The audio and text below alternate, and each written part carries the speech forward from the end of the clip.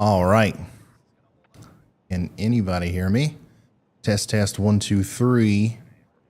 Make sure this mic volume isn't too loud. Okay, let me switch over here to the radar for the first time in a long time. How you doing? You see Andy there. We've got me, Andy, and the radar here united once again on YouTube in the brand new studio here. So hopefully everything's going to go smooth. We've had a time setting this thing up, let me tell you right now. And there are still some bugs here and there, but for the most part, everything is going pretty smooth. Today, we have an enhanced risk of severe weather from the Storm Prediction Center that carries a 10% hatched risk for tornadoes. I think the biggest risk is going to probably be hail, though. We're going to get some massive updrafts out there today, and but of course we are going to see some of those big rotating thunderstorms. They're going to explosively develop in southeast Iowa, which they are right now, but they're going to continue to do so as we go from now into the overnight period. We'll probably be here with you through 11 p.m., midnight, 1 a.m. Eastern time, at least until this thing lets up. And let me tell you, we not only are talking about tornadoes and potentially like a big hail risk, but we have a flash flood risk overnight. And beyond that, we have a big old tropical storm down here that's currently wreaking havoc on Puerto Rico. We've got hurricane warnings up there towards the Dominican Republic, and then we've also got the continued track of increased intensity as this thing goes up east of the Bahamas, and it does look like it's going to eventually go out to sea. But look at this thing. You can see it really clearly here on Radar Omega spinning around, and look at all of those feeder bands coming in over the island there. You can see there's actually some pretty big mountains there south of San Juan. All that moisture from the Atlantic Ocean's kind of scraping up against them, moving up against those mountains, coming up and convecting, and then dropping a tremendous amount of rain here south of San Juan. We've got big time problems with flash flooding.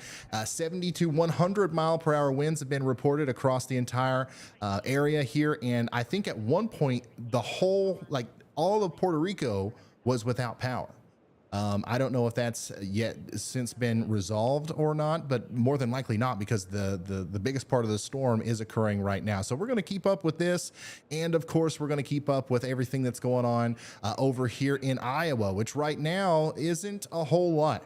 Okay, it's 7:39 p.m. Eastern, 8:39 p.m. Central. We've got some storms out there, and we do have a tornado watch, but we don't have any warnings yet. Nothing too incredible or scary is going on just yet, and hopefully that continues to be the case. This is a pretty marginal, or I should say, conditional setup. It's not 100% certainly going to be a big deal, but if storms do pop up in the right way and then we get those big updrafts and they start rotating, we're almost certainly going to see some tornado warnings. We're going to see some big hail, and maybe even some actual tornadoes in southeastern Iowa, northeastern Missouri, into western portions of Illinois. Let me show you where that enhanced risk is here, so we can go over that real quick. Let me pull that up. Severe weather here on Radar Omega,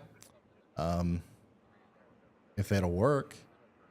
Hold on, let me I'm gonna refresh that right here in a second, and then we'll pull it up here in another second, but I'm gonna pull it up on Twitter for you right now because I've got that ready. Here's the tornado watch, and this is for 2.2 million people across Iowa, Missouri, and western Illinois.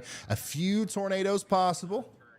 It's always important to read that little bit of text right there. It's almost the most important part to read. This tells a lot about what the Storm Prediction Center and what the National Weather Service believes going to happen here. A few tornadoes are possible. Sometimes they'll say a few tornadoes are likely.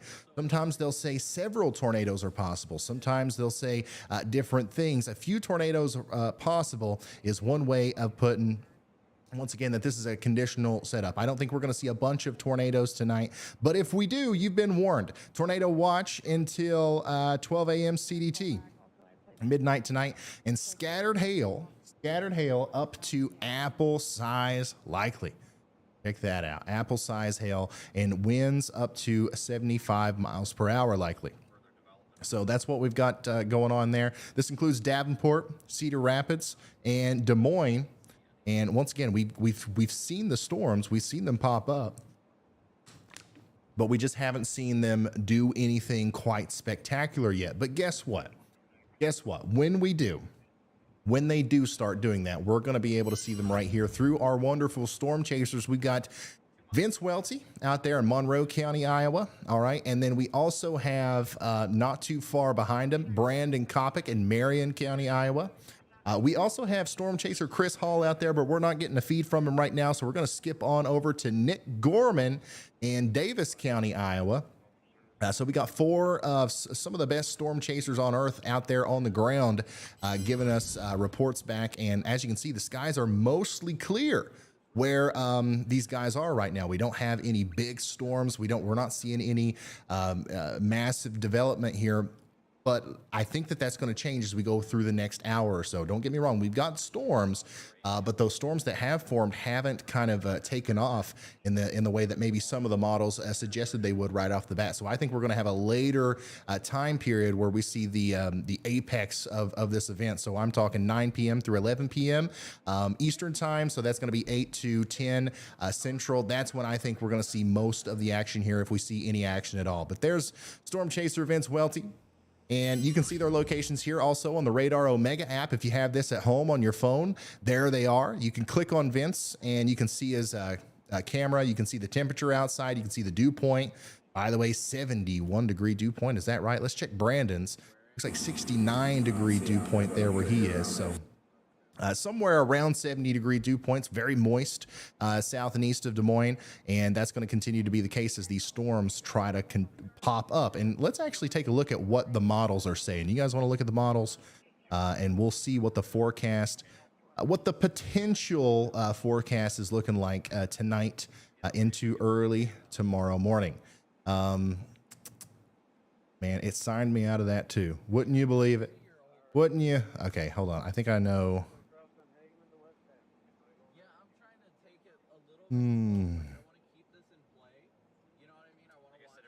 Yeah, that's something that either I just got that right, I just typed in my password right, or I'm going to have to spend some time finding it. And I still can't tell because the website's not loading. Okay, anyways, we'll we'll check on the models here in a second. First of all, let's get an update from Andy. It's been a while since we've heard from Andy. Won't you go ahead and say hi and tell everybody where we've been, what's been going on, man? Hello. It's good to see you all again. Sorry, yeah, we've been gone for a couple months, but that's because we've all been waiting for something interesting to happen, right? A lot's changed in that time.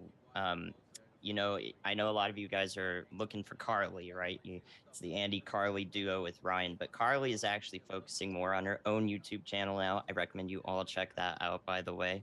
So please give her some space and support her in her own endeavors. That would be much appreciated from myself. You might see me on there.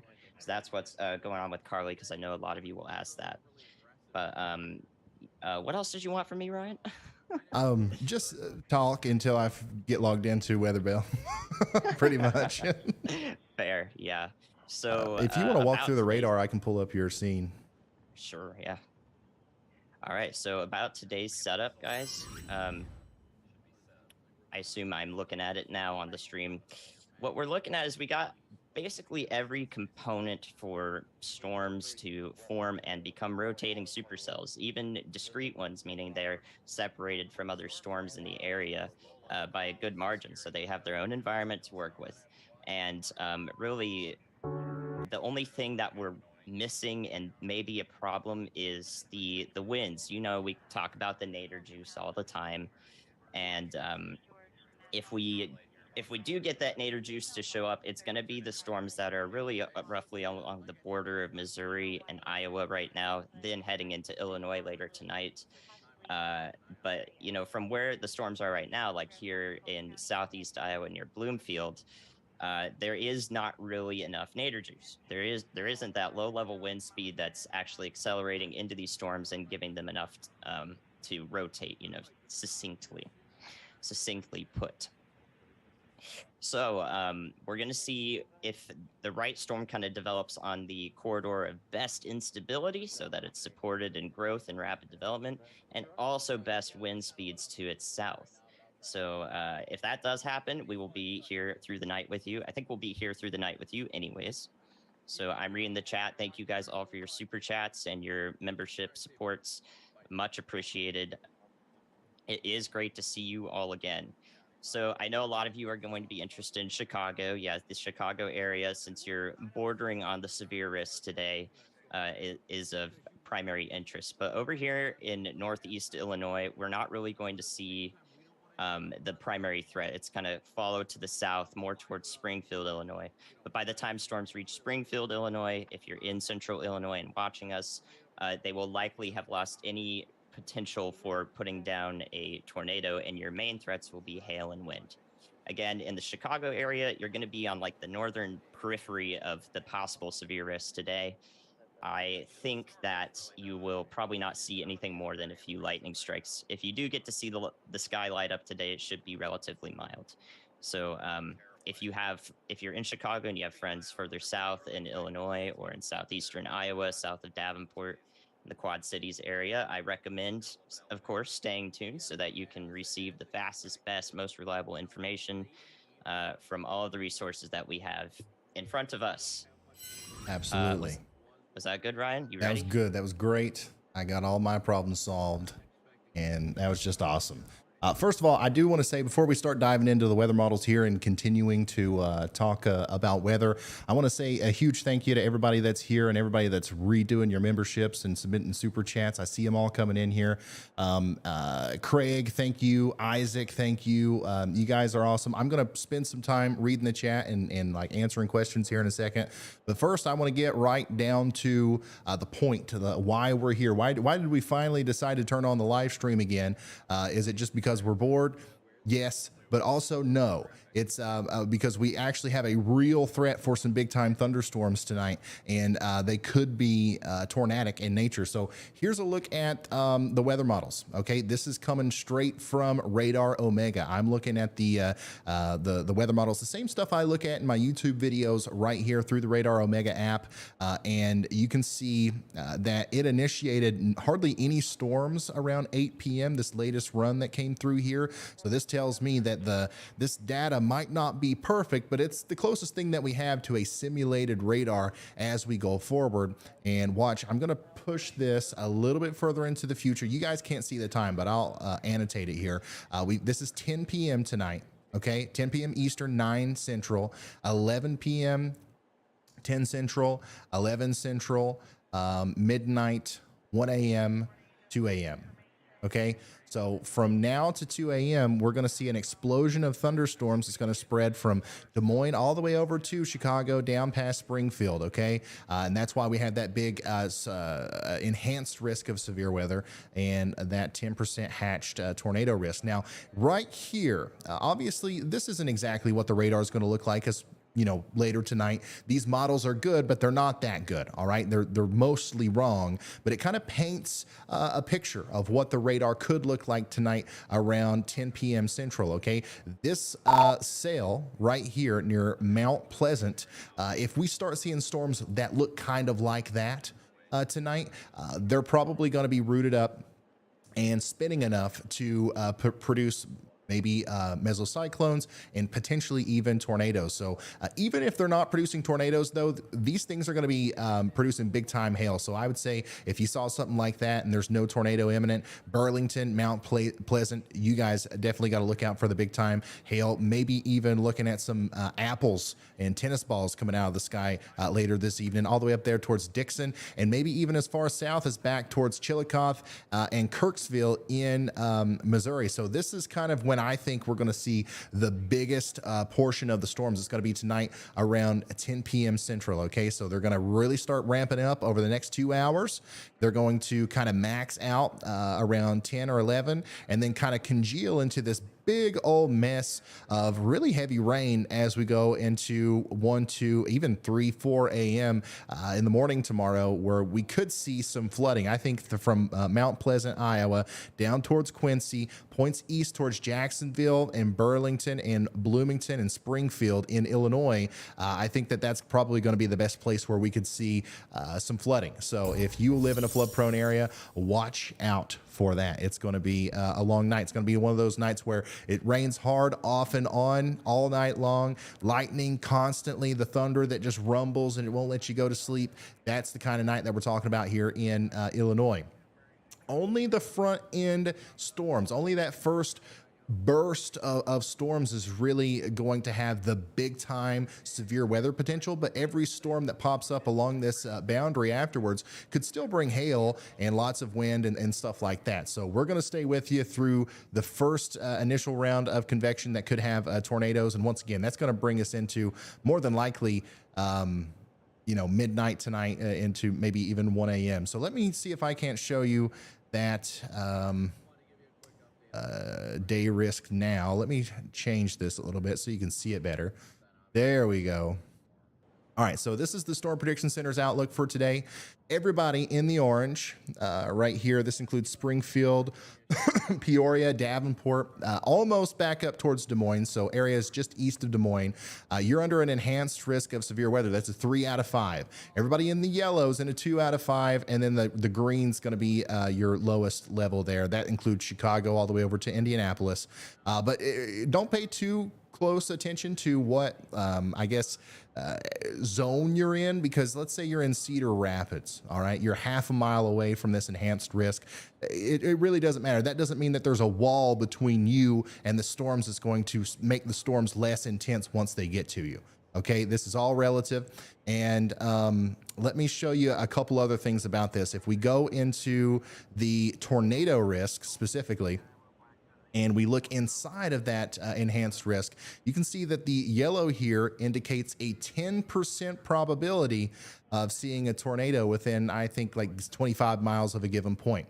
Now, there's another line here, this black line inside of the yellow circle. This is a hatched area, or an area of significant severe probabilities. That means that not only is there a 10% chance of maybe seeing a tornado out here, but also that tornado could be a strong one, EF2 or higher in intensity. Okay, so we're not only looking at the probability or the possibility of maybe a tornado or two out here, but those tornadoes could be strong in Mount Pleasant, Burlington, all the way down towards Mount Sterling and Rushville, Illinois. All right, so that's kind of the overall weather story here. That's what we're kind of paying attention to the most right now.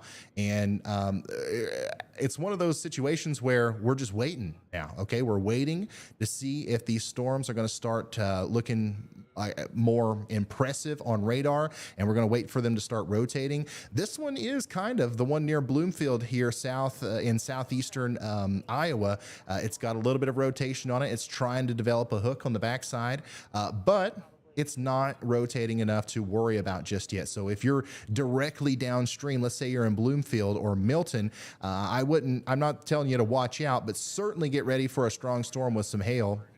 But it's these storms that we have to watch very closely for the potential for some rotation there. Let me show you that tornado watch once again, just in case we got anybody coming in. By the way, if we don't, I hope we can all get back into the tradition of sharing this stream upon coming in. One of the ways that we get important information out to people is by sharing this, okay? YouTube does a pretty good job of recommending our live streams to the correct people. So if you just subscribe to the channel and hit the like button, a lot of times people who need to see this stuff will just happen to come across it on YouTube because their algorithm is like super smart and it gets to the right people. But let's say that somebody's not browsing around on YouTube, okay? Somebody lives in southeastern Iowa. They've got no clue. How long has it been since we've had a tornado warning or something? They're not thinking about this, all right? They're thinking about maybe a pumpkin spice latte in a month. this is the time of year where if you're not paying attention to the weather, I think a lot of people probably are not thinking about tornadoes constantly. So let's copy the link to this stream, put it on Facebook, Instagram, Twitter. Let's get the word out there. The more people, the merrier, and the more efficiently we can spread potentially life-saving information to, once again, 2.2 million people who are in the direct path of these storms under that tornado watch today. Scattered wind gusts up to 75 miles an hour likely, apple-size hail, and a few tornadoes possible. Are apples bigger than tennis balls? Like every time I go to the store, apples are different size. Are we talking about Granny Smiths? Like what kind of apples are we talking about here? Andy, do you have any idea what kind of apples we're going by here? Isn't that an odd metric? I've definitely seen apples that are bigger than tennis balls and smaller than tennis balls. So I don't know. Yeah, I don't know why they use apples for 3 inches in particular, but we can go off of like the usual sizes of baseball, slightly larger than baseball. But if you can visualize an apple better than a baseball, then they give you options, I think. Right. Okay. All right, that's what I thought. So that's what we're talking about with the tornado watch there. And once again, hopefully you guys are sharing. Hopefully you guys are getting this stuff out. But if you don't want to do that, at least give us a like and hit that subscribe button so the YouTube algorithm does their thing. Oh, we got Barry Bones. Barry Bones is in the house. This is the most enthusiastic weather dog in the world. I think next stream, if possible, we're going to have a Barry Bones cam. Because we constantly get videos from Barry Bones. Look at him, the most weather aware dog on earth. But I would love to just be able to pop in on a live view of Barry at any time. I think that's the next step here. We can never get enough Barry.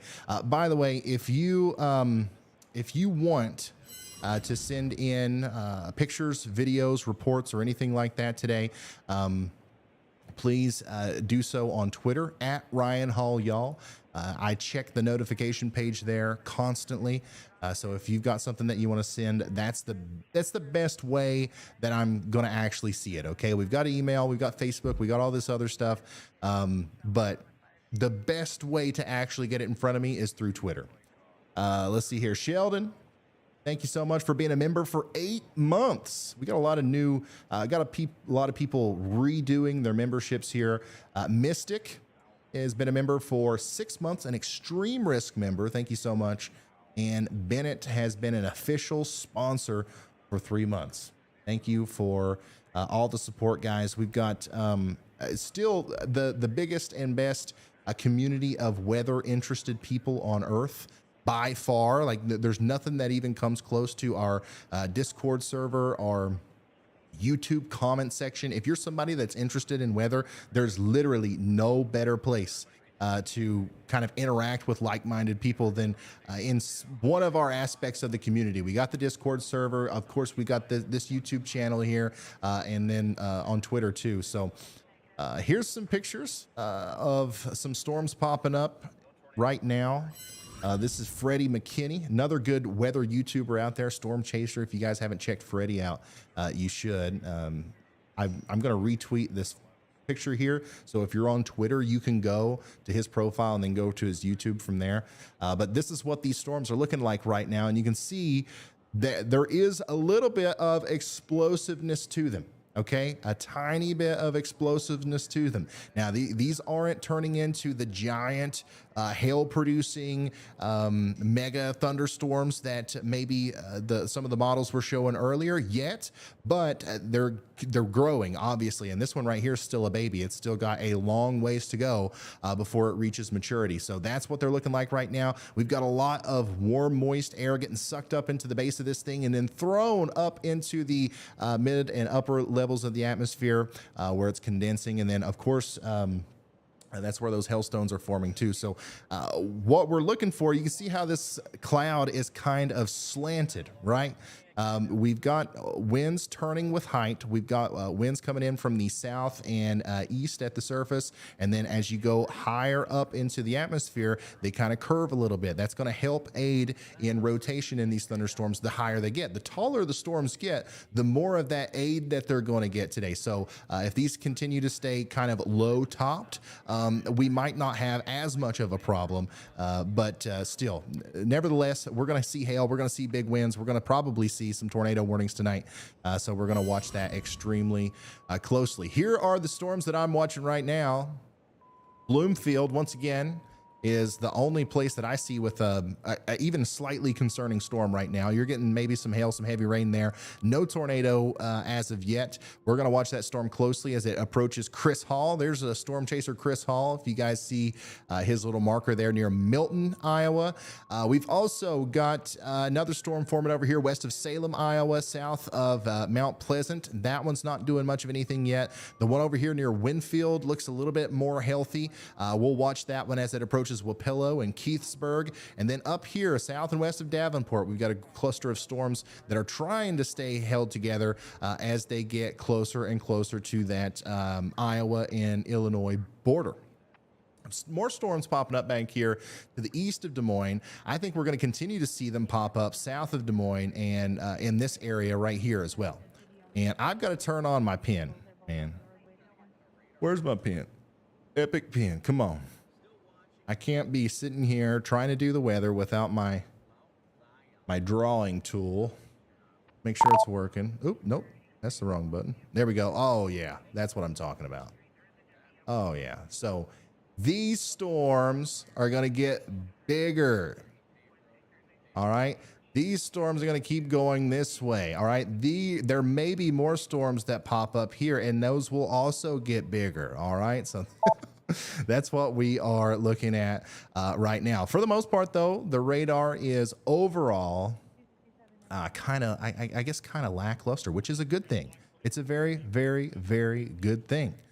But I still think we're going to see some increased activity as we go forward. Just for anybody that's interested in what we've been doing over the past little bit before those warnings start coming through, here's a look at the new studio, just in case you haven't seen it yet. I know you've seen it in the videos and stuff, but the main purpose of making it look better was for the live streams. Okay, one of the big things that we do during the live streams that's kind of interactive, and I think it's a cool idea, is a new tornado warning has been issued. We got a tornado warning. We do this thing where Andy changes the lights to green, which we will show you right here in a second. But first, I want to show you a little bit more on that tornado warning before we dive into that fancy stuff there. Let me pull up the graphical information on that just so I can show you up close, and then we'll go to the radar. All right. So the first tornado warning of the day, that does call for a warning alarm. All right, so we're going to ring the alarm here. The National Weather Service has issued a tornado warning for Davis County in Iowa. That's going to include Bloomfield. I see you guys on that storm. If you see anything, please let us know. It's going to include Bloomfield, and it's going to include Stiles, Pulaski, and Troy. This includes 5,294 people. Radar indicated tornado. Yeah, that storm just went warned. Be careful on this dirt road. Just went warned. Its main rotation is going to be just to our north. All right, so we got our storm chasers talking to each other there. I'm going to mute that for just a second. We'll tune back into them here in a bit. Go ahead, Andy. Hello, Ryan. I actually am kicking myself because I was going to say something right before they warned that, and then I hesitated. So you got to tell me not to hesitate, because I could have done the audience favorite thing where I'm talking about it and then it goes warned. You know, take a look at that velocity. You can see it from both Des Moines and Davenport radars. You can see we've got that meso aloft. It's very, very distinct. And also, I did hear from my analyst team that we're constantly watching all of the other chasers who are on the storms because we're interested in seeing it. And I think it is Aaron Jajak who has seen a wall cloud on this storm. So it makes sense that it was warned, especially with chasers maybe reporting or relaying conditions on the ground, because we are looking at the storm 9,000 feet aloft, which to give you an idea, that's extremely high up in the storm, when we're trying to tell you what's going on at the surface, we can't really say for certain based on these radar scans what's happening. So storm chaser relay is very important. But as you can see on the stream, yeah, that's definitely got a rotation aloft. What it's doing at the surface remains to be seen. Absolutely. Thank you so much, Andy, there. Like he was saying, we've got a wall cloud on here confirmed by a very well-known and trustworthy chaser. We have Vince Welty extremely close to this thing. We also have Chris Hall extremely close to this thing. So we're going to keep checking on them as they get into better and better service zones. But for right now, all we have is the radar. And like he said, we're so far away from the actual base radar sites that we are actually inspecting the storm way up in the air, 9,000 feet. We can still see that couplet though. We can still see a big area of rotation here just to the south and east of Bloomfield. Okay. I, once again, am not convinced that there is a tornado here. However, one could happen in the near future as it approaches Pulaski and Troy. We want you in a safe spot. I've got the wall cloud on my stream. It's coming through. All right, that's Chris Hall. Let's pull him up. Let's pull up Chris Hall here. I think that his okay. Yeah, his stream's a little frozen right now. But you can see a little bit there, the base of this storm. I'm going to tell him to keep us updated. Okay, Chris, we're watching you. Focus on driving there. Whenever you pull over and get a good visual on anything, holler back at us, all right? So that's Storm Chaser Chris Hall. I see the base of the storm. I see the wall cloud, but once again, he's in one of those areas where the service is obviously not going to be great. Okay, southeast of Bloomfield, Iowa. This storm is wrapping up. It's going to try to, it is going to try to produce a tornado as it gets closer to Pulaski and Troy and yeah, I'm stopped here. It's a dirt road. Not many people's on it. Definitely a wall cloud. Wow. Maybe have a lowering there in the center of the screen, Ryan. I see it. There it is, guys. That's a really beautiful storm too. If you, just being able to see the entire structure of it like that's kind of a rare thing. So if it doesn't produce a tornado, then this is a great shot, but it does look like it is trying to, as it approaches, not a hugely populated area, but some more populated areas near Pulaski and Troy. Okay. Once again, this is a live look at the base of this storm in Van Buren County, Iowa, and near Davis County, Iowa, that's trying to produce a tornado near Bloomfield as it moves towards Pulaski. You can see the updraft base there. You can see the lowering there. I can't tell you exactly how much the rotation is happening at the surface, but you can certainly tell that something is trying to happen right there as we continue to watch this through Chris Hall's stream. Let's go check out Vince Welty's stream as well. He's on that same storm.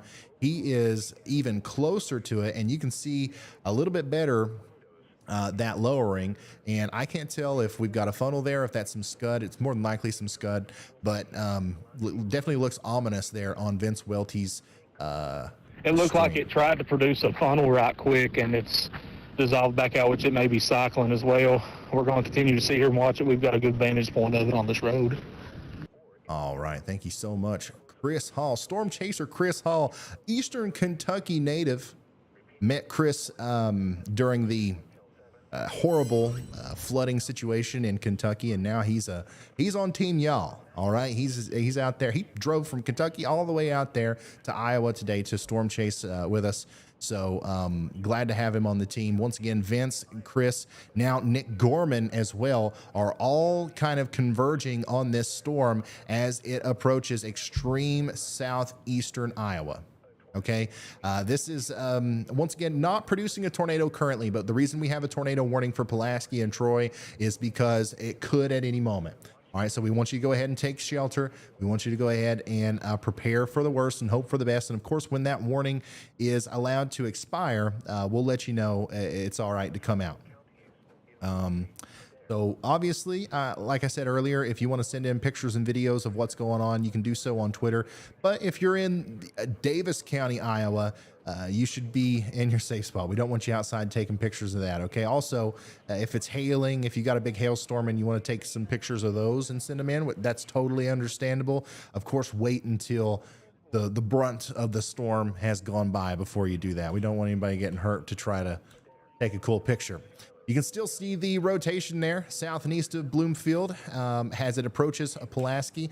The good news is we don't have to solely rely on this radar image, because we have storm chasers, multiple storm chasers right there on the ground next to this thing, allowing us to see in real time exactly what's going on with this. Okay. And so we're going to keep an eye on all those guys as we go forward. And I'm also going to keep my eyes peeled on Twitter as we're starting to get some videos and pictures in from people who are kind of a little bit further away from the storm. But I'll start compiling those and showing them here in a second. Andy, what does the environment in front of the storm look like, you think? Is this going to be something that we have to watch for a while, or is this going to be a short-lived threat with this specific storm? Yeah, Ryan.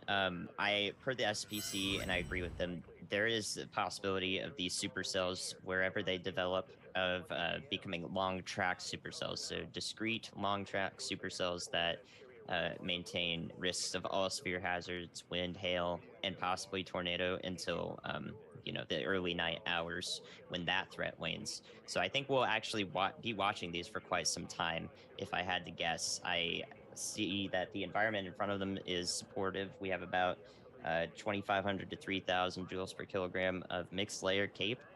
So that's taking into account mixed layer and conditions in the lowest level of the atmosphere that may be unfavorable and also favorable. So it mixes it all together. And when the value is still pretty high, then we've got that storm cake. They're eating it all up. Again, the thing that's not as conducive is those wind speeds that are further to the south in Missouri. That low-level jet needs to find its way more north, or the storms need to move east-southeast into it. That's the general track they'll be taking, by the way. We'll see east-southeast storm movement with mature supercells. So if they find their way down to that low-level jet, then we'll definitely be watching them super closely. Right. Sounds good. Thanks for the update. We'll be checking in with Andy, guys, often throughout the evening. And by the way, anybody on the team that's listening to me, I'm just now pulling up Ryan, the stream text area. Sorry, I'm paying attention to it now. Anyways, Vince Welty is right here, guys. You see his little marker? That's how close Storm Chaser Vince Welty is to the base of this storm. You can see his video above my head. Also, Chris Hall's right here. And Nick Gorman is over here. All right, so let's take a look at Nick Gorman's vantage point real quick. And you can see very clearly that he's on the forward flank of the storm. So all the moisture that's getting sucked up near Bloomfield and getting lofted into this storm where Vince is getting, pushed up into the atmosphere and then dumped on Nick here. You can see that. You can see all that approaching him in real time near Van Buren County, Iowa. Now, Chris Hall has a beautiful shot once again of the base of this storm. Very nice, crisp, well-defined updraft, but it still doesn't look imminently tornadic to me. Okay, we still have the tornado warning. We still have hopefully people getting in their shelters in Davis County, Iowa. But this is what it looks like right now. If there was going to be a tornado, it'd be right there. You see one? I don't either. That's good news, but don't let your guard down is what I'm trying to say. Let's take a look at it from Vince Welty's point of view. He's right underneath the thing. All right. Literally, if there was a tornado, it'd be right in front of him here. And I'm not seeing one there either. So we're going to continue to watch all these guys and hope for the best. But this is the first storm of many that we will be watching tonight. All right. We're going to see this happen over and over again. Anything tries to cycle back up, it's going to be right in front of us. We have a clear shot of this thing. That's Chris Hall. Yeah, buddy, we're watching. We're watching. It's a beautiful shot, by the way. But just holler at us if anything goes insanely different than the way it's going right now. But we're all on the edge of our seats here. Okay, so that once again was Chris Hall, and he's going to stay right on the base of this storm, I believe, until we no longer need to watch him. Back behind Chris a little bit is Brandon Kopic. Actually, I feel like Brandon's location isn't working right. Brandon, can you give me an update on your location? I don't know if our little markers got you in the right spot or not. It says on my map that Brandon's right here, which puts him several miles behind everybody else, but his camera angle looks very similar. Probably is correct. I'm southeast of Eddyville. Okay. And northwest of the town, Otoma, something like that. I'm way out of position for the storm. There was actually a traffic accident earlier that I stayed and helped with and witnessed it. Got me a little behind, but we'll get there. Okay, so Brandon actually is right here. So this is the storm that we're looking at through Brandon's viewfinder. Okay, that's great. So yeah, we're going to continue to watch these. We do have a tornado warning right now for Pulaski, Troy, and that's for Davis County, Iowa. This storm's probably going to continue to produce similar features as it approaches Van Buren County, Iowa as well. So we want to go ahead and get ready there. You're not under a warning, but you could be very soon. These storms are all showing signs of turning with height. You see how they have these little bends to them, okay? Usually we call these beans. These aren't curved enough. These aren't bending enough for me to actually call them beans today, but they are definitely showing signs of actually rotating, and I think that's going to continue to be the case and actually increase in intensity as we go later into the evening. So if I'm in Memphis, Missouri, for example, or Cahokia, or Montrose, or Fort Madison, Iowa, all the way over to Macomb and Galesburg in Illinois, I am paying extra close attention to the weather over the next 2 hours, 3 hours or so, at least until these storms have passed by, because these are definitely going to continue to get more and more impressive the further we go. Look at this insane shot from Nick Gorman here of the base of that storm. Every time I see it, it looks a little bit more impressive. Okay, the more cylindrical, the more just well-defined that meso becomes there, the more likely it is that we'll see a wall cloud and a funnel cloud and maybe even a tornado.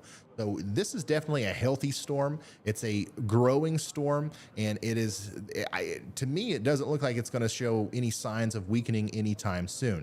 You can see how all of the rain, all the heavy rain and hail is falling out in front of it there. None of it's really getting caught back up in its inflow. There's nothing behind it. It's just completely open to follow the laws of physics and become a big storm. So that is what's happening here. A new tornado warning has been issued. There we go. We got another tornado warning, and that's going to be for Van Buren County, Iowa, like we said, Clark County, and Scotland County. All right, so now that goes between Iowa and Missouri. This is following this storm to the south and east. So let me show you the graphic on that real quick. Then we'll go back to the radar and take a look at the polygon. Here is our latest tornado warning. All right, once again, radar indicated golf ball size hail with this thing as well. 3,000 people, that's 3,231 souls, guy, in the path of this storm. Milton, Cantrell, Mount Sterling, and Keosauqua, I believe, are in the direct path of this. We want everybody in those towns to take shelter now. Once again, this is a reminder. Hopefully we've got everybody and their mothers sharing this stream right now, because once again, I think that we've got people out here that may not be aware of the kinds of storms that we've got forming in Missouri and Iowa tonight. That's the base of our tornado warned storm. We have more eyes on this than anybody else, I would say. So if this thing does produce a tornado, you will find out here first. All right, we're gonna be locked in on this thing because downstream, this is also coming towards Revere, Cahokia, Summitville, Keokuk, and Carthage. Okay, so right there around the tri-state area between Iowa, Missouri, and Illinois, right around some of these towns, we are going to see this storm track through you guys, and it's kind of in the perfect position to potentially become a big troublemaker as we go over the next couple of hours. All right, so we want everybody to be ready. We want everybody to be weather aware and get ready to take shelter if that warning comes through. Remember, you want to get into the most interior room of your home. You want to put as many walls between you and the outside world as possible. Obviously, the most optimal thing that you could do would be to get underground. But if you can't do that, all right, you an interior closet, bathroom, whichever one has less glass, you want to hunker down, cover your head, and listen to me or your local news guy, whoever you want to listen to them on a charged tablet or phone that has cellular capabilities, just in case we lose power and like land like internet, and then we'll get through it. Okay, these are fast moving storms. The odds of your house specifically getting hit by a tornado are slim to none, but just in case it does happen, you want to take every precaution that you possibly can to protect your life and property. Once again, this storm, we've got one big storm that we're watching heavily here as it approaches northeastern Missouri that has a tornado warning on it, and what you're looking at is a live picture right now of the base of that storm as it approaches Milton, Iowa. Okay, we've got multiple views of it. Man, our storm chasers are killing it today. Here's Chris Hall again with another remarkable, magnificent view of the base of this storm. Once again, it's trying its best to rotate enough to drop a tornado right there. Is it going to do it? Who knows?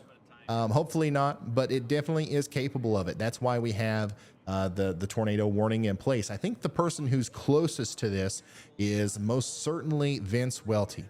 Vince Welty is not about those picturesque views, okay? He ain't there to take a picture of this thing for Instagram. He's trying to get up under there and surgically, like, inspect this thing and see where the tornado is and where it's going to hit. Sometimes it even hits him.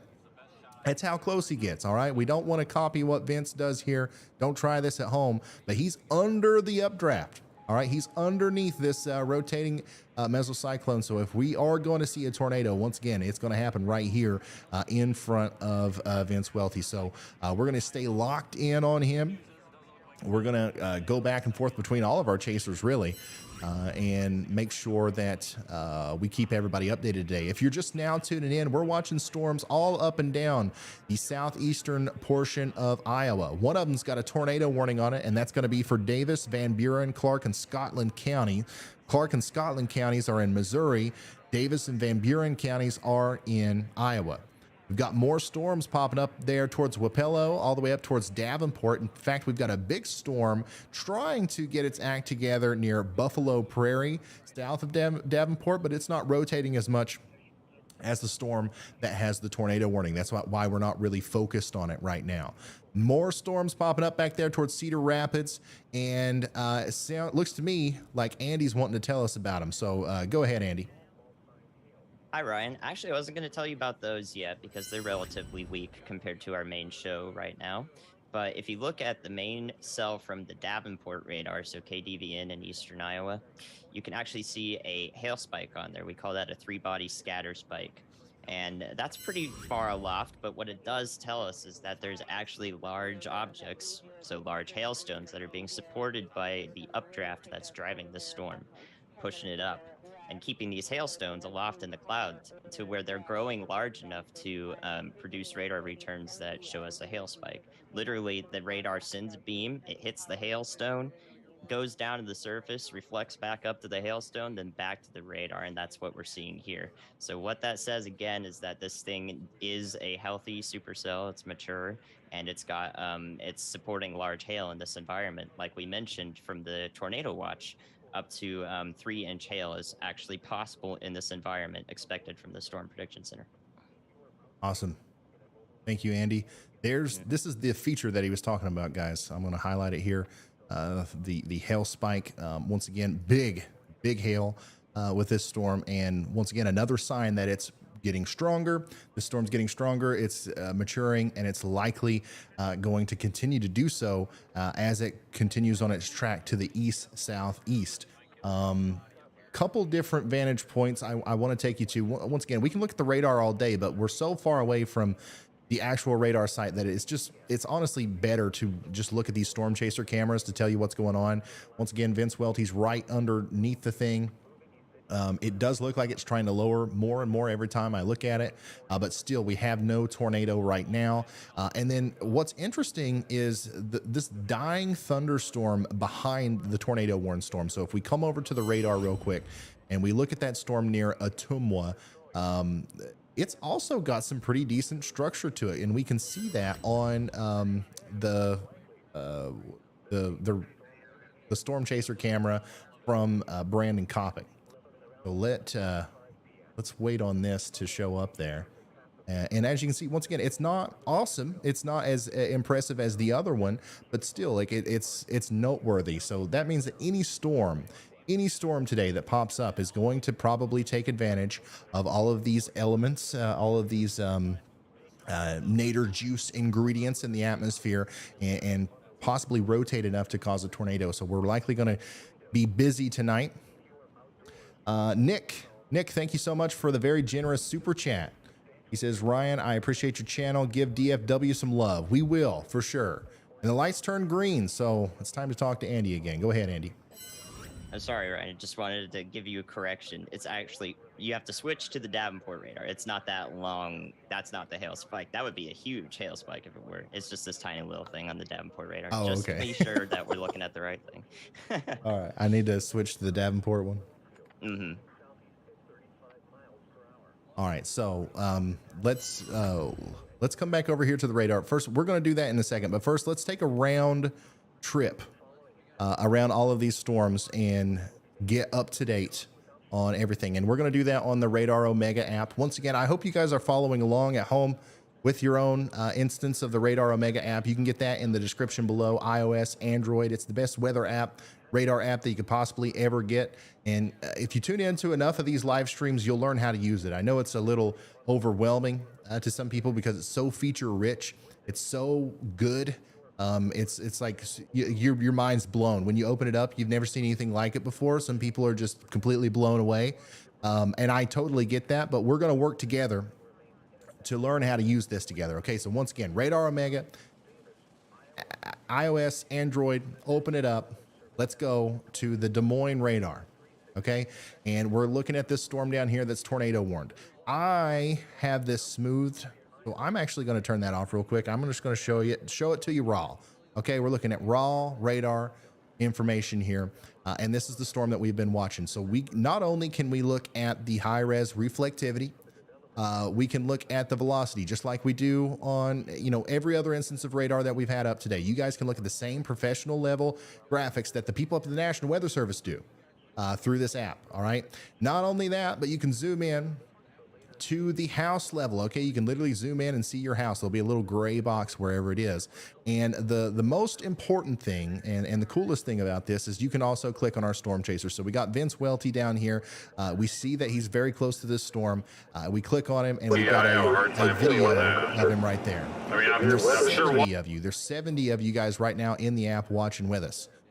So here is a look at the velocity once again. If you're new to this, what we're looking for are areas of green and red close to each other. The red is going to indicate the portions of the storm that are moving away from the radar, the green's moving towards the radar. So if you get something that's going towards the radar and away from the radar in close proximity to each other, usually that means you've got some counterclockwise rotation and possibly even enough rotation to produce a tornado there. That's what we were seeing earlier that promoted that tornado warning. I'm not seeing as much of it now, but remember, we are forever away from this storm.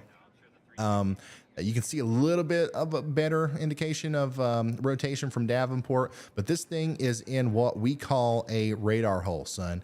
We can't see hardly anything here.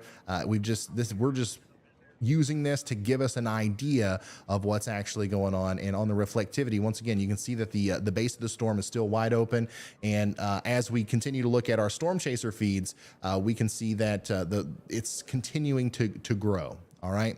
So that's what we're looking at there. The storm up here near Ottumwa that Brandon Kopic's on. And by the way, once again, in the Radar Omega app, you guys can see his little marker right there.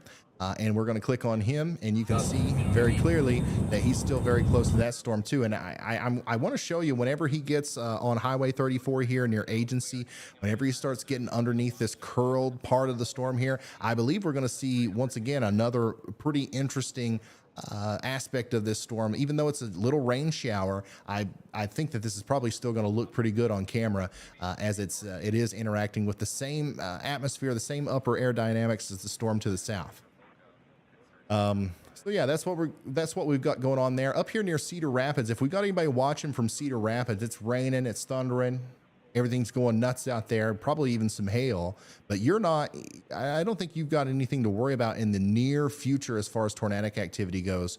These storms are just mostly congealing together into a big old rainy mess, probably some hail, some strong winds.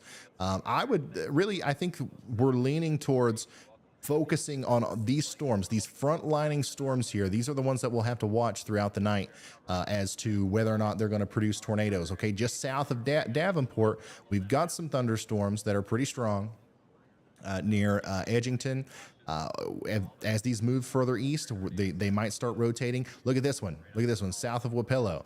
It's another little rain shower, but it's curved. All right, little nader bean there, potentially that might try to rotate enough to maybe produce another mesocyclone as it gets closer to Illinois. That one's going towards Monmouth, Alexis, and all these places in western portions of Illinois. So we're going to watch that one very closely. Another one forming right behind it. Okay, we'll see more pop up around here. And really, this one right here is the show stealer right now, but we've already talked about it as much as we pretty much can. We've looked at it, and it still is not producing a tornado just yet. Okay, big hail though. We've seen that hail spike from the earlier instance with talking to Andy, but no tornado as of just yet. So that's what we've got going on there. Once again, Van Buren, Clark, Scotland counties, and Davis counties under tornado warnings. I'm going to go through Twitter one more time and see if we've got anything else coming in here.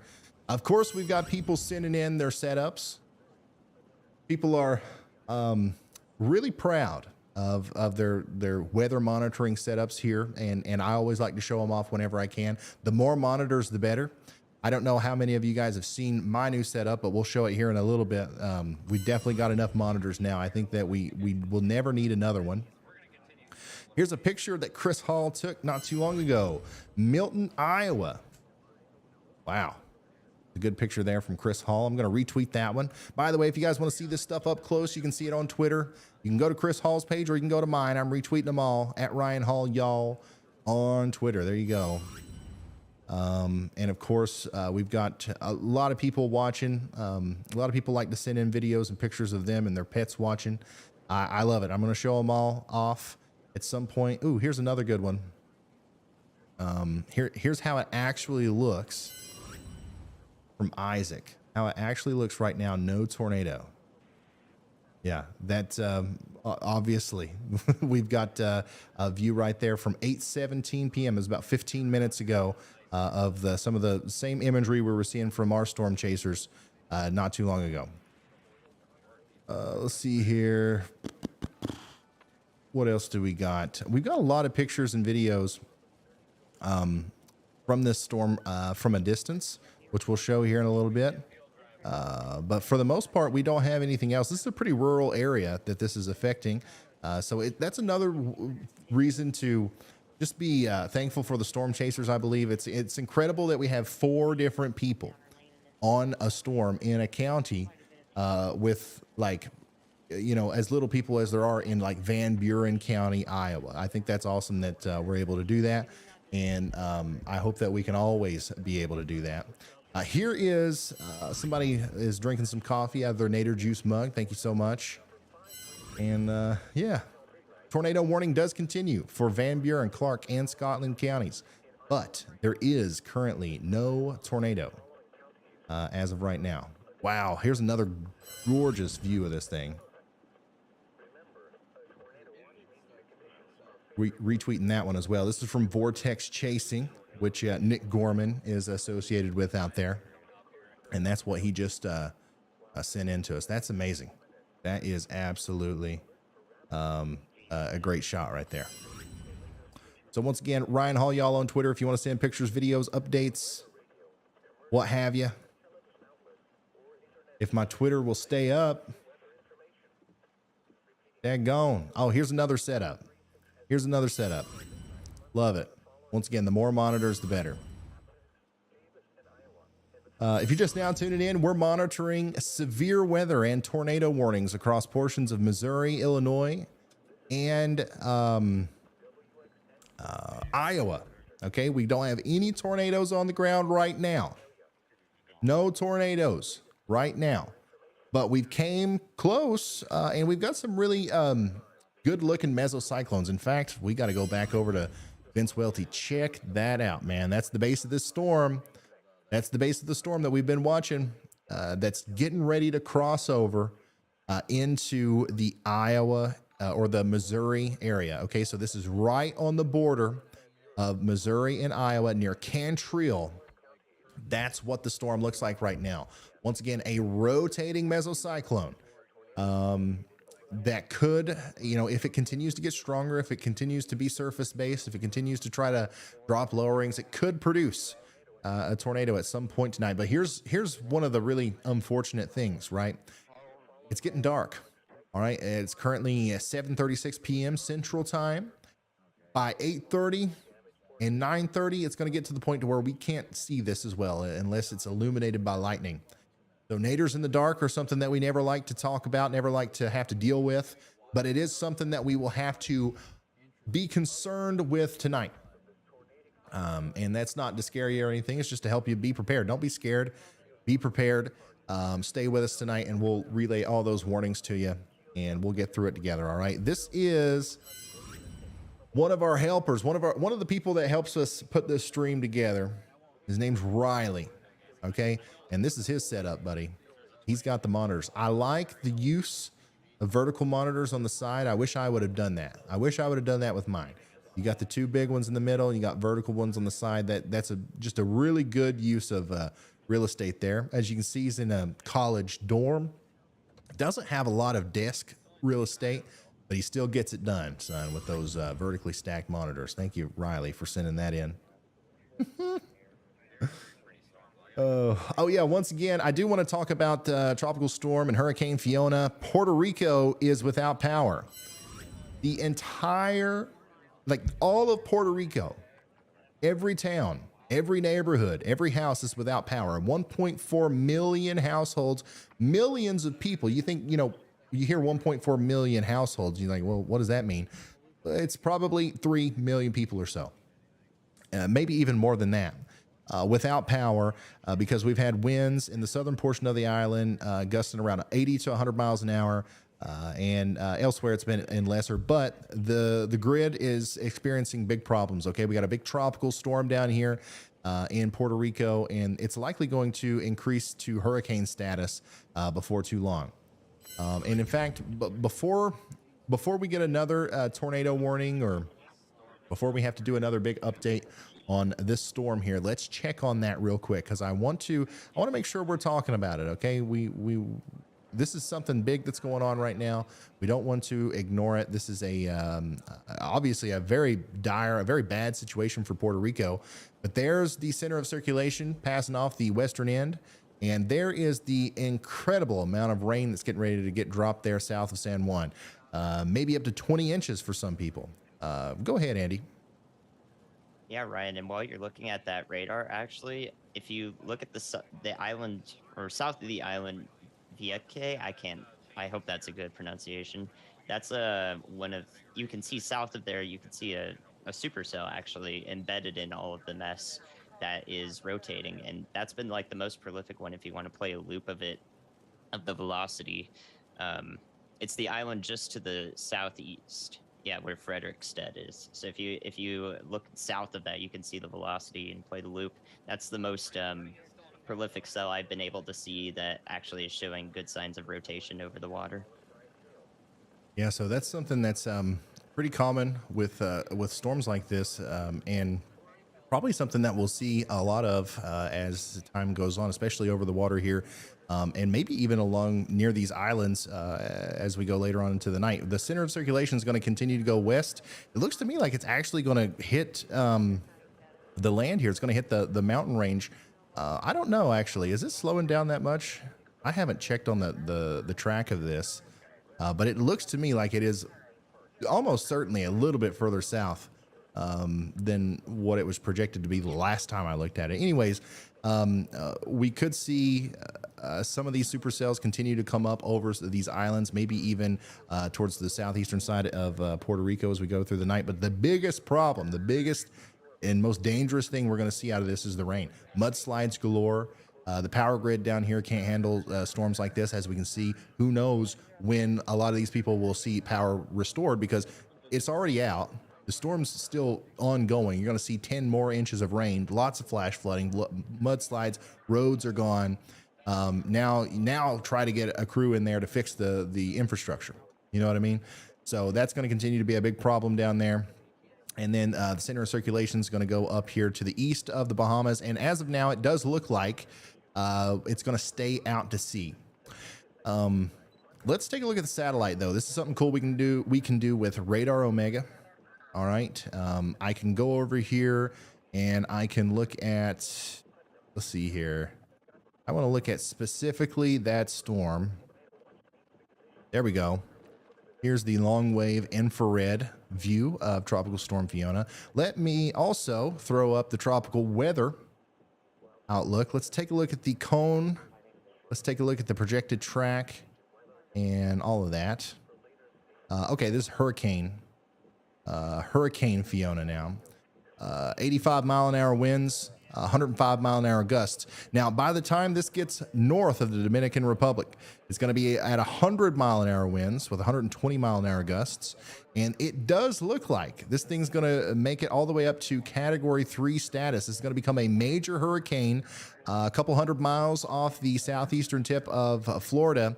125 mile an hour winds and 155 mile per hour wind gusts. Okay, I believe, and some of the forecast models believe that this might even flirt with Category 4 status out here in the middle of the ocean. And once again, it doesn't look like it's going to be too much of a problem for anybody on land. But like I said, I believe that this is quite a bit south than the original forecasted path. You can even see the discrepancy here in just this little gap.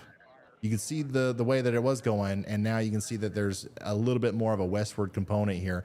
That doesn't mean that it's going to come towards Florida. That doesn't mean that it's going to hit the U.S. It just means it's going to probably stay on the western side of that forecasted track, which might mean a little bit more wind and waves for the Bahamas. But for the most part, this isn't going to be too much of a problem for anybody until it gets up there towards Hamilton, St. George. So that's what we're dealing with here. Another cool thing about Radar Omega is I can take this, what are we looking at here? The long wave IR, and I can look at it in 3D. All right. And I don't remember how, I don't remember. Oh, here we go. Yeah, there we go. So I can put it into motion, and then I can literally look at it from any angle like this, and we can see the height of the clouds. We can see the, in 3 dimensions, all of the inner workings of this system, which is awesome, especially whenever this storm gets a little bit more organized. Once this thing becomes a major hurricane, a Category 3 hurricane, we'll look at it like this again, and it's one of the coolest things that you'll ever see. And it's, it's looking at the hurricane in 3D there. You can see the stadium effects sometimes when we've got a well-defined eye. And you can just see some of those bubbling towers, some of the hot areas of the storm that are promoting the upscale growth of it. And it's just a fun way to look at the satellite that's unique and something that you can't do on any other radar app. Okay, let's go back to our storms that we're talking about today up here in Iowa. Go back to the radar. We still have a tornado warning for Van Buren County, Iowa, but we have no, I repeat, no tornado, just a tornado warning. It's precautionary in nature. And, but like we do have a bunch of storm chasers out here keeping an eye on it for us. So if there was to be a tornado drop, we would see it right here on Vince Welty's camera. Okay. He's got big time lightning. We'll probably see some hail, but no tornado just yet. And that is, once again, it's a good thing.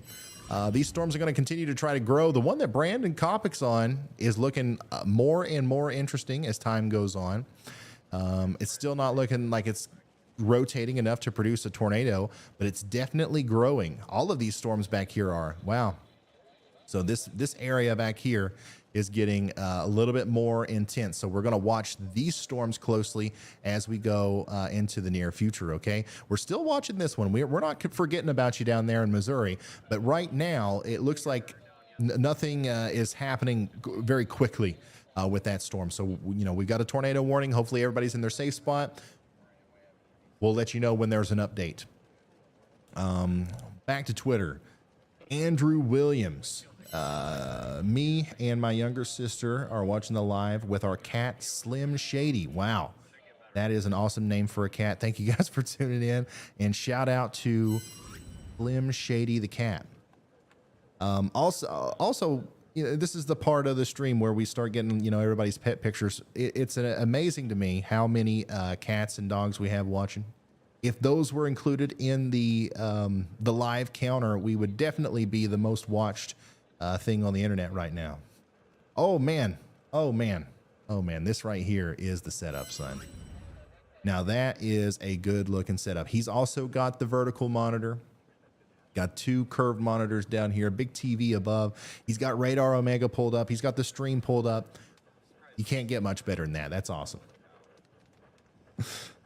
Thanks for sending these in, guys. That's awesome. And also thank you very much to everybody who is in the chat. My chat froze up. I don't know what's going on. That's the one bug that I'm having with the new computer here. It's like my like YouTube, specifically the website YouTube, doesn't it just freezes and it crashes every time that I load it up. It'll last for about 5 minutes and then I lose it. I don't know what it is. But yeah, thank you guys for being here, and thanks for all the support and the super chats. I know there's a bunch of them that I missed, but after the stream, I always try to go back and read them all and go over them. Okay, without you guys, we couldn't do what we do. We appreciate the support at every level. Oh yeah, by the way, we were talking about this the other day, and this is happening now. But Matthew Capucci just has some really good tweets out there on Twitter. He's saying, meanwhile in California, an atmospheric river continues to drench central and northern portions of the Golden State. 2 to 4 inches will be possible, and that's great news for curbing fire weather, but bad news for burn scars. A few debris flows are possible. Look at that. If you guys are avid watchers of the channel, you know about this several days ago. This is exactly what the models were showing, the atmospheric river there. Bring in lots of rain, maybe 2 to 4 inches of rain to some really parched areas of California. So that's what's going on over there right now. What's going on in Iowa? Boom, storms and storm chasers. I don't know what that's like. I've never, other than about a month or so ago when we had the floods, I've never seen another storm chaser just out in the wild chasing storms in my neck of the woods. But out here in the plains, that's one of your all's stimuli. That's one of the ways that you guys figure out that bad weather is coming, is by seeing all the storm chasers driving around. It's from what I've heard anyways. It's insane to me that first of all, there are that many storm chasers out there, and second of all, the general public recognizes it and sees it as a warning as to what's to come. Lots of them out there today. We've got the best ones though.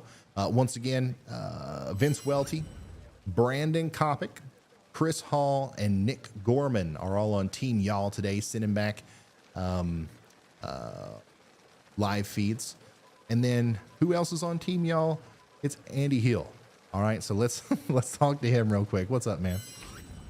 Hey, Ryan. I actually am relaying this because I'm rather surprised by it, but that kind of blob of nothing that was near Cedar Rapids, approaching Cedar Rapids, actually has some maturing cells in it. I'm seeing some instances of rotation there. They're broad, they're very weak, but southeast of Cedar Rapids and south of it are something to keep an eye on. And another thing I wanted to talk about was you had that radar scan from Des Moines up for so long, and I'm sure a lot of people in the chat and those watching have looked at it and seen that it's just got this giant thing extending out of the southeast of it in green. I wanted to tell you guys that what you're looking at there in particular, let me see if I can show that here. Actually, yeah. Right. Look at this thing right here. So this giant thing is actually the anvil. So storms, they bubble up and then they spread out way up in the atmosphere. That's the anvil cloud that's showing up on the radar. So you can see how far this storm has really traveled well aloft in the sky. That's how far the anvil is going. It's pretty impressive to look at. And actually, anyone down the line of that is technically not really safe from lightning, because lightning can kind of spider crawl along the anvil and even drop to the surface at any point along it. That's why sometimes we see lightning strikes that get to the ground, 40 miles out from a storm. So, when we're in inclement weather like this, it's always best to stay inside and observe it from inside. Would not recommend going outside and playing American football right now. And last thing, Ryan, is we put some good stuff in the stream text for you. All right. Thank you very much, Andy. I've got a lot of stuff here on Twitter and all over the place that we need to take a look at. First of all, I'm going to retweet that one of the inner bands and Eye of Fiona earlier today from the Hurricane Hunters. Let's take a look at that real quick. This is Hurricane Fiona.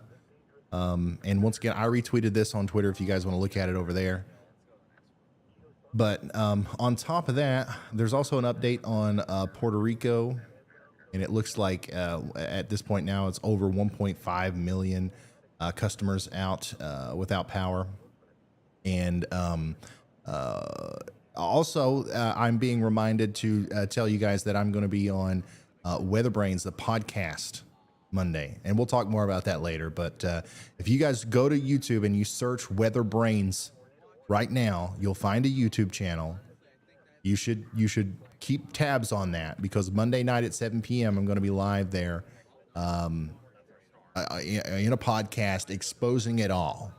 All right, it's all gonna come down to that moment. All right, so if you're interested in what I do, the weather, the Ryan Hall Y'all operation, the everything that's going on here, make sure you tune into that Weather Brains podcast with the infamous James Spann.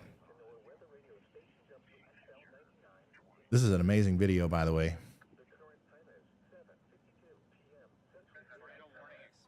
Yes, it did get rescheduled. I was originally supposed to be on there at a different time, but didn't work out. I actually couldn't go because we were live. We were covering a tornado situation. So as long as there's no more of those on Monday night, which there shouldn't be, we'll be fine, and we'll be doing that podcast with them.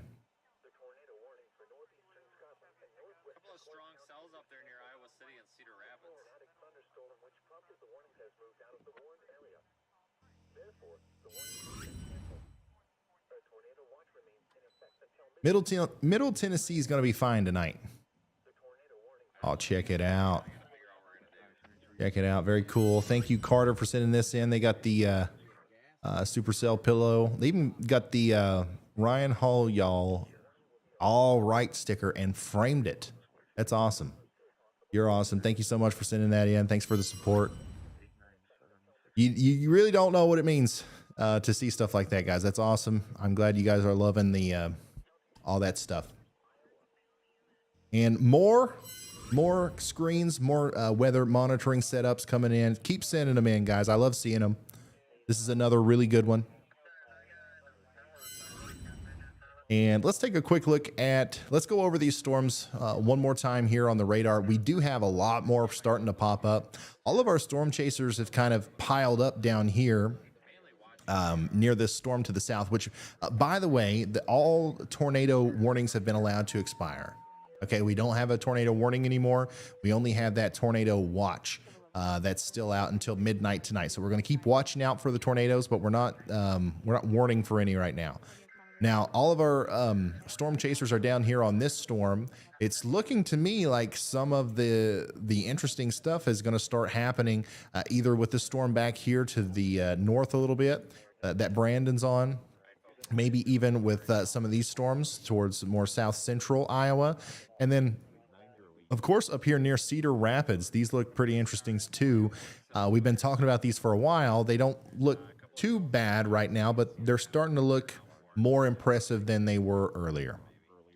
So let's come over to this other radar real quick, and let's just inspect these for.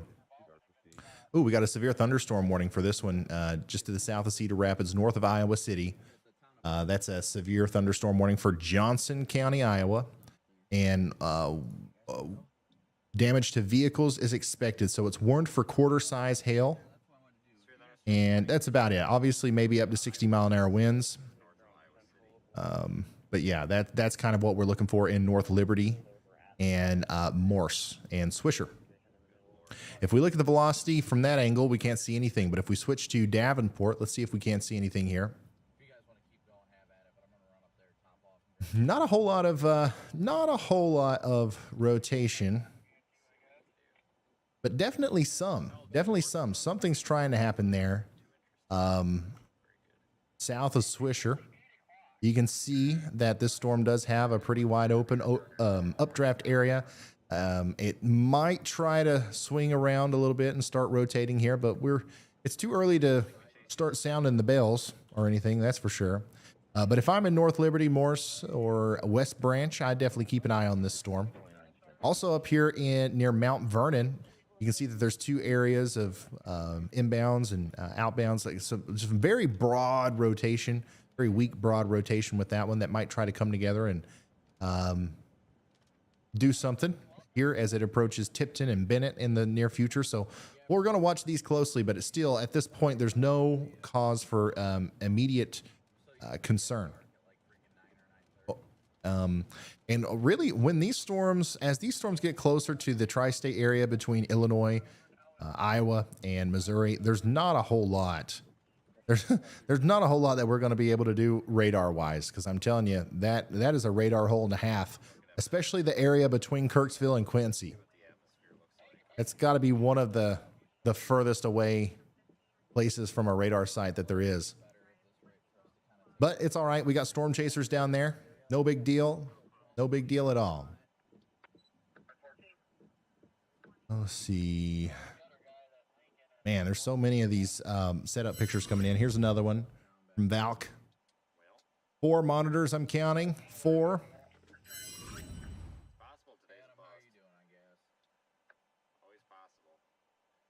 Hey, the chat's still working. Hey, thank you, Matt Kane, for the very generous super chat. He says, I've got a major downpour and significant lightning here in Cedar Rapids. So that was the storm that we're looking at here on radar. The one that's now producing just a tiny bit of broad rotation as it goes past Mount Vernon and towards the town of North Liberty and Tipton. Matt, thank you so much for that. And yeah, this has to be one of the calmest Ryan Hall y'all streams ever. Well, yeah, we didn't think, once again, when we started the stream up, we didn't think that it was going to be this huge tornado outbreak or anything. But when the Storm Prediction Center comes out with a 10% hatched risk for tornadoes, especially when it impacts more than 1 million people, we are always going to be here. Some people, I think, don't realize that we just haven't seen that in a while. Like, it's not like I just took a break and we decided we weren't going to go live and we're being super selective over the events that we cover. No, it's just there haven't been any events that were pre-forecasted anyways. Let's take a look at Twitter again. When your kids find out Ryan Hall, y'all, is back on TV, your youngest and your smallest yet biggest fans. I love that. From Fort Wayne, Indiana. Hey guys. I think it's so cool how many kids there are that seem to be interested in this. I know that when I was a kid, I would be all over this channel, man. This would I would have also been a big fan of this. Jimmy, thank you so much for the super chat. He says, keep up the great work, Ryan. It's good to see you live. Thank you so much, Jimmy.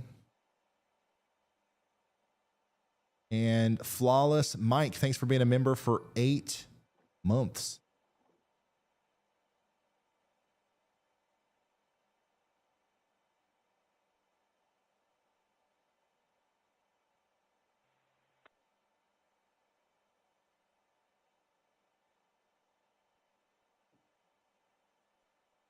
Ryan sounds so chill right now. I love it. Can we get an outlook for Chicago? Yes, we will get an outlook for Chicago right here in a minute. Once again, Flawless Mike, thank you. Seeing a lot of references to Corn and the Corn Kid in chat, I guess. Weatherman Jeff Pietrowski is in Puerto Rico right now. Perhaps contact him on Twitter. We might do that. There's actually a lot of storm chasers that we know in Puerto Rico right now, but obviously with the entire area out of power and, you know, problems like that, there's not a whole lot of live streams coming out of there.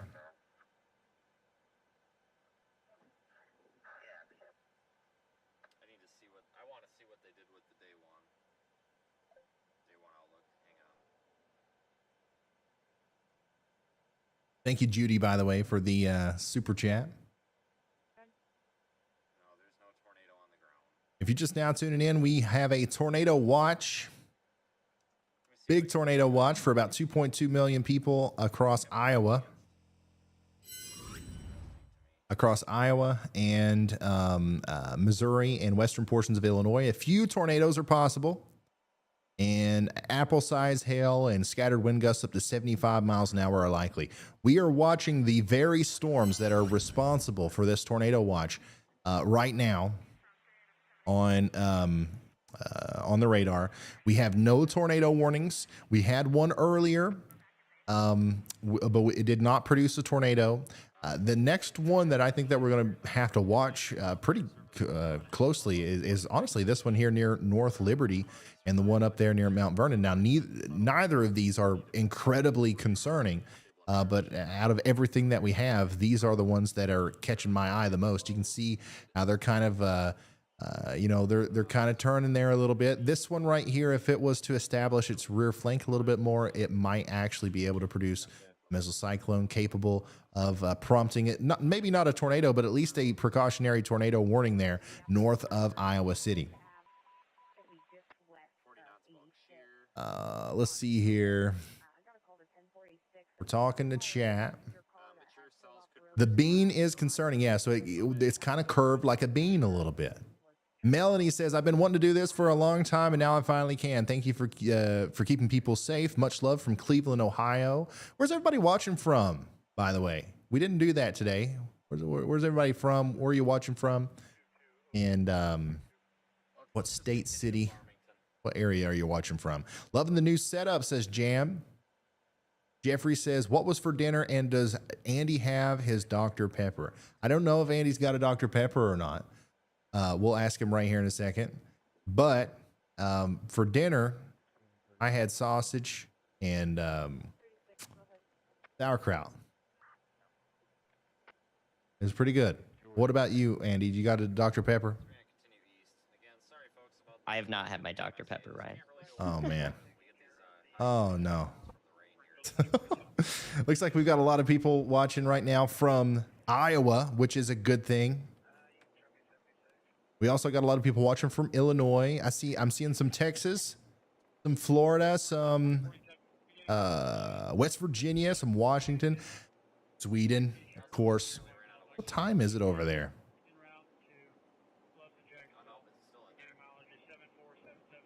We're watching some curved beans.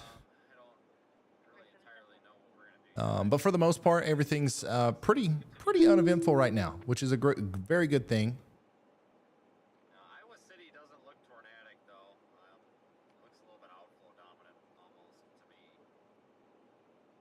I don't think it's really worth going up for that. I mean, Just looking through Twitter once again and the chat, which is going crazy right now. I'm sorry, mods. Sorry about that.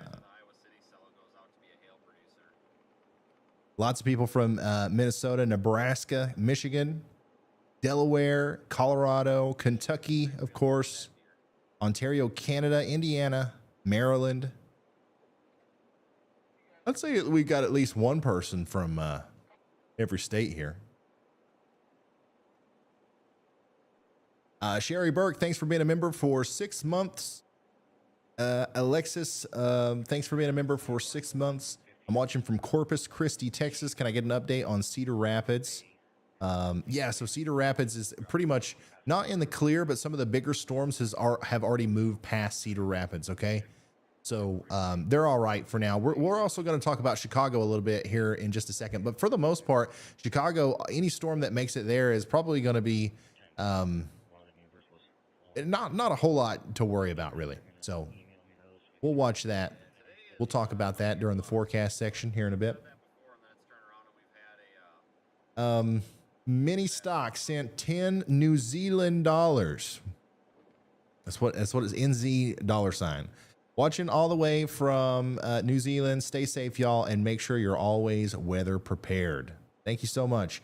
Jason, thanks for being a member for a high risk member for 6 months. And Colton, thanks for being a member for 9 months. Yeah, so all tornado warnings have been allowed to expire. We've got one severe thunderstorm warning and a big old nadir watch. That's what we've got going on right now. Back to this. New setup here. The monitors behind me, you're not supposed to see what's on them. Okay, we're in the weather laboratory. Okay, we're in the dungeon. The Danger Noodle Dungeon. All right, that's where we are. That's where we are. Okay, and we just wanted to make sure that was apparent by looking at the backdrop behind me. It's not a green screen. This is real. And once again, this is what the lights will look like when we do the tornado warning. Lots of. It's definitely more intense now. But I mean, people always got a kick out of it. And it also probably does help maintain the attention of people who are just casually watching and whenever things do happen. And then, of course, whenever it's time to talk to Andy, then the lights are going to go green like this. Whenever we do news, they're going to go orange like this. And then, of course, anything else is going to be purple. So there's a lot of other things that we can do with the lights too. Every light bar can individually change, and I'm sure that we'll have a lot of fun playing with that in the future. But I mean, we've got it all worked out here, and there's a whole lot of new, interesting and exciting things that will come out of having this a little bit better studio. You can see the cameras better.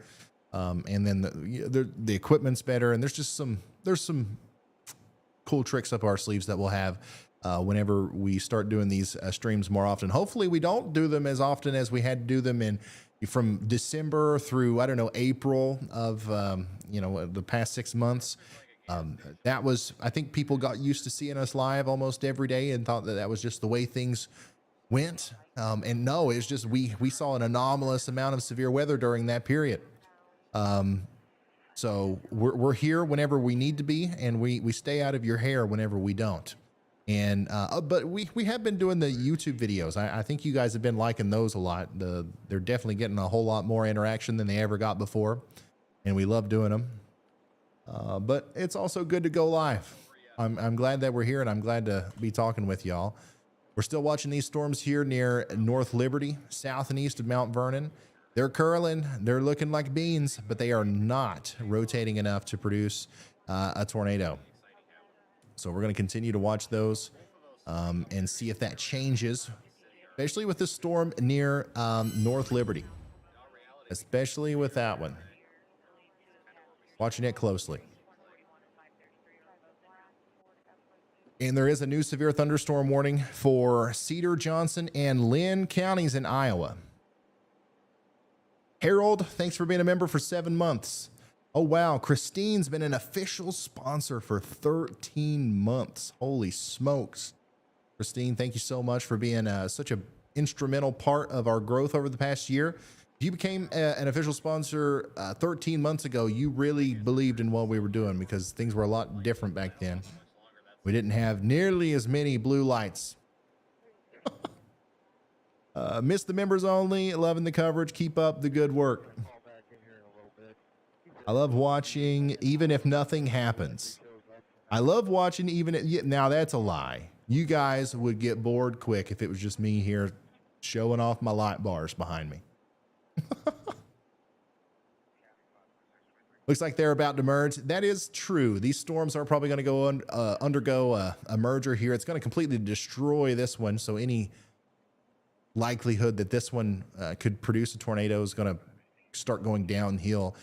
It could help this one out though. So we'll see. We'll watch it, obviously. But as of right now, nothing too significant is happening, which you would know if you were following along on the Radar Omega app. How many of you guys are watching Vince now? Yesterday 15. Was gonna go. There were 70 of you watching Vince earlier. Now there's 15, and there's 6 watching Brandon Kopic. I've watched the Science Channel growing up. I'd not get bored that easily. See here. I came here for the news on severe weather. Our local guy is lacking.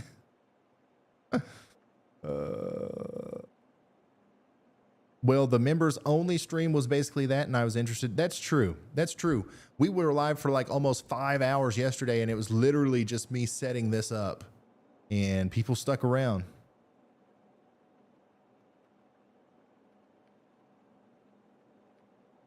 Thank you, Sandy. Thank you all for all the support. Seriously. That's awesome. Go ahead, Andy. Hey, Ryan. I don't know if you did this yet, but I think a ton of people want to see how these storms evolve and develop down the line. They want to know in Indiana, they want to know in Illinois what's really happening or what's going to happen rather later tonight. Do you think, based on model data that you can look at, do you think it's going to grow upscale, become a linear event back into, once it reaches Chicago, I don't think it is personally, but, I think it's going to remain like a sort of scattered storm system as it goes through you guys. But I know a lot of people are asking about their areas, as they usually do. Everyone wants to know the weather for them. So we should probably do a segment where we show the evolution of these. Absolutely. I agree.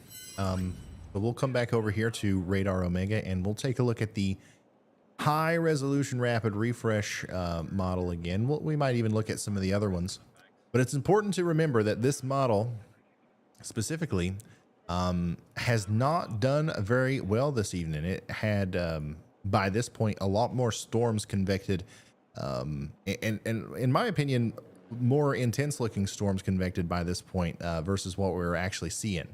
But as we continue to go later on into the evening, it's still showing the same thing. It says that we're going to see these storms get bigger and increase in their spread and intensity all the way until the early morning hours tomorrow. So here's what it could look like in 45 minutes. All right, so some of those storms that are popping up now back around Des Moines and up there around Cedar Rapids, they're going to continue to get bigger and potentially kind of cause more problems in the very near future here. The ones in southern Iowa, the ones that we have been watching, are going to kind of fizzle out a little bit, according to the HRRR.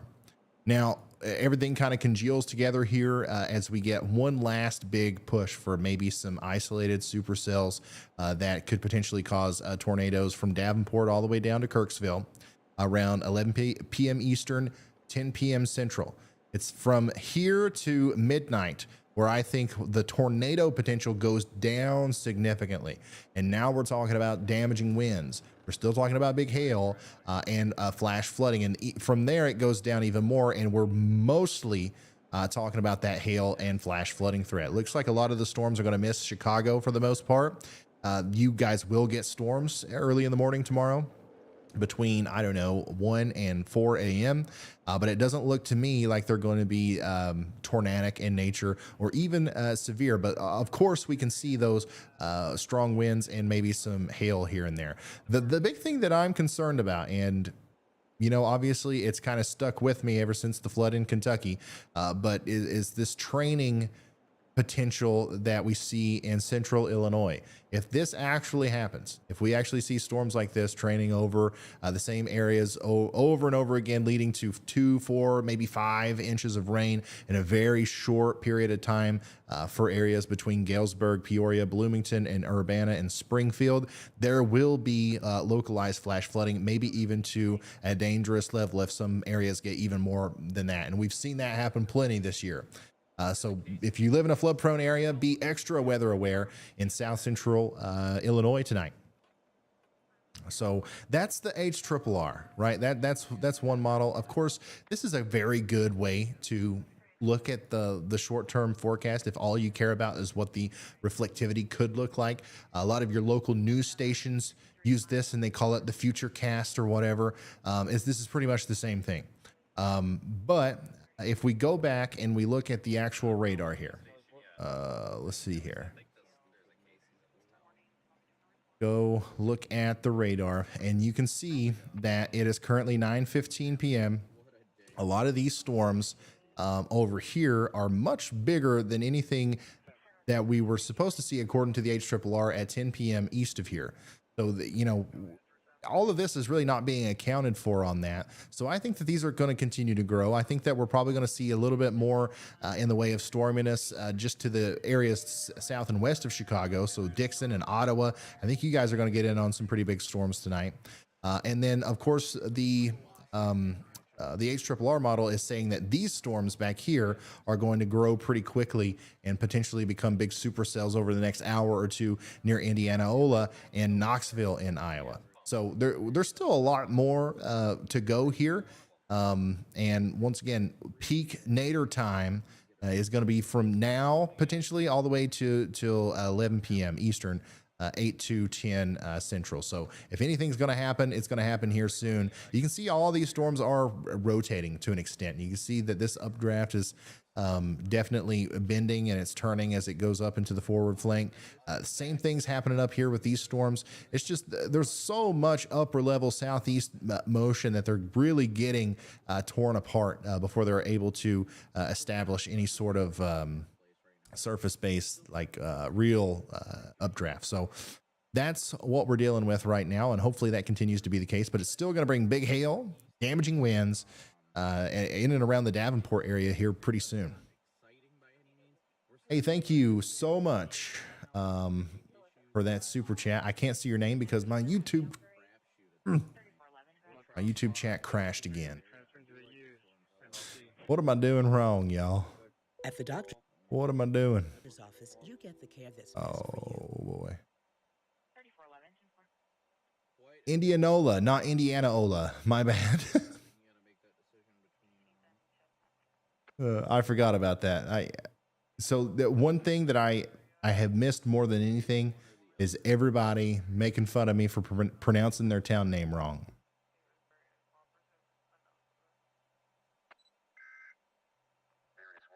Whoever said they would be here no matter what, they are not lying.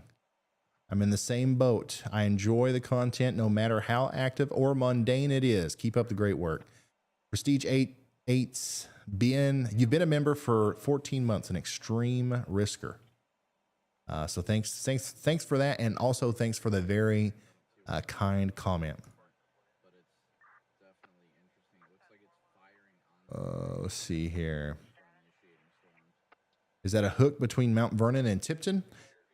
Somewhat, yeah, but it's not really. It's not what we would traditionally zoom into and call a hook echo, but like the overall component behind it is similar. There's just not enough rotation here to call that a hook echo. It's not about to produce a tornado like you would think it would if you didn't have the ability to see velocity or something like that. Nimitz says, love all your weather coverage. Keep up the good work. Thank you very much. Thank you, Ryan and the Storm Chasers. Many of us in the trucking business watch you in your live stream. Camier, thank you so much. She says, hello from Iowa City. Are we in the clear? Iowa City? No, you're not. You almost are. but there's still some, there's a pretty good storm just to your north. So we're going to watch that one and see what happens. But you're still under a tornado watch until midnight, regardless. See, the only thing is that storm all the way over to Pikeville, that is a haul away too.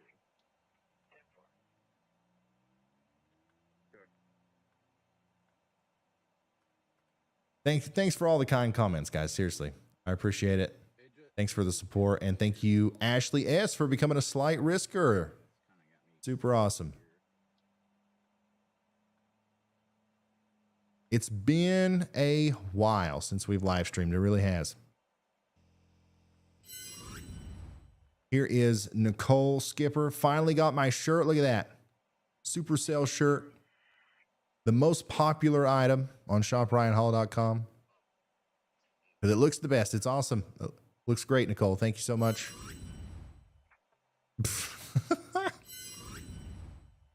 There you go. Somebody always comes in with the setup that is almost too much. Almost too much. And this is it. But it's just enough, man. I love it. I love it.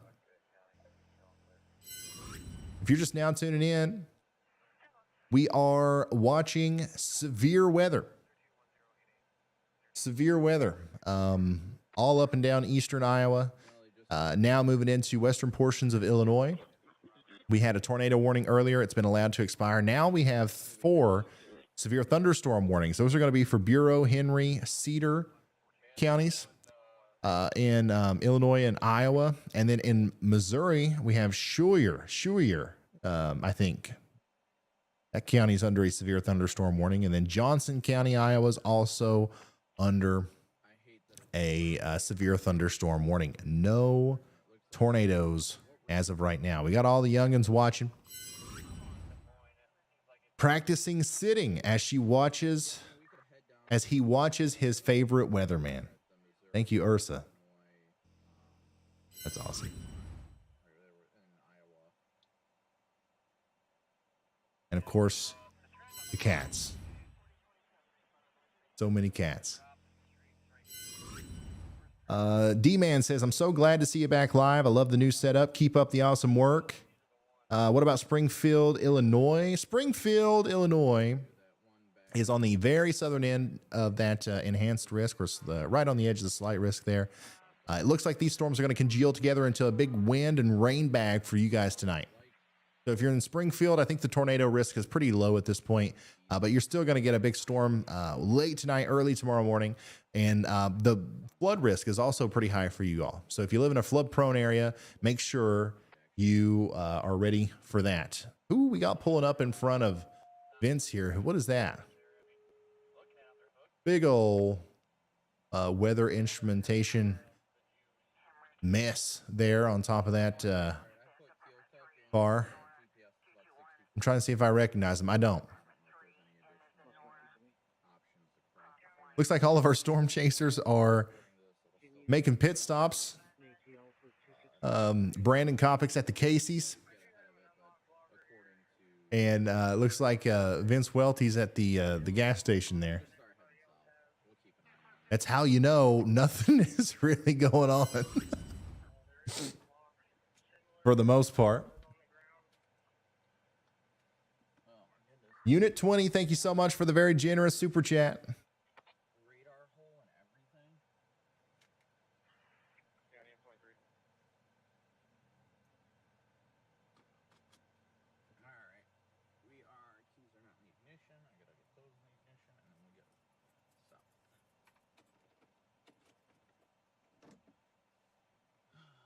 Yeah, a lot of central Illinois is going to have to deal with the flooding, I believe.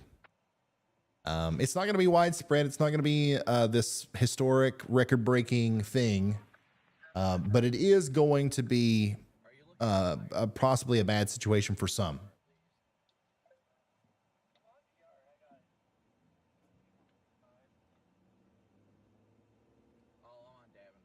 They're in Iowa. It's always Casey's. Around here where I live, you'd be at the Double Quick. That's our Casey's. What are the odds we're going to have a longer than normal hurricane season? It's hard to tell. It's hard to tell. I think that we'll have a pretty, as far as time goes, we'll have a pretty normal hurricane season. It might linger on a little bit longer because of those enhanced sea surface temperatures they're probably going to hang on a little bit longer than usual. But everything that was pushing us towards a hyperactive or above average season this year just hasn't played out, thankfully. Once again, we've had a ton of things go right in the midst of going wrong to kind of balance out this year. La Nina, triple dip La Nina, warm sea surface temperatures. A lot of things were in place to potentially spark a bunch of tropical storms and hurricanes, but we just haven't seen them. And it's got a lot to do with dust. It's got a lot to do with dry air in the main development region. And we did a big video on that if you guys want to watch it. It's called "This Hurricane Season is About to Get Weird." I know, it's a great title.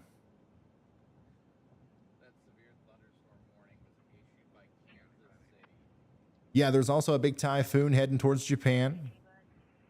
It's actually a huge one, and it's going to be really bad. Jared K says, glad to be a part of this community.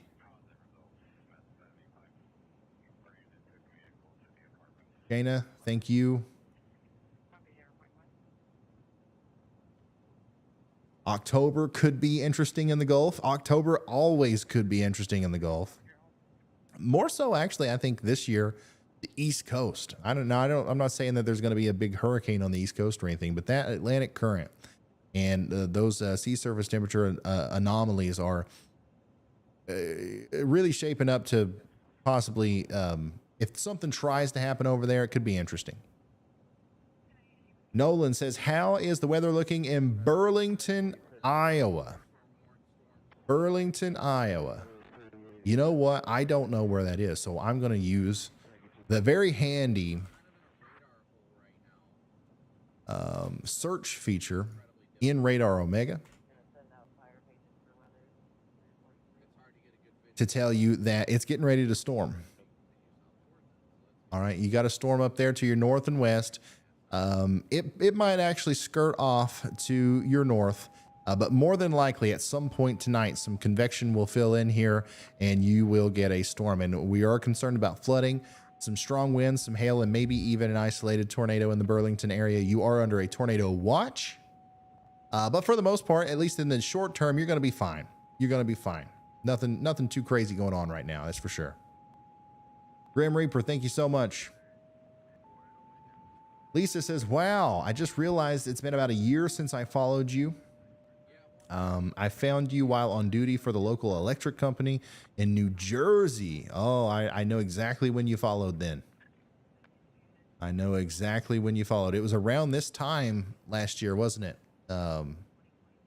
When the remnants of Hurricane Ida came up through there.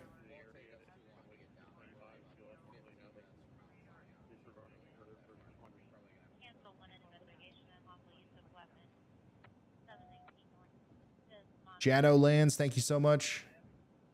When are we getting a Radar Omega tutorial? It's being worked on. It's being worked on. So it's like, once again, that is such a complex thing. And don't get me wrong, I really hate saying that because at the surface level, it's not. It's simple. You download the app, you click it automatically should take you to your local radar station and you look at the radar. I mean, it's like, it can't get much more simple than that. And it works. It just works. It's like, you don't have to tweak with it to make it work. It works right out of the box. But I think some people are especially interested in customizing it, adding stuff to it, working with some of the higher tiers that you can get. That's what I'm going to do the tutorial on. Just watching me work with the radar here on the stream should be enough of a tutorial to teach you how to use it at the surface level of just trying to figure out whether or not it's going to rain at your house. But don't worry, we will have something like that for you very soon. Yeah, it is I think it's $8.99. Yeah, it costs money, but like So does anything else that's worth anything. Like, you're not going to get it for free if it's actually good. Let's see here.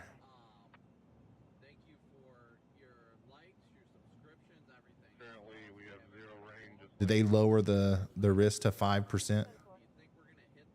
Yeah, I see that now.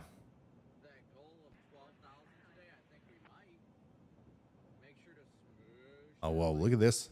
Look at this picture. Now that's unique of the storm earlier. Just a storm and some buggies in Iowa. That's cool. I'm retweeting that.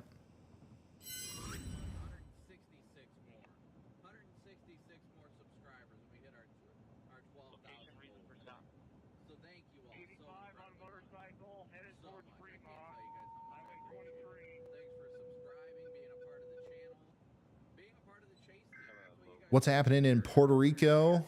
A big storm, a hurricane now, a Fiona, got named about 8 hours ago offshore from Puerto Rico. It came on to land there with 70 to 80 mile an hour winds. Some places recorded, I think, up to 100 mile an hour wind gusts. Up to 20 inches of rain could fall by the time it's all said and done. But for the most part, that's all we know right now. The entire place, the entire, Puerto Rico, all of it is without power. And of course, there's a lot of flooding and stuff like that going on. The entire, the whole island there is under a flash flood warning too.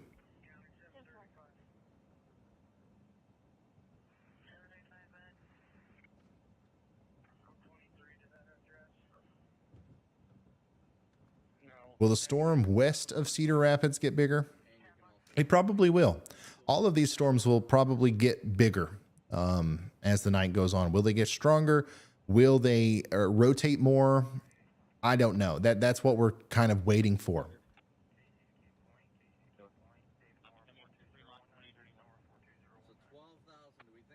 That's what we're waiting for.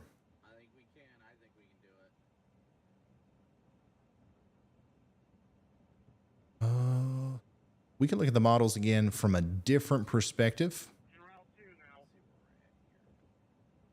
Look at a couple different ones.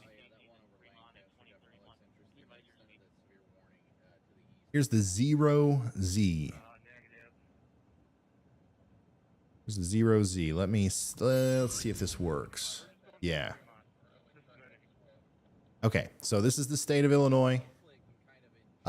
This is tonight around 10 p.m. Eastern. That's about 30 minutes from now. This is what it's showing. It's still showing the growth of these storms all the way up until what, about 11 p.m., 12 p.m., 12 a.m. So the next 1 or 2 hours, these storms are going to continue to grow, continue to enhance, and then we're just really going to see them continue to be wind and rain makers throughout the rest of the night. That's the whole thing. You can keep up with the time above my head. That's in Eastern time. Just move it back an hour for you. That's the progression. So these storms are getting to Springfield and Peoria and those areas around 1 or 2 a.m., midnight to 1 a.m. And yeah, we can zoom out a little bit and see some of the other places that those will hit. Chicago's right here, by the way. A lot of people are asking about Chicago. So here's Chicago. All right. And I'm going to, here's Chicago. I'm going to play that again. You can see that a lot of the stronger storms are going to go south of Chicago, but there will still be storms tonight in Chicago.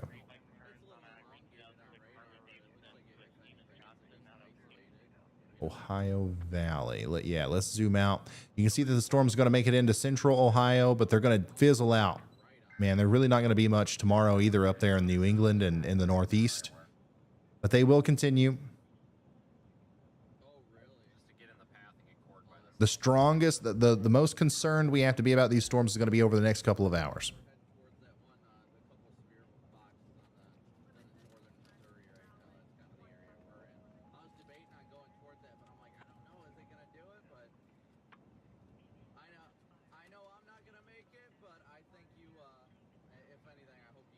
Oh, here's some information on this typhoon.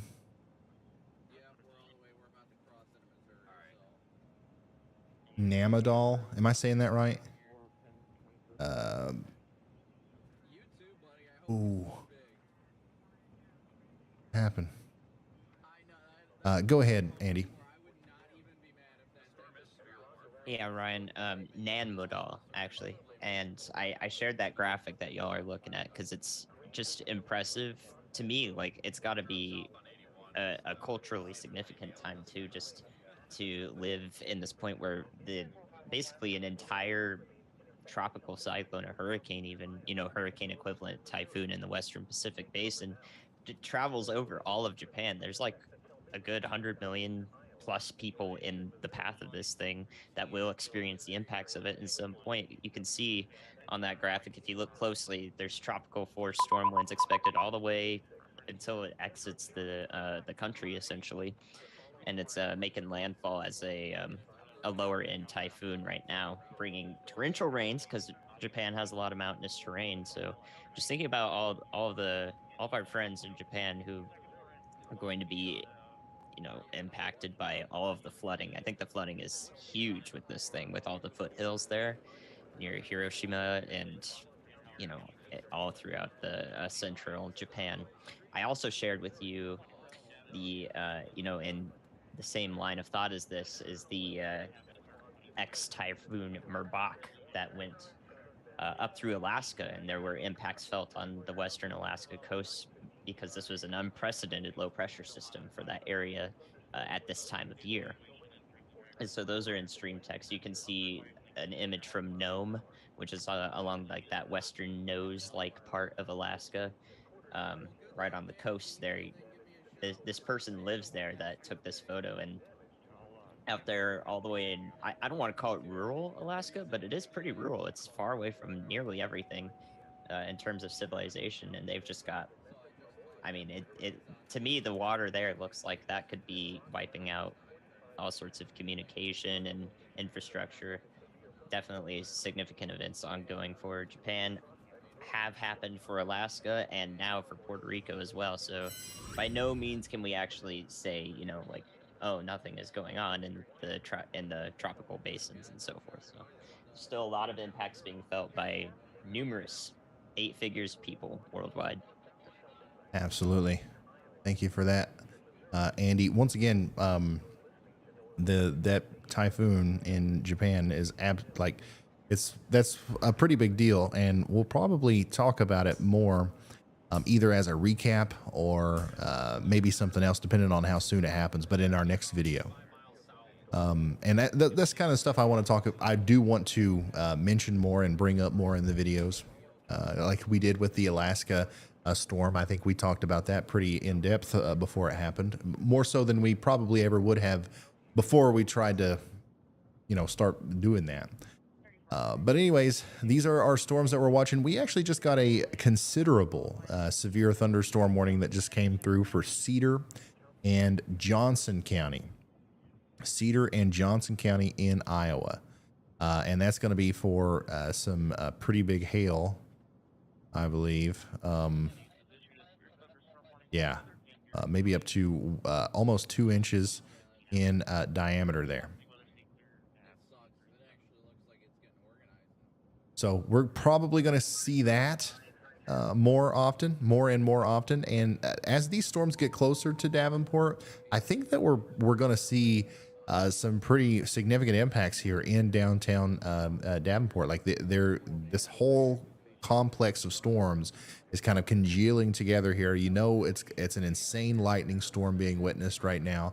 You look off to the west in Davenport. This is going to bring a lot of rain, probably an inch or two really quick to the city, probably see some street flooding. And then, of course, the hail. I think there's almost certainly going to be some hail in the Davenport area here as these storms come over within the next hour. What are the chances of a tornado right now in Davenport? Low, but not zero. That's why you're under a tornado watch. All right, so we want to, nobody's under a warning, nobody's under a tornado warning, but we want to stay weather aware, and you just watch out.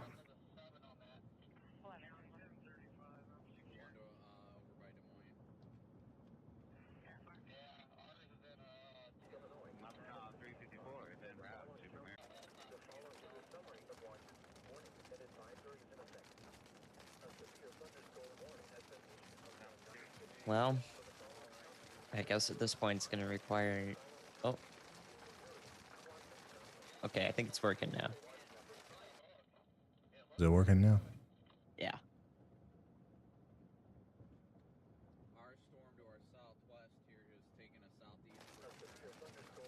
Test, test. 1, 2, 3. Can anybody see me?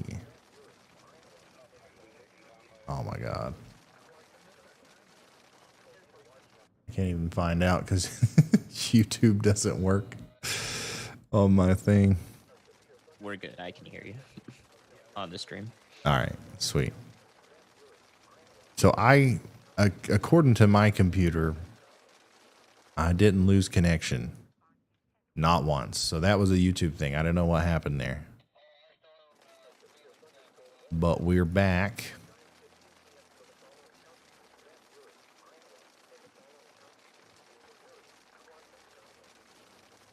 We are back. Sorry about that. We're here.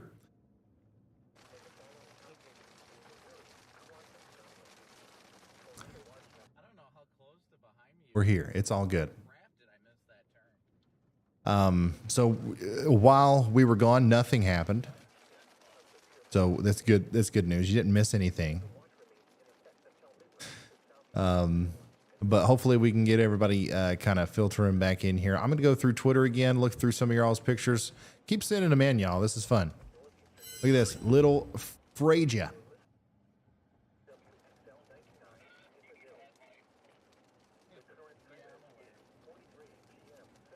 Playing kind of... I don't understand how... I guess with the newer TVs, it's not as much of a problem, but... you guys remember the old, not the LCD, but the LED TVs, like with the slightly coarse front of the screen? I don't know. It wasn't necessarily glass, but I feel like that would be terrible to have a cat trying to like chase around a mouse pointer with. But I guess with this, it's not going to be that bad. We got all kinds of people sending in their setups and their weather monitoring stations. Here's one in a camper. I love it. The dog's sleeping while I'm watching Ryan Hall, y'all, in my camper. I mean, to get better than that. Lots of cats today. Nothing like welcome back live stream from Ryan Hall, y'all. Oop, look at there. We got another considerable severe thunderstorm warning right when we was looking at that. That one's going to be down there in Missouri. Let's go check it out, even though it's going to be hard to do so because it's far, far away from any radar. But this is it. The storm that's getting ready to go through Memphis in northern Missouri is a monster, son. It's packing a punch. It's going to have big hail, okay? It's going to have very big hail, and it's going to have very strong winds. And this one might be rotating a little bit. I don't know yet. Don't hold me to that. Oh yeah, it is. It's broad, but it certainly is rotating. So if you're in Memphis or Bering or any of these places down here, which way is this moving? Oh, it's almost going due east at this point. So if you're east of this storm, get ready. This is going to put down a ton of rain very quickly, a lot of hail. And then of course we still have that chance of a tornado spinning up in there. All right, this is going to come into the Cahokia, Keokuk, Montrose area, the tri-state area between Iowa, Missouri, and Illinois, just like we said it would earlier today. And it is going to be a mess. All right, don't let your guard down. Be prepared for anything because these are nasty storms. Look at that. I can't tell you too much about it. One, because we're so far away on the radar, you can't see anything, but even our storm chasers are having a hard time seeing because of the darkness. It's not dark for long, though. Every half a second, there's a big lightning bolt that'll illuminate the sky. You can see that from Vince Welty's view here. You can see that from Brandon Kopick's view. You can see it from Chris Hall's view whenever he's not frozen up. And you can even see it from Nick Gorman's view, but they're both frozen right now. It does look like Vince is near Cahokia. He's heading south. Chris and Vince both are heading south, out ahead of the storm that's coming into Memphis now. So that big, considerable severe thunderstorm warning that was just issued for Clark and Scotland counties, that is the storm that Vince and Chris and everybody are going after right now. It's definitely the most impressive storm. It's the most likely to produce a tornado at this point. So they're trying to get in front of it. Memphis, Cahokia, Revere, all of you guys are in the path of this thing. And just keep in mind, okay, you got professional storm chasers Brandon Kopic, Nick Gorman, Chris Hall, and Vince Welty all in a line on their way to your towns, okay? They wouldn't be doing that if they didn't think that something was going to happen there, whether it be big hail, just like a really intense storm, or possibly even a tornado. So we want to be weather aware over the next little bit. Yeah, pretty good upper level mesocyclone on that storm near the town of Downing. Definitely the most interesting thing that we've seen on radar in a little bit. So we're going to lock in on this and continue to watch it, because all of our storm chasers are incredibly close to this too.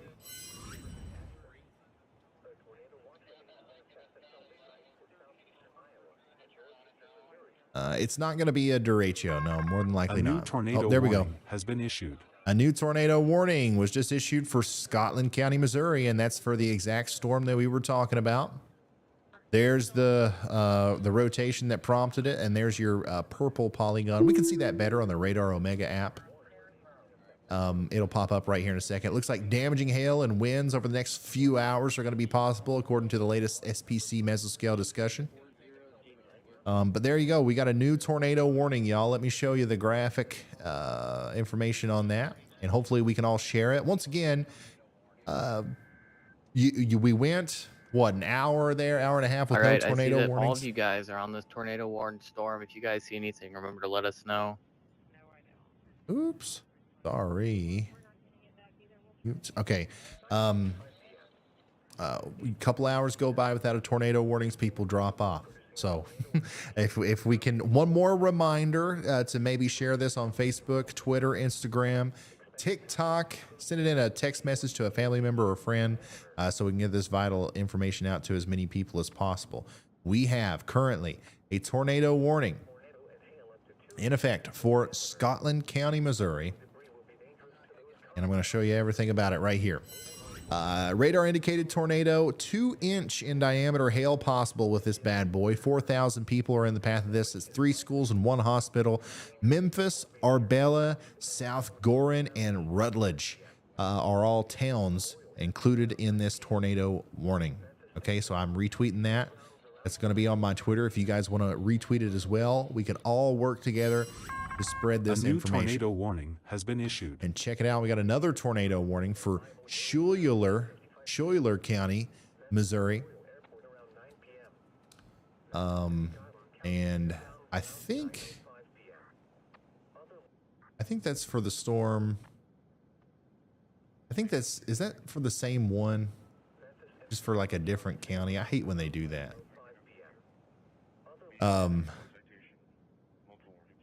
Yeah, I think it's for pretty much the same storm there. They've just, sometimes there's weird things that go on between warning areas between these offices, and they have to split warnings like that, and they come out at different times. But essentially, there's 267 people near Downing, Missouri, that are under this warning. I don't know why they do it like that. Like, come on now. That's behind the tornado. If there was a tornado, that was behind it.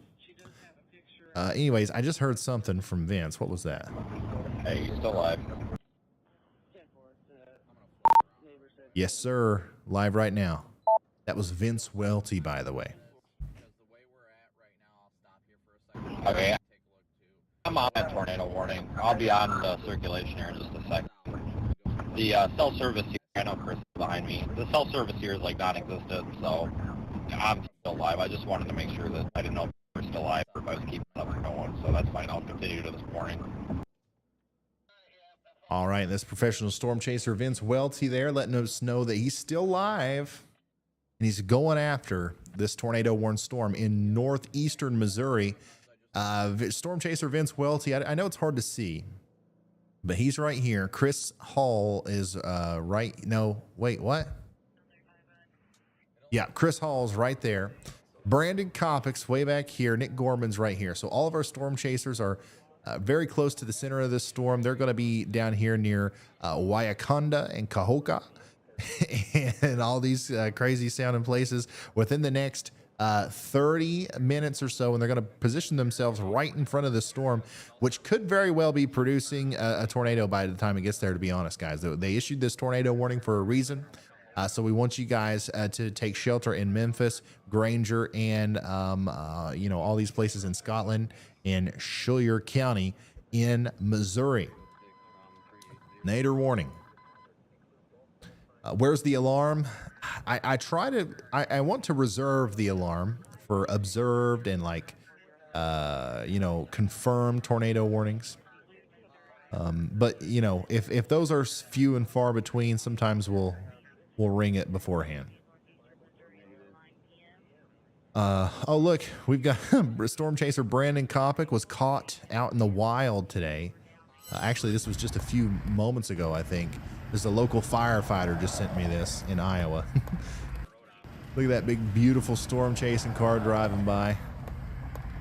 Good looking car, but when you see that on a night like tonight, you know you're in a bad spot for thunderstorms. Skylar, do not sit there and act like you're supposed to pronounce that like Skylar. Y'all Missourians need to learn how to spell if that's the case. No, that actually makes sense now. But anyways, if you're in that county, get to shelter. You know what I'm talking about.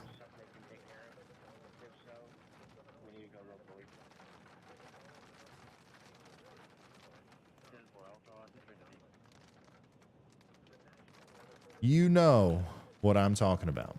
Andy, what radar site are you monitoring this storm on?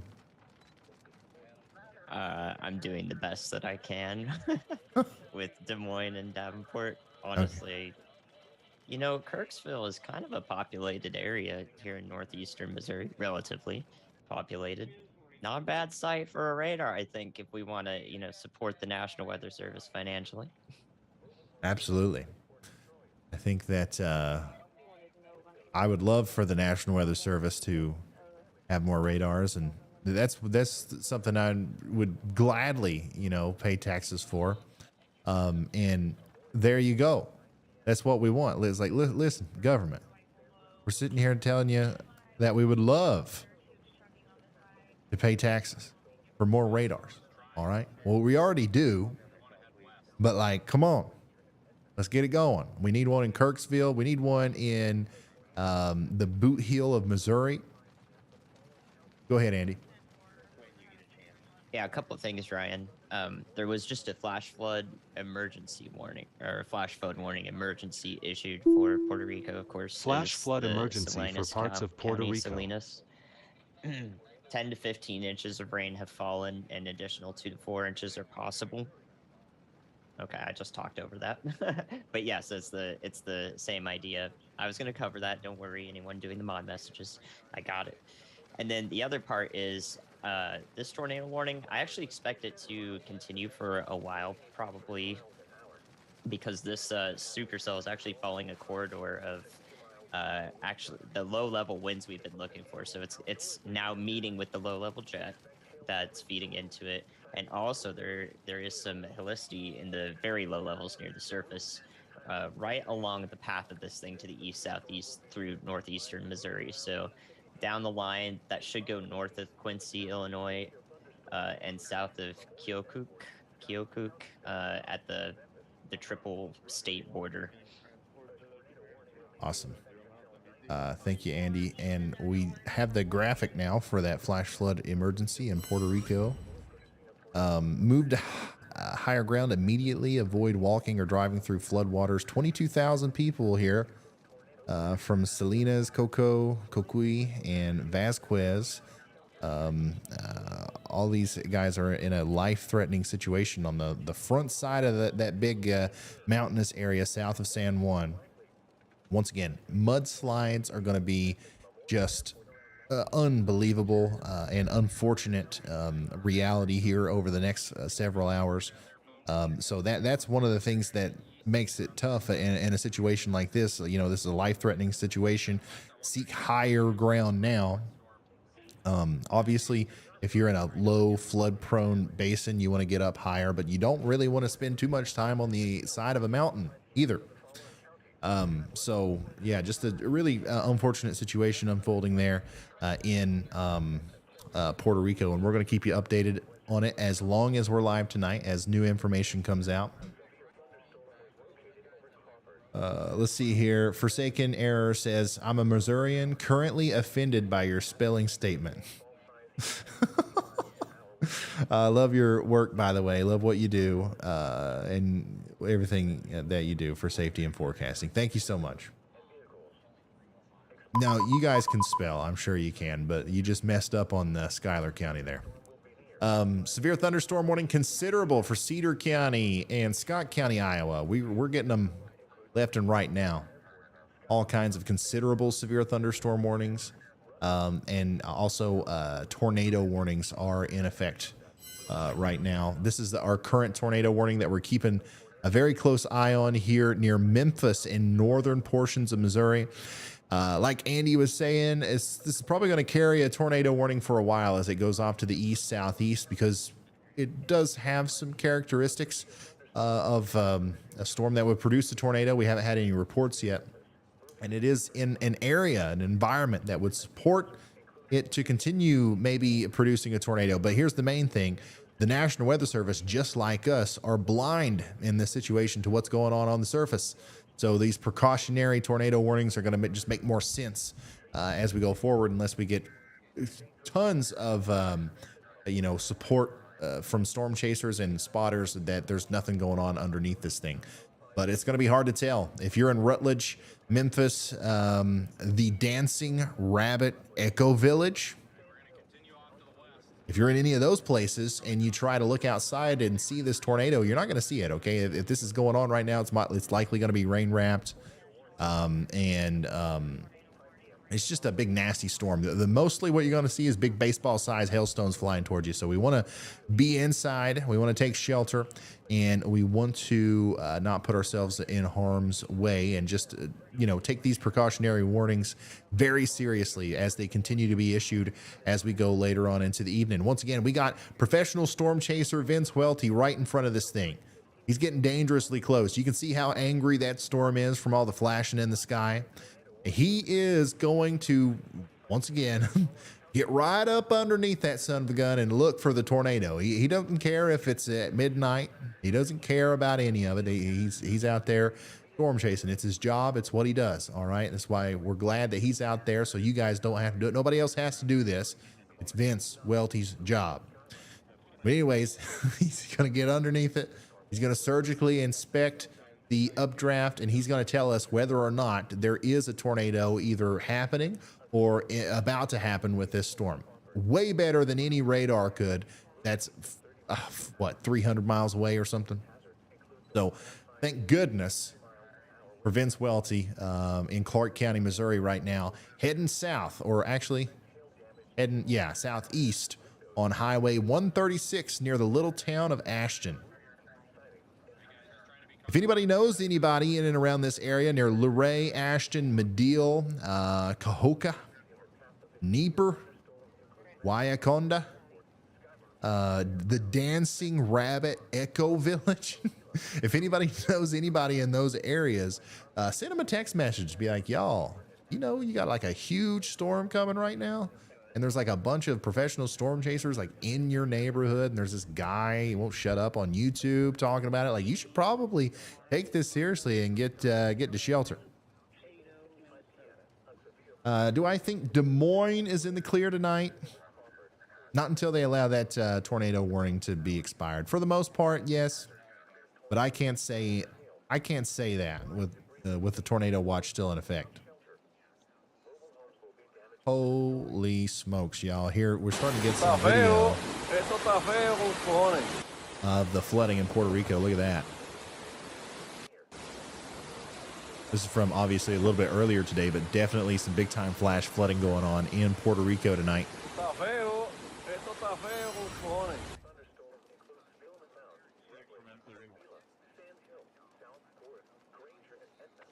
I lost my chat again. I'll try to get it back.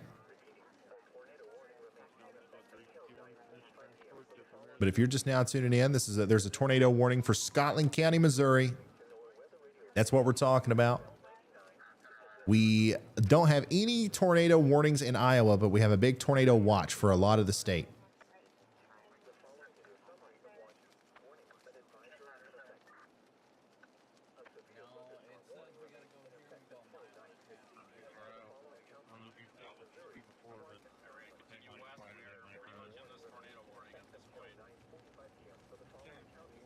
Yes, sir. And then, of course, we're going to talk some more about the Puerto Rico situation with that flash flood emergency. I've got a lot of information coming in about that.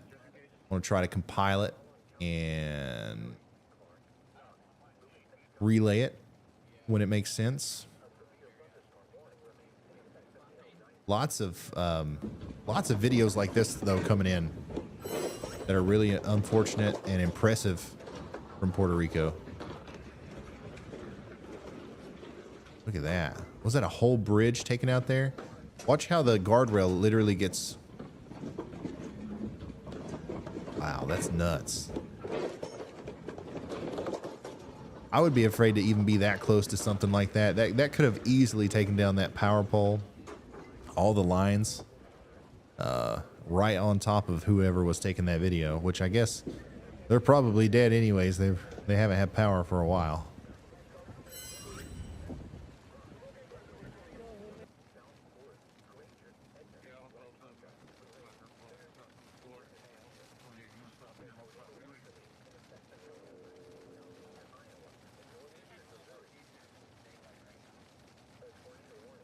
All right, I can finally see chat again.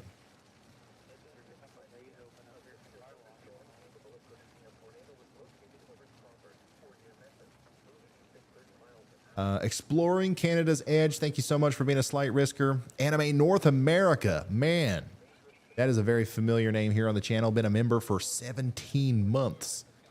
Hey Ryan, thanks for the great coverage. Hope you're having a good night. I'm having a great night. Thanks.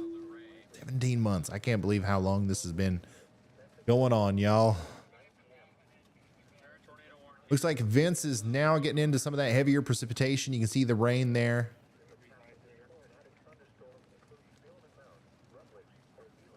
Black Hawk, thanks for becoming a official sponsor. Black Hawk.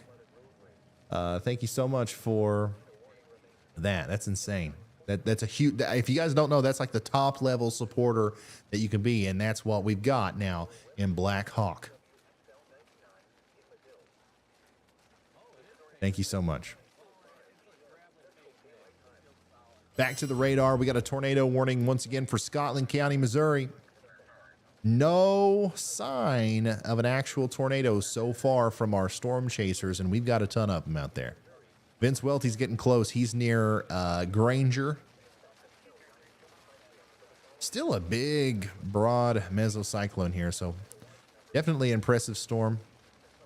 Chris Hall's down here. Look at that. Chris is getting close. Brandon Kopic's back here. Nick Gorman's back here. So, yeah, we're going to see something here before too long. Go ahead, Andy. Hey Ryan, you got several people in chat saying that there's sirens going off in the Quad Cities area in Davenport.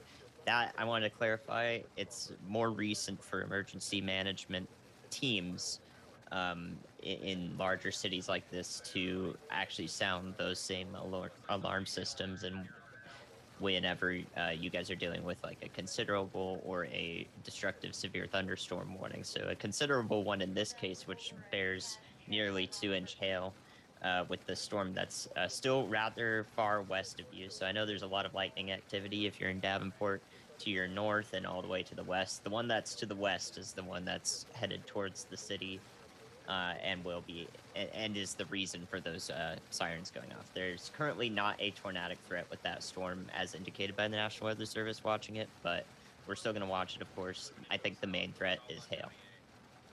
Awesome. Thank you, Andy.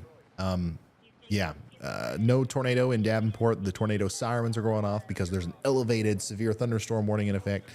Considerable severe, big hail. That's going to be the big problem in Davenport over the next little bit. That storm's going to continue to produce big hail as it goes all the way through Davenport into LeClaire, Kelowna, all the way down towards maybe even as far south and east as Sheffield in Illinois. So get them cars in the garage. Bigger hail, much bigger hail is going to fall with this tornado warned storm. And in fact, Vince Welty, man, Vince Welty is getting dangerously close to the hail core here. We're probably going to see some big hailstones through his feed if he continues on this path. He is moving south now. So Vince Welty just passed through Luray on Highway 36. He took a left onto Highway or State Road A south towards Waiakonda. And by the time he gets to Waiakonda, that big hail core is probably going to be moving into that town. Very small town, but Vince is getting ready to come through. So we should see very soon what's going to happen there. We got a destructive severe thunderstorm warning now for Knox County, Missouri. That's the storm that we're looking at here, and that's the storm that Vince Welty is driving into now. Destructive severe for that storm. That's a big deal. That's kind of like a PDS severe thunderstorm warning. Think of it that way. Let's see here. What's the Twitter account that does? Is it NWS severe thunderstorm? Yeah, I see now. I want to show you guys the graphic on that. Unfortunately, the National Weather Service makes all of these images look exactly alike. This is not a tornado warning. This is a severe thunderstorm warning. Baseball size hail possible. 60-mile-an-hour winds. Baseball sized 60-mile-an-hour baseballs are going to be flying around near Bering over the next little bit here. Okay. And this is also going to impact all of the other places that we've been talking about that Vince is close to. So baseball size hail and 60-mile-an-hour winds. The good news is that it does look like this is a pretty rural area. 546 people are in this warning. That's still 546 people who are going to be very negatively impacted by this 60-mile-an-hour baseballs, flying around, and potentially even a tornado somewhere in there. So that's what we're dealing with right now. Big time storm heading to Vince Welty's location. We're going to watch that as it unfolds. Once again, this is pretty close to Kirksville, but it's going to miss Kirksville to the north and east. That's the most, populated area near this. But if it continues on its current trajectory, it will eventually make it down there towards LaBelle, Lewistown, and Canton, and then maybe even eventually in the Quincy region, which is quite populated. So we're going to follow this one all the way down there. Once again, I told you we'd be here till midnight or so. It still looks like that's going to be the case. We're going to watch Vince get closer and closer and closer to this thing. Still looks like this storm is rotating enough to warrant, continuing a tornado warning, at least for one more set of counties. But we'll see. I don't know. We'll see what they do. Definitely can see that the winds are picking up there with Vince's storm. The precipitation is picking up. But this is not even close to what you're about to see in Waiakonda once this once the big, like, nasty part of the storm starts moving through. Memphis in Missouri just got the brunt of this storm, and Nick Gorman is getting ready to go through there. So he's approaching the storm from the back end. This is professional storm chaser Nick Gorman from Vortex Chasing.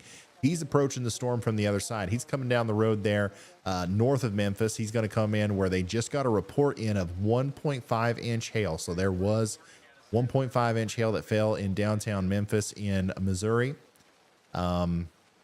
So we'll see if there's any, resulting damage from the winds or the hail there. But it looks like much bigger hail is getting ready to fall in Rutledge and Wauconda. And that's what we're about to see in Vince Welty's stream here. Dalton, thank you for the very generous super chat. He says, severe weather is wildly exciting, but when it starts to destroy people's lives, it's hard to stay excited. Thank you for you and your team. I agree, Dalton. I agree. I personally am a severe weather enthusiast. I like it. When I was younger, I used to root for the storms. But doing this job nowadays has made me a little bit more weary. And when they get really bad, it's not as fun, not as exciting for me, because I've seen what can happen from it. But it does look like the vast majority of everybody's going to be spared tonight. This isn't some sort of giant tornado outbreak, but I'm telling you, whoever gets hit by this big hail core here that's south of Memphis right now is going to have some noticeable damage tomorrow. This is a very strong storm, and it's approaching Bering, LaBelle, Monticello, and Cahokia.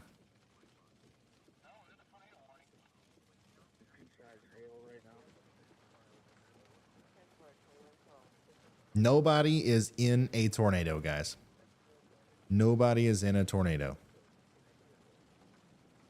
None of the storm chasers, whether they're on our team or not, are inside of a tornado right now.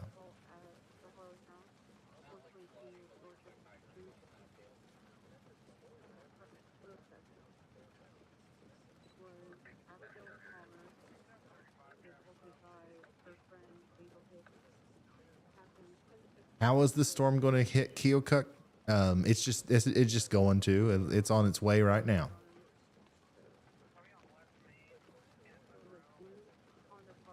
And yeah, by the way, we're focusing on this storm down here in a pretty rural area, but up towards Davenport, you guys do need to watch out. The sail is producing big hail, and it's also trying to show signs of enough rotation to possibly provoke the National Weather Service to issue another tornado warning. Go ahead, Andy. Yeah, Ryan, actually, when you were talking about Davenport, I just noticed if you look right next to the radar site, you can actually see, I believe, a downburst, actually. There's some pretty powerful velocities just above the surface, right to the north of Davenport. So some really strong winds reaching the surface there, 66, 65 mile an hour pocket right there. And that's headed east towards I-74 north of Bettendorf. Absolutely. Big downburst. Both of these storms, both of these sails look really impressive. And I mean, once again, I don't want to alarm anybody, but I think both of these have a shot of maybe not like imminently producing a tornado, but like I would be watching these for maybe a tornado warning soon. Both of these they have really well-defined kind of like hooks on them. And then if you look at the velocity, there are really big anomalous areas where it's hard to tell exactly what's going on because we're so close to the radar site. But I don't know. I've seen this a lot. And this looks to me like something that we should be watching. There's no imminent concern for like a big tornado like in the next few minutes in Davenport, but certainly something to watch there as we go forward. And I would not be surprised at all if we saw at least a precautionary tornado warning coming out for those. So we're going to watch that. If we know anybody in Davenport, tell them to watch out. Big hail, no matter what, tornado or not, you're going to get big hail here. Big downburst, damaging winds up there in the northern side of the downtown area right now. And then right after that, another storm is going to come through with even more big hail, more damaging winds, and another shot at a potential rotating storm. So we're going to watch that very closely, and we're going to continue to watch Storm Chaser Vince Welty's very impressive feed. As you can see above my head, the lightning is just non-stop, man. That is a very dangerous storm down there, and we are going to watch it very closely as we go forward. Once again, a considerable severe thunderstorm warning has been issued for Cedar and Scott County in Iowa. We have a tornado warning for Scotland County in Missouri.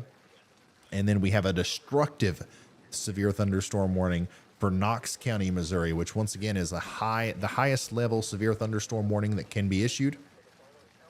And yeah, it could be a pretty serious situation when you get 60-mile-an-hour baseballs flying around out there. Yeah, lots of severe weather unfolding right now. It does look like things are starting to pick up a little bit. We've got a severe thunderstorm warning for Wilton and Durant, Iowa as well. And oh wow. Big time winds from Hurricane Fiona. I just retweeted an incredible video of some of the wind there. You guys want to go check that out. It was copyrighted, so I can't show it.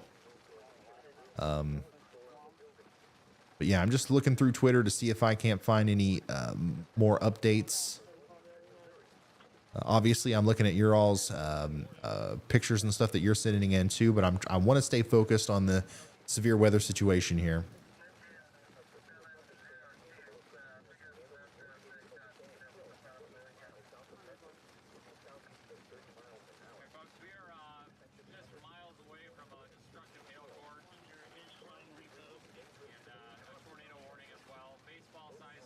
Okay. Okay. All right. So once again, here is these storms near Davenport. Once again, not seeing a whole lot in terms of an increased concern for some of the stuff that I was talking about earlier, but definitely still watching this one back here towards Durant as it approaches Davenport. The more concerning is going to be this storm down here near Rutledge that still has a tornado warning on it. Big time hail core moving through the town right now. That's going to drop some big hail on Vince as he gets into this area. He's now going south and east near Fairmont on that Highway A road. He's going to be heading towards, he's probably going to slow down here a little bit and then head towards Williamstown in northeastern Missouri.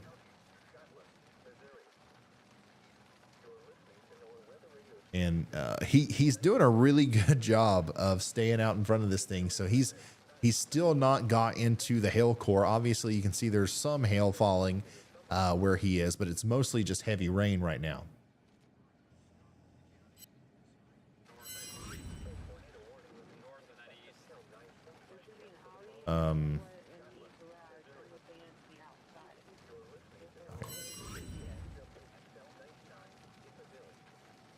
Show you guys all of our storm chasers since they're all out there. And we've even got that one stationary camera. Oh, this is in Keokuk.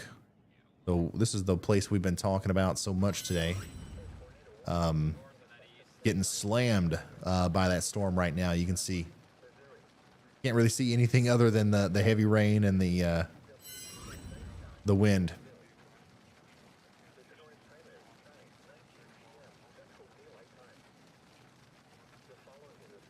Yeah, by the way, guys, a lot of these guys that are storm chasing tonight in this area, they are going to lose their streams quite often. They're going to lose connection. I wouldn't worry about them too much. These guys are professionals. If we need to help them out, we will. But they're going to lose their connection often.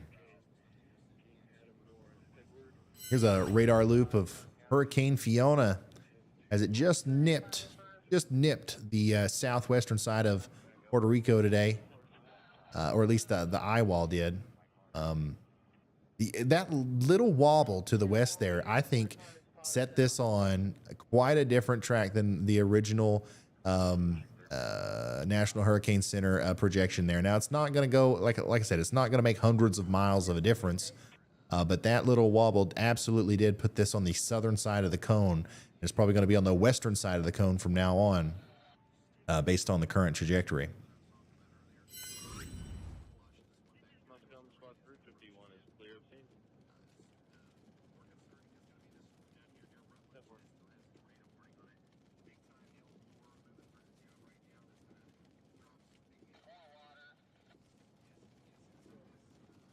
Yeah, Vince is another one that we're going to lose quite often as he gets into this extremely rural area. He's like where nobody lives, man.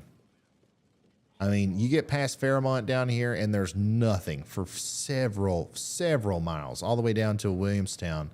So I would say that it'll be a second before we hear from Vince as he continues to parallel this tornado warned storm. Once again, Knox County, Missouri is not under a tornado warning. They went with a destructive severe thunderstorm warning for the continuation of this storm as it approaches Millport and Colony. It'll be interesting to see what they do for Deer Ridge, Williamstown, and LaBelle as they are the next towns in line for this one. Probably are going to go with another considerable severe or something like that. Looks like they are not going to issue a tornado warning. But once again, it's hard to tell what's going on because we are so far away from the storm with our radar. We are in a real radar hole.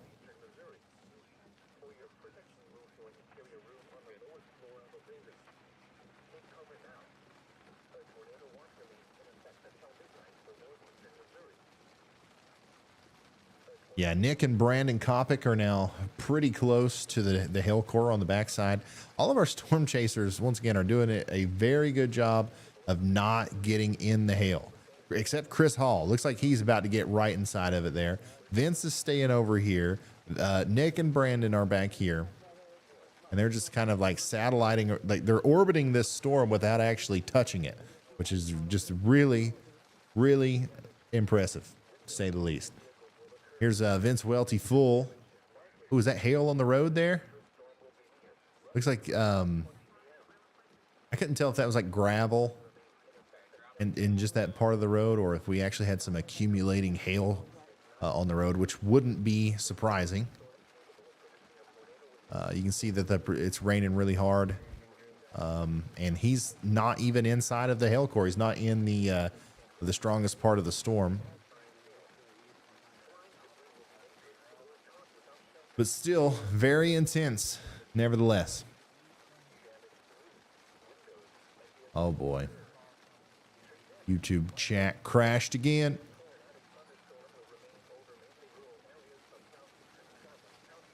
It came out. Thanks to everybody that's tuned in and has stuck around with us. Testing out all the new things, the new studio here, the new setup. It's only going to get better. It's only going to go up. Please remember to share this with your friends and family. Put it on Facebook, Instagram, Twitter, YouTube, you name it. Put it on there.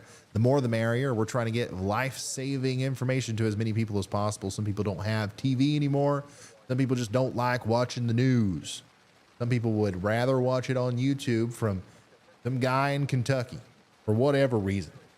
We don't care about the reason. We only care about the end result, which is more informed, weather aware, not scared, but prepared people. So help us get the word out.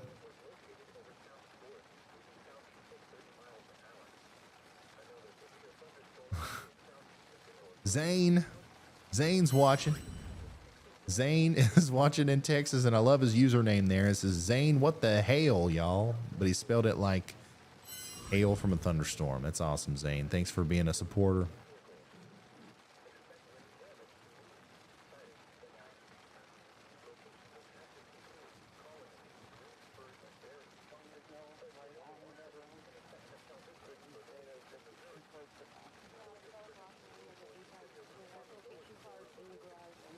Tons of incredible video coming out from Puerto Rico now that I'll be sharing as we go forward.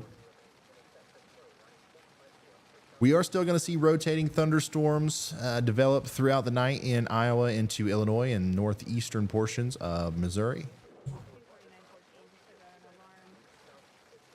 That's not going to stop anytime soon. But when it does, we're going to transition over to a flash flood threat.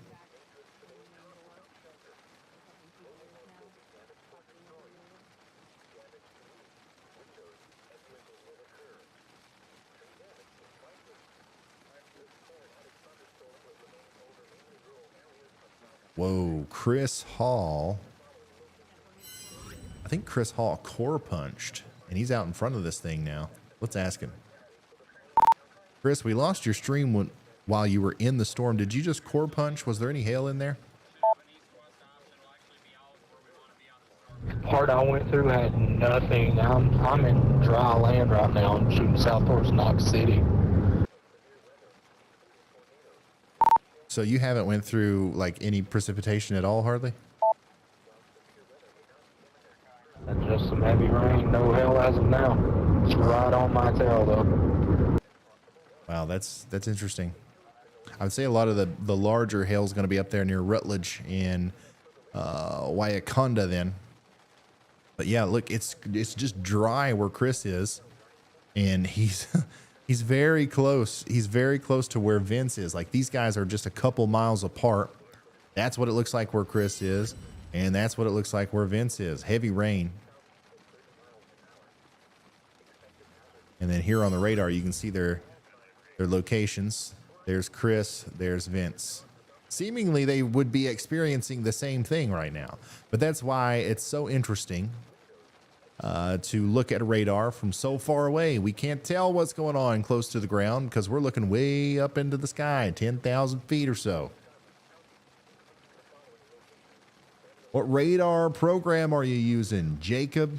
Thank you so much. I am using GR2 and then my favorite, Radar Omega, which this is just an app. You can get it on your phone. You can get it on your iPad. You can get it on your tablet. You can get it on your Android. You can get it on your Pixel, Google Pixel. You can get it on anything you want. All right. And it's the best that you could possibly get. I literally conduct a show on the internet that sometimes has 40,000 people watching. The number one could be like the number one most watched thing at a given time on YouTube on the back of this app that you can get for $8 in the App Store. It's unbelievable. Unbelievable. Anyways, here is a new severe thunderstorm watch. Hail up to 2-inch in diameter is likely. Scattered wind gusts up to 70 miles an hour possible. Frequent cloud to ground lightning. This almost makes it up there to Chicago, but not quite. So this includes Peoria, Champaign, Effingham, Springfield, Lincoln, all these places in central Illinois, but no Chicago included in this. So go to sleep.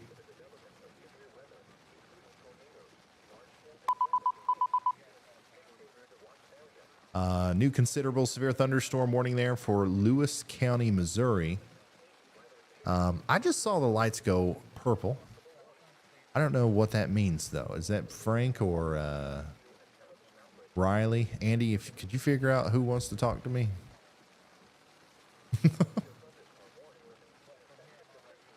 Hey Ryan, I made the lights purple. Chris just said that he's positioning in front of the hail core and he's going to watch the light show come in and see if he could find the hail.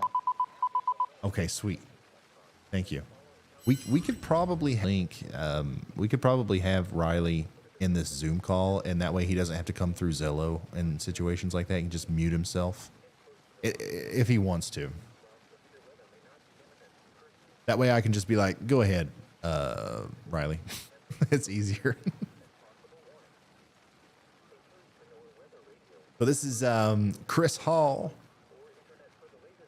I wanted to call him Chris Hall, y'all. Maybe that's what we should start calling him. No, don't do that. Don't do that. He might not want it. He might not want that. But we got Chris Hall here in front of this big nasty storm that's getting ready to come through LaBelle. So he's really close to LaBelle and Knox City. It looks to me like this storm might be trying to establish a new base, a new updraft zone here, maybe a new hook trying to come out on the front side here. So Chris needs to be careful and watch that as he enjoys the light show. I'm actually going to tell him that. Chris, we're watching your stream. Beautiful view of the incredible light show coming in. Just wanted to give you a heads up. I don't know if you're looking at the radar or not, but it does look like a new base, like a new rotating part of the storm is trying to establish to your south and west.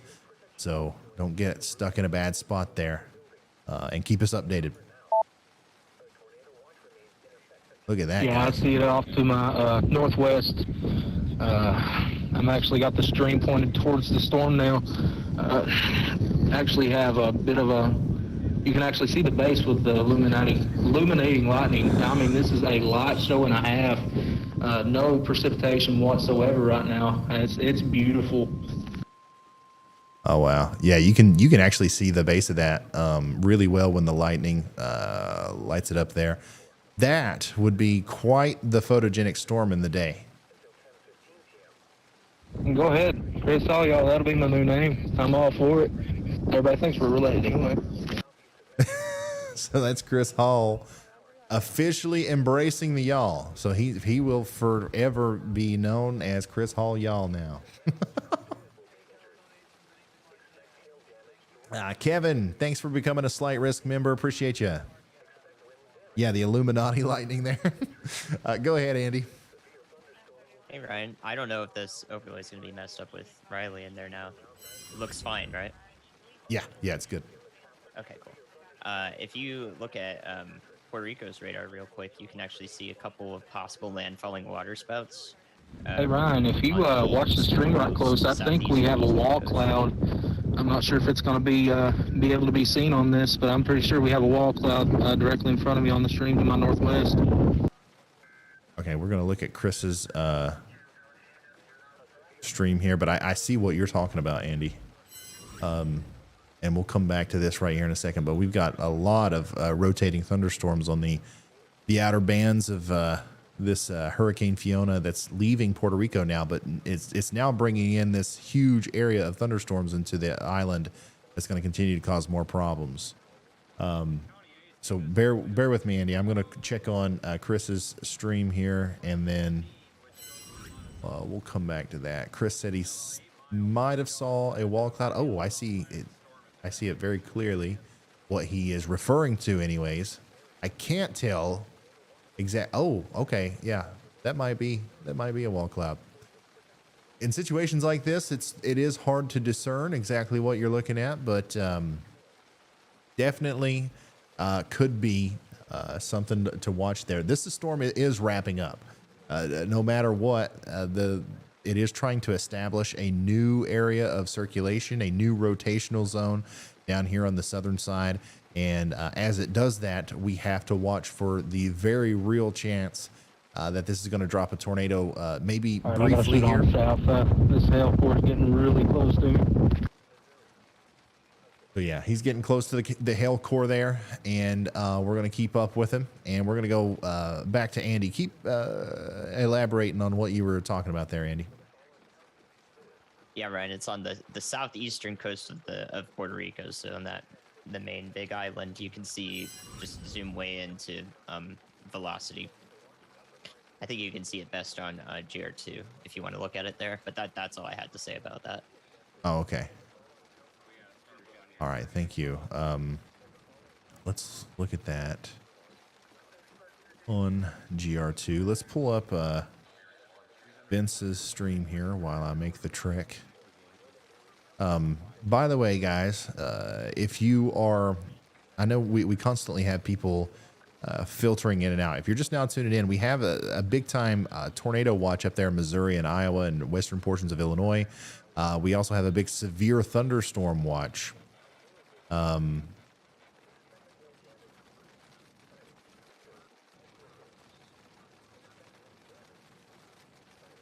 We have a big severe thunderstorm watch in Illinois as well. But on top of that, we have a hurricane down in the Caribbean that is incredibly heavily impacting Puerto Rico right now. And we're trying our best to relay as much information about that on top of all the other information as we go forward. We've got a bunch of rotating thunderstorms, a bunch of water spouts out there that are coming up into Puerto Rico. And a lot of this area is experiencing incredible flooding, mudslides. There's a flash flood emergency for the southern area. So we're going to keep a close eye on that as we go forward. And yeah, I'm having some problems though looking at the different things. It's very easy to see though, even on reflectivity. If you guys have your own instance of Radar Omega at home, you should go look at this. You should go to the base reflectivity down there in Puerto Rico, which yes, you can do that on Radar Omega, and watch these storms. Like, look at the overall motion of these bands, right? And then watch those renegade storms kind of travel in a different direction amongst that, all the wind shear there that's in place, and then switch over to the velocity, and then you can see the areas of rotation there along with it. So Chris Hall, y'all, is somehow still dry. Somehow is still dry, despite being literally in the same place as Vince Welty, who is in a torrential downpour. How is Andy popping up on all these scenes? Okay, so here's Vince once again. Here's Chris. They're like right behind each other. It's like Vince is that guy that's constantly got the rain cloud following him. W Andy. Yeah. Ryan, please, my lawn is croaking. Bring me some rain. I'll work on it.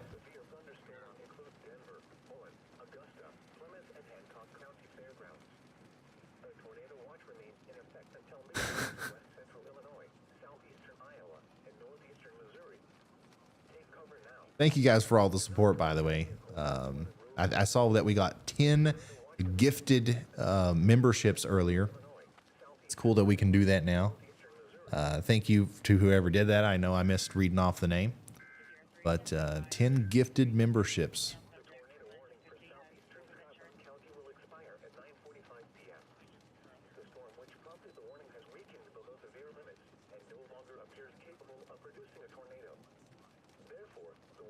Wow. Here's another look at the flooding in actually, is this, where is this? Hold on.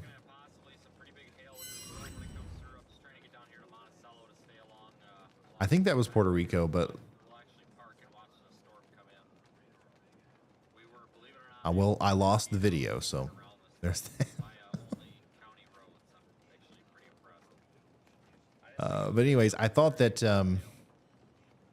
might have also been somewhere near Japan, but I've lost the video. But it was flooding so much. There was a bus full of people, and the water was starting to get in the bus. If I can find that again, I will show it here. Here is another view down there in Puerto Rico of some of the flooding that's going on.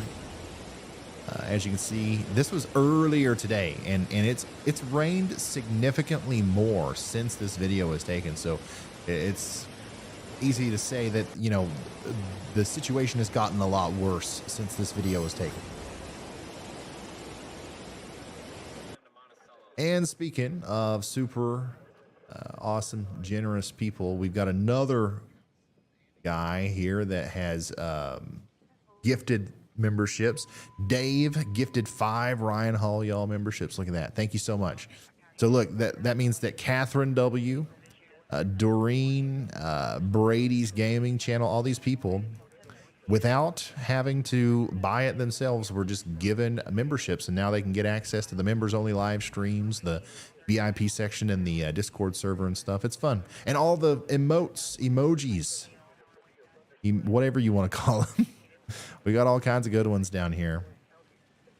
So appreciate y'all. Let's see. Yeah, thanks, Dave. Everybody say thanks, Dave. W Dave. Common Dave W.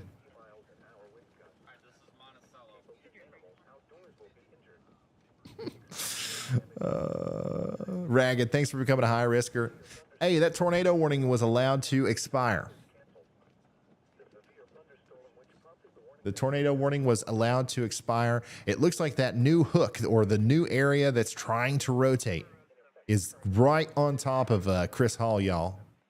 And no, Chris Hall is not my brother. A lot of people say that, and like honestly, I wouldn't like. It would be great if he was, but like just because we have the same name and we're from the same state does not automatically mean that we're brothers.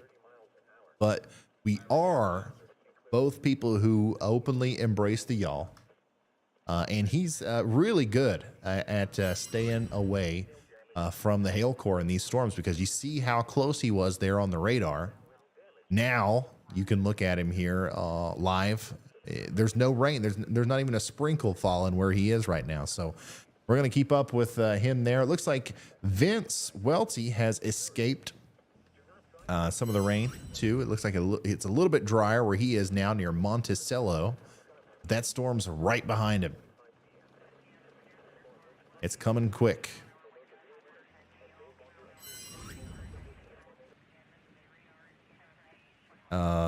Forsaken, thanks for becoming a high risk member, and Catamarang, thank you for becoming a high risk member. How's Davenport? I think Davenport's fine. Davenport is fine. Looks like the severe thunderstorm warning is still in effect for Davenport. You're still getting a lot of that heavy rain and the lightning and the wind and stuff, but it'll be over within 5 minutes. The biggest part of the storm has moved off to the east and to the southeast, and that area that we were slightly concerned about with the rotating elements has really let up a lot. So we're no longer worried about that too much. It does look like this is going to turn into a big complex of storms that's going to hit Ottawa, like we talked about earlier, Princeton, Aurora, and possibly even Chicago. It does look like Chicago could get in on some severe weather from this chunk of storms here as we go over the next, I don't know, hour, 3 hours, something like that.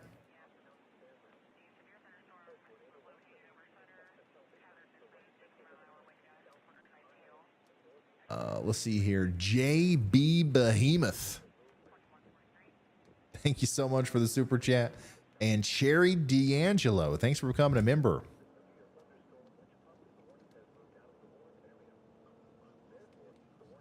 This is definitely, it's been an underwhelming, I think, 10% hatched risk day. Definitely can say that without feeling like I'm just dogging on the SPC or something. I think that's just a matter of fact. It's a good thing, though. We never want to see too many tornadoes. Especially outside of just empty fields.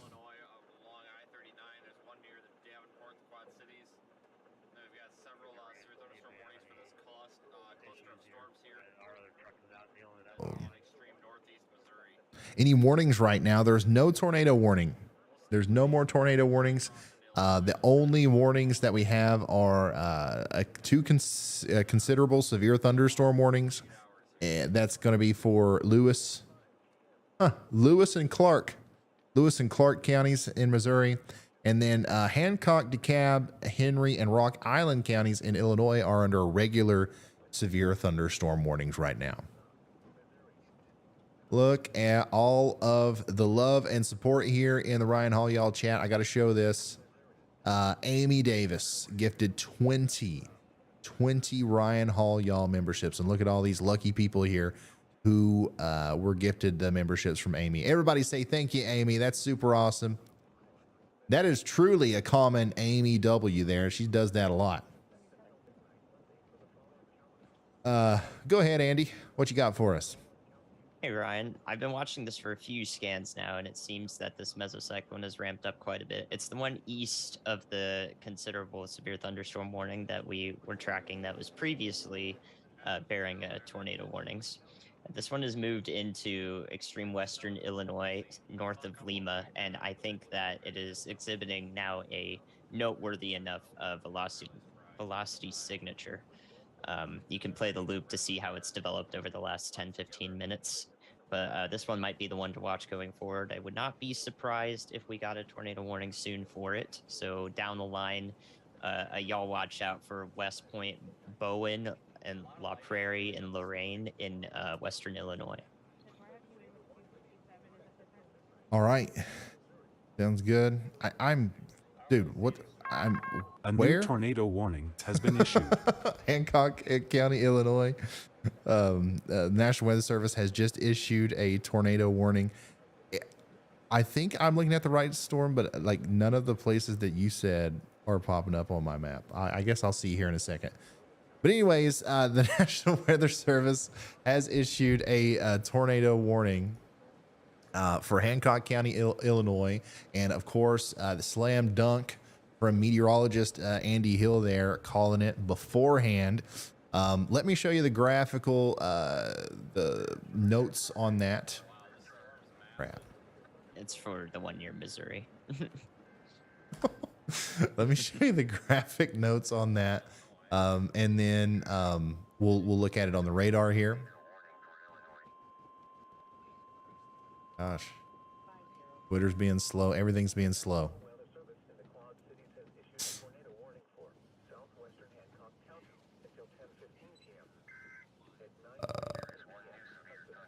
Okay, there it is. All right, here we go.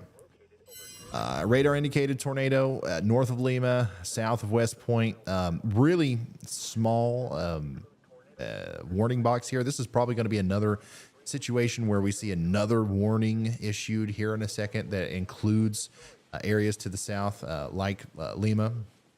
But that is what we're talking about there. We got a tornado warning, quarter size hail possible. And this is what it looks like on radar. Okay, so there's your purple polygon. Breckenridge, Chile, and Tioga are all included in this. And Andy, what radar side are you seeing the best angle from? What are you looking at? I'm looking at Davenport still at the moment, but I think St. Louis is about equidistant from this one. All right, we're going to come in here. We're going to inspect this storm. Oh yeah, big rotational area there, just north of Lima, south and west of West Point. I think once again we'll probably should see a little bit more southern extent to that warning that might include Lorain here within the next little bit. So if you're in Lorain, West Point, or just anywhere in Hancock County, Illinois, take shelter immediately because we got a big nasty storm, a huge area of rotation that might be trying to tighten up a little bit there just to the north and east of Lima. And that means that we could see a tornado soon here. We're not seeing one right now, but we could see one. These storms up here to the south and east of Davenport continue to look real scary, but they're not really exhibiting much in the way of rotation. But still, big hail, big time winds, lots of lightning, lots of heavy rain. That's all going to be possible up there. These storms down here, though, continue to be the show stealers, as all of our storm chasers are down on these. Chris Hall, Vince Welty, Brandon Kopic, all these guys are on this storm that produced a tornado warning just moments ago to the north and west of Monticello. But now the energy, I guess, has transferred off to the east, and we're seeing this big tornado warning south of Keokuk, north of Lima, in western portions of Illinois. So let's continue to watch that, and I'll get an update from Twitter and everything else. By the way, Amy, once again, thank you for your very generous gifting. Xerix, thank you. He says, what about Indiana? We'll talk about Indiana here in a second. In the meantime, nothing is really, you don't have to worry about anything in Indiana. These storms are going to die out significantly before they get there. Gettysburg, ma'am, thanks for being a moderate risker. And Lil Baby, thanks for being a slight risk member. Y'all are awesome. Oh, here is a video from Chris Hall. I can't stop calling him Chris Hall, y'all. So that's what we're doing. Chris Hall, y'all, with the very ominous lowering on that cloud as he was watching that storm move near Memphis earlier in Missouri. He's still on this storm, but this storm specifically has weakened a little bit, and we're mainly watching that storm to his east now. Is this gonna hit St. Louis? I mean, it could. Like this storm specifically is going to be very different by the time it gets to St. Louis. It could rain tonight. Yeah, it could storm early in the morning as a result of these storms.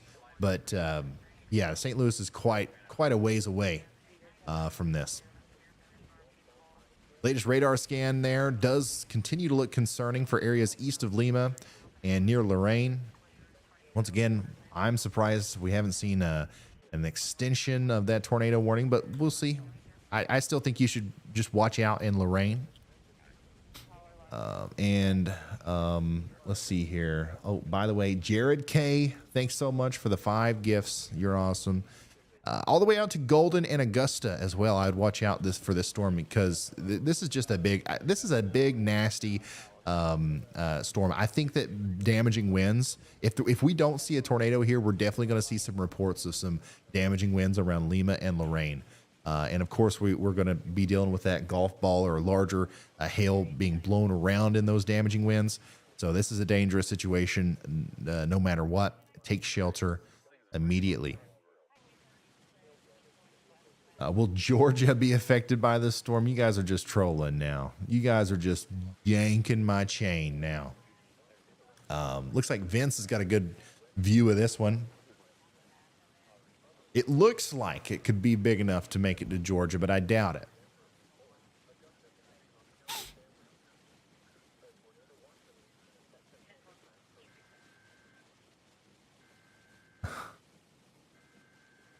Oh boy. Typhoon Namnadal from space. Ooh, that's a good view on Twitter there. I'm going to retweet that.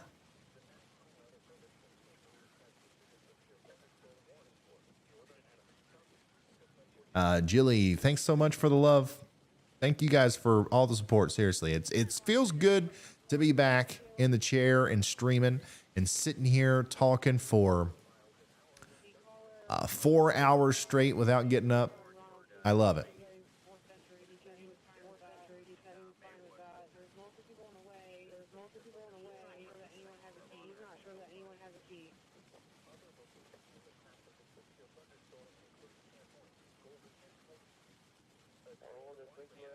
Yeah, the lightning with these storms is completely nuts.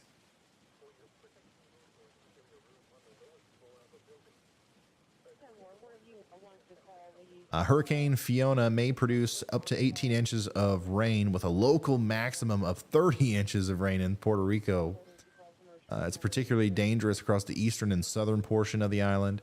These rainfall amounts will produce catastrophic, life-threatening flash floods and urban flooding.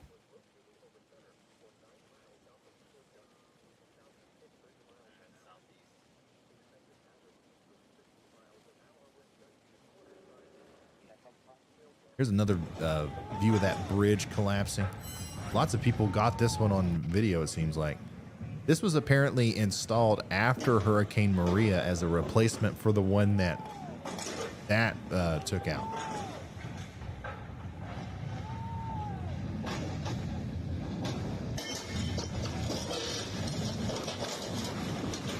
That's exactly what I thought a bridge getting yanked out of the ground would sound like. Wow.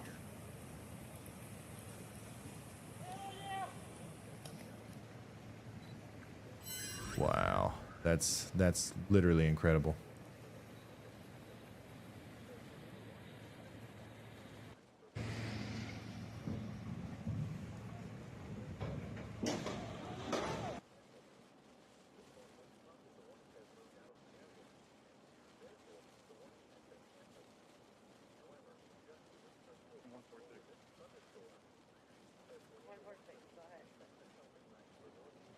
Chris Hall says he's going to Camp Point. So Chris is now going to try to get in front of this new storm that's promoting that new tornado warning. Looks like he's going to go through. Tornado warning has been issued. Yeah, there it is. Yeah, that's kind of what we were waiting for there. This is Adams County, Illinois. This includes Camp Point. And that's a new tornado warning for Adams County, Illinois, and that's where all of our storm chasers are on their way. So Quincy, you're getting ready to see a parade of storm chasers drive through, and basically they're all just trying to get to Camp Point because that's where this next storm is kind of lining up for. And once again, this is a big tornado warning here. This includes Columbus, Clayton, Golden, Mendon, La Prairie, and Lorain.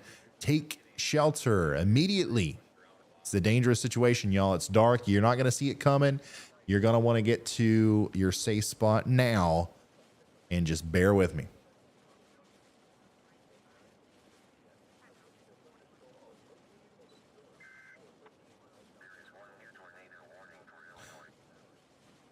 Oh, yeah. So, some of the people who were wanting to see the setup from my point of view, this is the live look from the TikTok camera right now.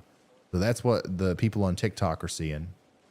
Got a lot of monitors in front of me. That's why I'm looking around so much and darting. My eyes are darting all over the place.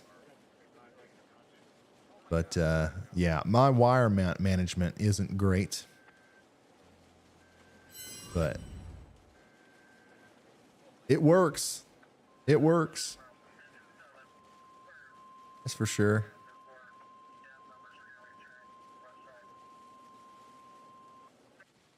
.9 magnitude earthquake in Taiwan.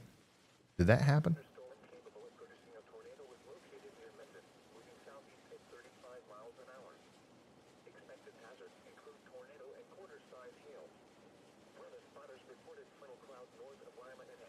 Yeah, the wire management is terrible. I know.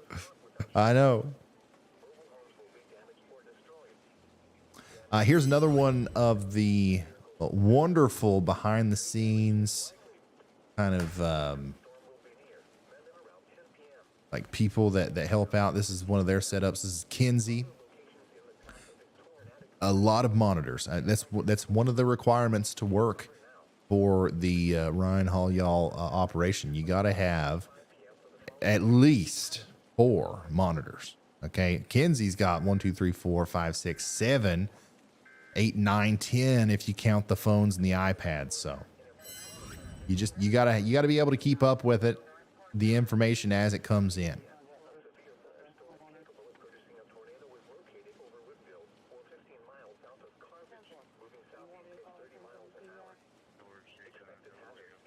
Yes, the earthquake did happen in Taiwan. Oh, that's crazy. I just saw the some of the information about that.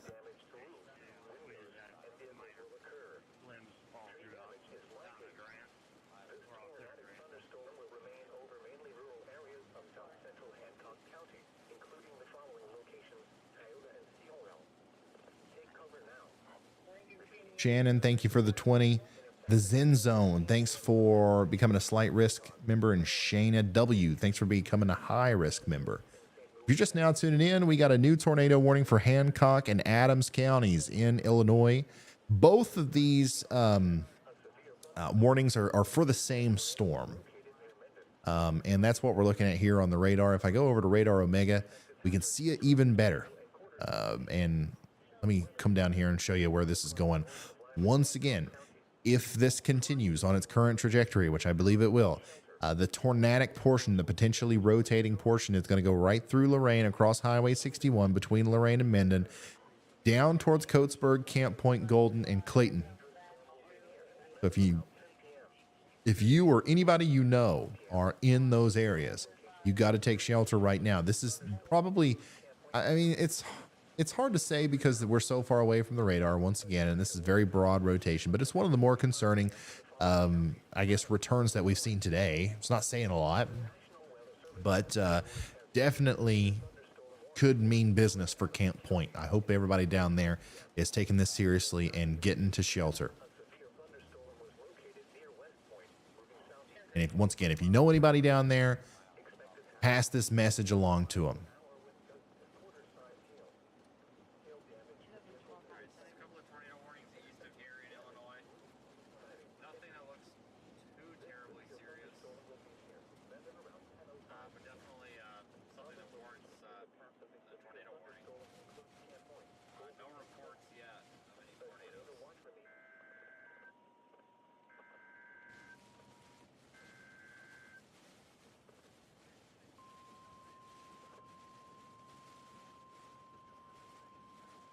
Will Ohio be affected? Not intensely. It'll rain tomorrow, but it's not going to be anything too terrible. We'll look at the models here in a bit. Whenever things calm down again, we will look at those models and go through the entire forecast.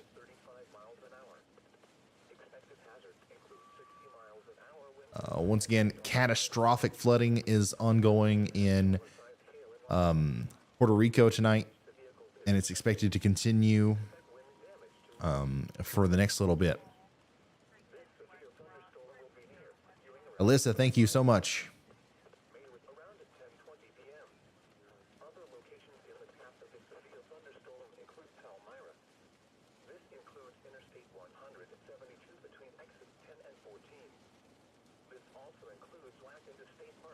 Go ahead, Andy.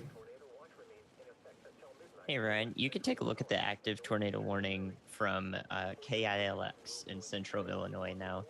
The velocity signatures are a little bit weaker because I believe the strongest of the rotation is happening meridionally, so in the north-south motion, which is not well represented by the orientation of the storm to the KILX radar. However, what it does show is that the rotation is tight now near West Point and Lorain. You've got it wrapping up, and velocity signatures are pretty close, almost gate to gate. So that's all I have to point out about that. All right, thank you, Andy. It does look like things are, like you said, wrapping up right here near Lorain.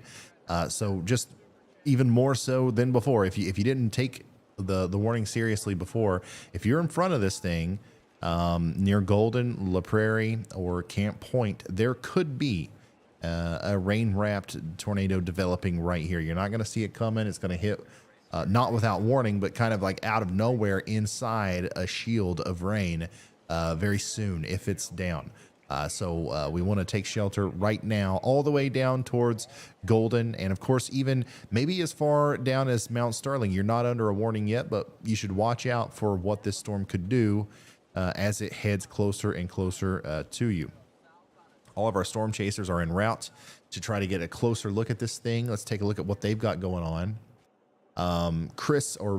Vince Welty is in the dry. He's out in front of this thing right now. Let me tell you the roads and stuff. So Chris and Vince are both on Highway 6. Vince is about to go through Durham. Then he's going to go through Maywood down towards Quincy, and then he's going to go from Quincy out in front of this thing towards probably Kellerville. Now, Quincy is a little bit of a bigger city. Which, by the way, you guys are under a severe thunderstorm warning. Get ready for some big hail in the next little bit. So it might take them a little bit to get through Quincy. It's not like a huge city or anything. It's just not going to be an interstate, going through the town. So I don't know if they'll be able to get in front of this thing or not, or if they're going to actually intercept there near Camp Point in Kellerville. So we'll keep an eye on them. It looks like Brandon Kopic is a little bit further back.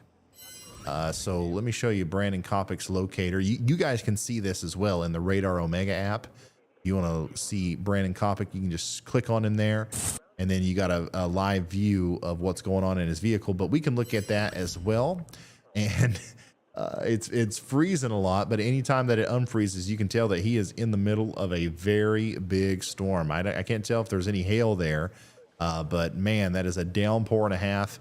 And he is just to the south of Benjamin, to the west of Canton, near 10 Mile in Missouri. That is Going to be moving towards Canton and LaGrange here and Quincy in the next little bit. This is what you've got coming for you in Quincy. So get ready for that. We're going to continue to watch these storms as our storm chasers try to get closer and closer.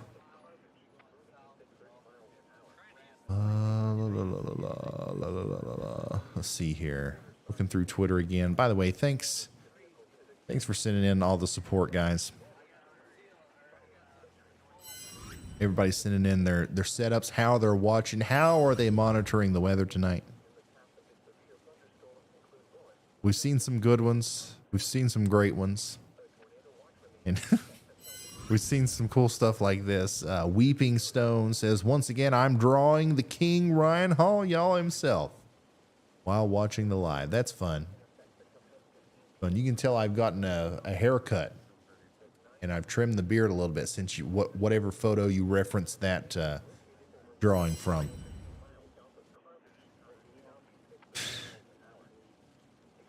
It has been a slower than expected 10% hatched risk day, but we've still had a lot of activity out here. Lots of big hail, lots of really photogenic storms earlier in the day when it first started.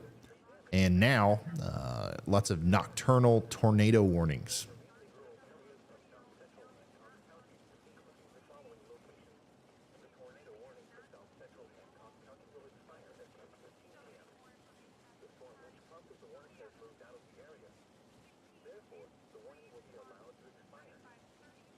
Oh, sorry. If you want to follow me on Twitter to send me pictures and videos and stuff like that, at Ryan Hall Y'all. At Ryan Hall Y'all. That's how you get there.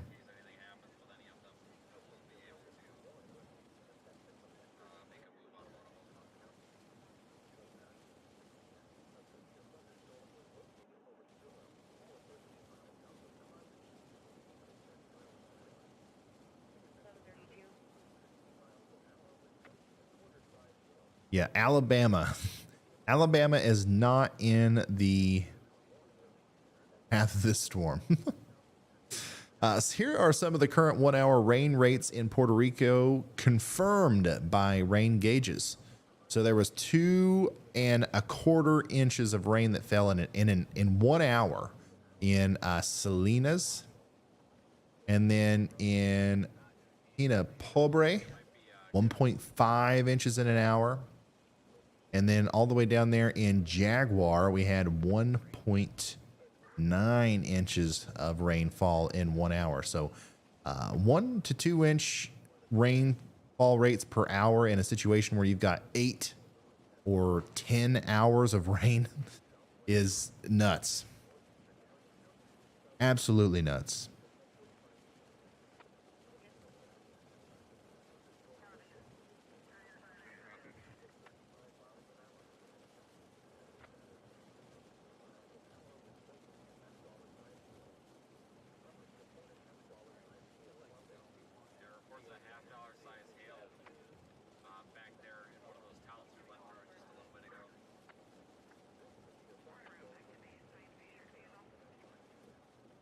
Yeah, echo tops are over 60,000 feet, according, apparently, on the storm that we're watching here.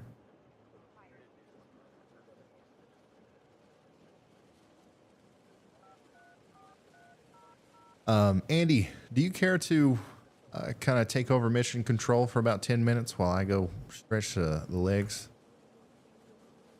You want me on 10 minutes? I can do it. Wait, what now? 10 minutes, huh? Oh, yeah, probably. All right. All right. I'll do my best. All right. So, guys, Andy, one of the cool things about the new setup here is I'm going to push this over on mission control. And usually you would just hear Andy talk over an image of a radar on my computer that he couldn't interact with. But now he's got his own radar, and look, no hands here. He's the one controlling it. I mean, this is next level stuff. All right. So I'm going to take a quick break, and I'll be right back. In the meantime, here's Andy. Take it away. Thank you, Ryan. All right, y'all. It's good to see you all. I could talk to chat all you want. So if y'all want to talk to me, go ahead. I'm looking at chat. My chat is not crashing, unlike Ryan's. But yeah, I'm controlling this much cleaner than the last time. If I don't know how many of you were there in April when he went out storm chasing, and I was left to my own devices here, trying to control this thing, and I could do it at about 2-3 frames per second. It was pretty difficult. Yeah, great to see you all again. It's been some time. Of course, just to keep you updated, we're watching the one active tornado warning we've got in extreme western Illinois to the northeast of Quincy in Adams County.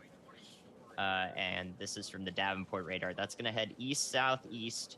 So eventually Mount Sterling, areas north of Meredosia, and south of Beardstown are going to see the effects of this storm. Whether or not it'll pose a tornadic threat at that time remains to be seen. That's why we need you to stick with us. And of course, heed the National Weather Service warnings for reliable sources of information. I'm doing well, though. Yeah, good to see all of you. I can only do 2 panels, so yeah, I'll bring up the correlation coefficient real quick. But there, at this level in the storm, there isn't really much to use the correlation coefficient with. It's so far up that we can't actually, tell anything that you're looking at. I know you want to look at the correlation coefficient probably to see if there's a tornado debris signature, but yeah, we're not going to be able to observe something like that above 2,000-3,000 feet in the storm reliably. Yeah, a lot of you want to know the progression of this storm and the storms around. So this blob up here towards Ottawa is going to head relatively east, maybe a little bit south of Chicago. So the metro is probably going to miss out most of any lightning activity associated with these storms up here. I can draw on this too, by the way. So any of these storms up here are probably going to go relatively this way. So maybe skirt the southern edge of the metro.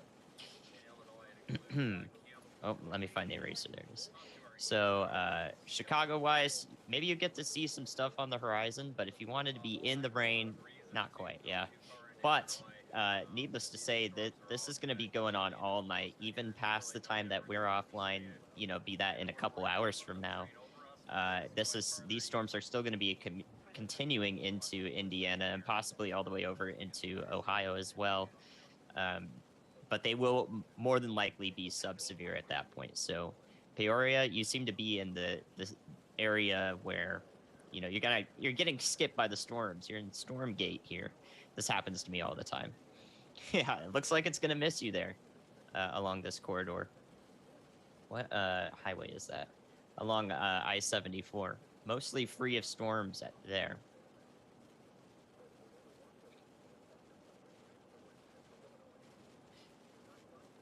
Like I said, Indiana is not really going to have to worry about the severe potential of these storms. You guys still are in a slight risk if you're in the western half of Indiana and down below Chicago to the south. You're in a slight risk, so level 2 out of 5 for wind and hail from the Storm Prediction Center. So I don't think you're going to have to worry about anything that probably would cause you some storm anxiety. But you may still see some powerful stuff roll through later tonight. The direction it's going, all these storms are going to the east-southeast roughly. So this direction with these arrows here. That's the general storm propagation vector. So if you're in Champaign, you can see generally where the storms are at now. Champaign over here will likely see whatever evolves out of this cell right here.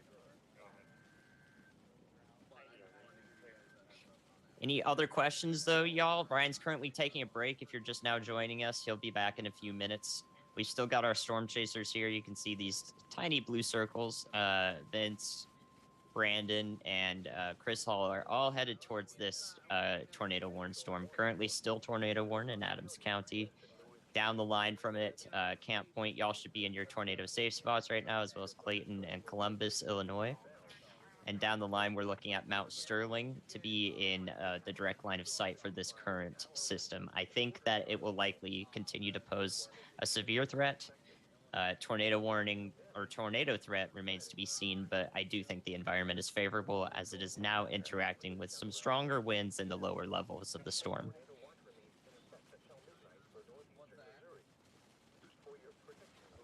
Where am I based? I'm in Minneapolis.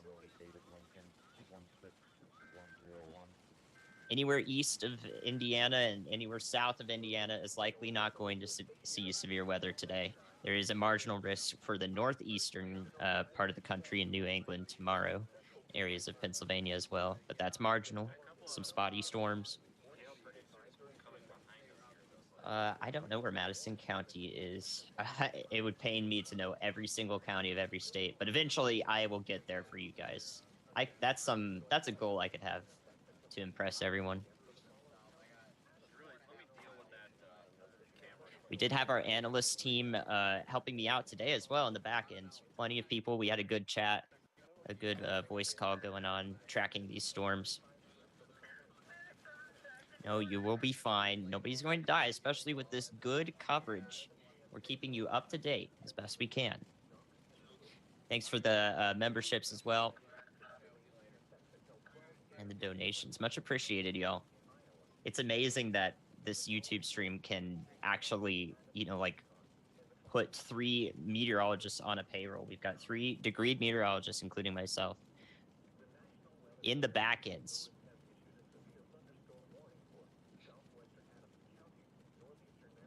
Okay, y'all, I appreciate the locations. Very good. Likely a moist air mass will make its way toward the mid-Atlantic, but whether or not you see rain from it is beyond my current scope. I am focused in on making sure people are getting information of the here and now. No, these velocities down here are not actually dropping out due to strength. It's this is in an area of range folding from the radar, so a lot of these values are actually inaccurate. So we can look at this far up in the storm. We're actually about 10,000 feet up in the storm with this area right here from the Davenport radar. The St. Louis radar is actually closer to it, but you'll see that a lot of the values are kind of lost due to the way radar works. And we have some storms forming and going severe warned for hail behind us. So we should be able to blast east out ahead. So I don't really want to jump. All right. I don't know where Morris, Illinois is. Could you give me a decent area to look at, and then I can help you out with that? Joliet? That's in that's south of the Chicago Metro. Again, you guys will probably see the northern edge of this these storms headed east, southeast. Well, I was looking at KILX, so this is the Central Illinois radar at Lincoln near Springfield. This actually is closest to the storm, but the problem with it is the area of rotation actually has stronger winds that are meridional. So you can see how odd it looks when you look at it from this radar. It's hardly showing up at all because all of the rotation is actually happening, going north to south. And when you look at these east-west returns from this radar due to the proximity, like the orientation, the storm is due west of the radar. You can't actually really see the rotation as well from this radar. Just a quick lesson for you. If you're just now joining us, Ryan will be back soon. He's taking a stretch break. Gotta stretch those legs. Make sure you don't get deep vein thrombosis. If you're wondering about Carly, yes, lots of people want to know about Carly. I have answers for you. Carly is a wonderful individual who is pursuing grad school now as of the last couple of months. She's going to go head down first into it. That's a deep field right there. You have to dedicate a lot of your time to be able to be proficient in grad school and really nail down what it is you're trying to research and look for. In addition to that, she's still running her own YouTube channel. So, like, imagine doing that. Imagine going for a master's degree and running your own YouTube channel, doing all your own editing too, as well. Like, she does all her own editing, runs all her own YouTube channel. It just got married, by the way. Like, her life is blooming. It's germinated and is now properly blooming. So, she will not be with us on the team anymore. And I would ask so much of you guys to support her and to not burden her with like constantly asking her about when she's going to be on Ryan again. When is Carly showing back up on the stream? Give her support for her own endeavors, because imagine trying to do a job like this on top of all of those things. She's doing great stuff. And just to prove it too, that I plan on being, I plan on like co-starring with Carly on some of the things that she does. If she ever wants to take me on for an interview or just to talk about things, have like a discussion between us and her chat instead of just herself in the chat, you'll see me on her channel more than likely. All right, just to update, we still have the active tornado warning in Adams County, Illinois. That's in western Illinois. Here's the broad look, as you can see. So we're well north of St. Louis and west of Springfield. The storm is headed to the east-southeast. I'll draw that vector for you right now. Is headed this direction from this tornado warning. So eventually Springfield will be in the path of this thing. It might clip you north or south. And more than likely at that point, the tornado potential. Hey Ryan, I got a rapidly rotating so wall cloud I on stream. currently You can believe see that me, Springfield, y'all should be on the lightning lookout for a wind and hail threat in a couple hours. And now that our storm chasers are making it closer and closer to the storm, we do hear them actually telling us that we've got a rapidly rotating wall cloud, as you heard. I think that was Vince. And it's tough to see from this far out. We're in a radar hole. I would be so pleased if we could get the National Weather Service some funding for some new offices. Plant one in Kirksville or Quincy, Illinois, and man, we would be golden for an event like today. Yeah, if there's a rapidly rotating wall cloud, it's going to be with this storm right here near Liberty and Camp Point, Illinois.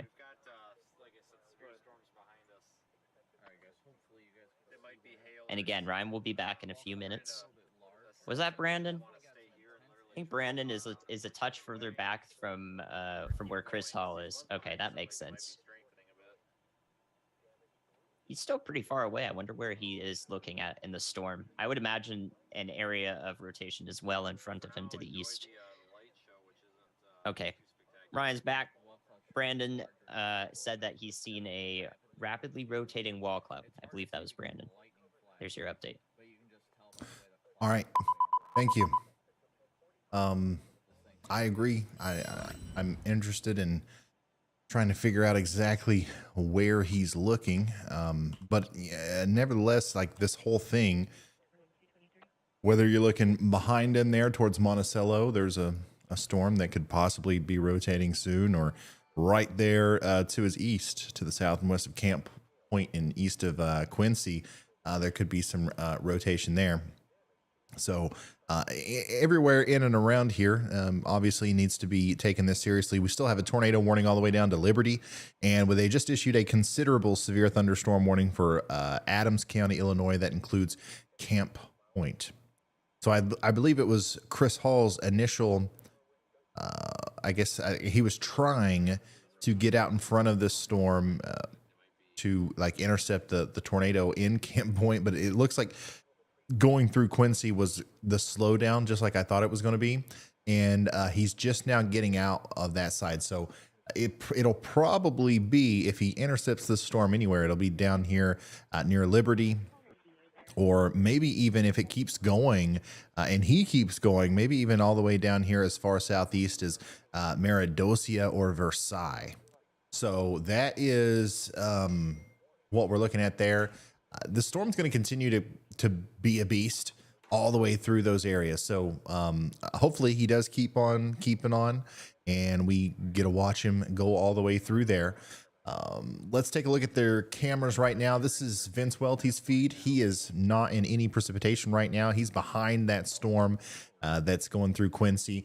I believe Brandon Kopic is just a little bit in front of him, and this is who reported that rapidly rotating wall cloud. I don't know if he's still seeing that or not. We'll ask him here in a second. But in front of Brandon is Chris Hall. and he's right smack dab in the middle of some of the heavy precipitation there. It's getting ready to get even heavier as he goes just a little bit further down the road. So we've got eyes on this storm. Once again, more than literally anybody else. There's nobody else who's paying as much attention to this other than like the National Weather Service. So like if you, like if there's going to be something that happens here, Chris Hall, Brandon Kopic, Vince Welty, you know, they're going to see it first. So that's why we appreciate these storm chasers so much, and we're happy to be able to bring their feeds to you all congealed together onto one stream with radar analysis. Hey, thank you so much, Judy, for the 10. She said, thanks, Andy. As always, thanks, Andy. And then Vince is thinking about intercepting the storm to the west. That's from Philip Brooks. Vince and Brandon both are probably thinking about intercepting the storm to the west because it's got a little bit. So the one to the east, the one that carries the tornado warning now, is bowing out a little bit. And that means it's probably going to lose any sort of tornadic, feature that it had. But the storm behind it is a little bit more, it's a little younger, and it has the ability to make up for that and possibly do the same thing as the other one did here soon near Ewing. Go ahead, Andy. Yeah, Ryan. Actually, I just noticed this. I've been watching it for a while, but up from the Davenport radar. Let's see, how can I get you there? From I-80, and then you go south to Bradford. That's south and west, mostly west southwest of Ottawa. There's now what looks like a spin-up tornado happening there. I think in an embedded circulation. If you play the loop there, you can see that it's been mostly. It almost looked like it was a slight bow echo, but now there's been an area of rotation that's actually taken up in front of it near Bradford. All right. It's an interesting feature there, and it does look like even so, looking at the velocity, obviously you can see that rotation. By the way, guys, this is the first time tonight that we're actually able to kind of clearly show what we're looking for when we look at velocity for rotation. You see the reds and the greens there close together, and whenever we say close together, it's not just this next to this. So a lot of people see that and they're like, wow, that thing's rotating like crazy. Yeah, sure it is. That's broad. Whenever you can zoom in really close to the pixel and see a bright area of red directly next to a bright area of green, that is potentially gate to gate shear. That means that we're seeing some tight rotation there, which is even more concerning for the potential for seeing a tornado than the big areas of rotation. So yeah, that could be a brief spin up tornado there, and I wouldn't be surprised if they issued a warning for it now for areas east of there. But stuff like this usually doesn't last very long. But still, we need to be watching out in Hennepin and Henry as this storm continues to move forward. Tornado or not, it's going to bring damaging winds. It's going to be a big time problem for you down there. Let's go back to the KILX radar and check on our tornado warning. Chris Hall just texted me. He said, I'm in Lakeshore Hills. I'm going to punch this rotation and bring you ground truth. Chris Hall's bringing us ground truth, y'all. As he punches the rotation here near Liberty. So we're going to keep an eye on him. A new tornado warning has been issued. Got a new tornado warning for Bureau and Putnam counties in Illinois. Bureau and Putnam counties in Illinois. That's going to be a continuation of the storm that Chris Hall is getting ready to punch the rotation of. So Chris Hall's right here. He's about 1 minute away from crossing into that new tornado warning. Never mind. That was actually the one that Andy was talking about. Sorry. Yep. There we go. Did it again. Yeah, Andy did it again. Chris Hall is getting ready to cross over into a tornado warning, but that's the one that's been in effect for Adams County, Illinois. This new one up here for Bureau and Putnam County in Illinois is the storm that Andy was talking about. And there you go. That's wow. You can even see it from this radar. You can see it from the KILX. You can, but we're going to switch back to the Davenport radar to show you up close and personal where that rotation is. And once again, new tornado warning for Bureau and Putnam counties up here in Illinois, associated with this big area of rotation that's actually tight there in the middle. And this doesn't include any cities that I can see on here. Let me pull up the graphic information on Twitter here for you. But this still is an interesting storm as to like what its overall trajectory is. Give me just a second, yeah. WS.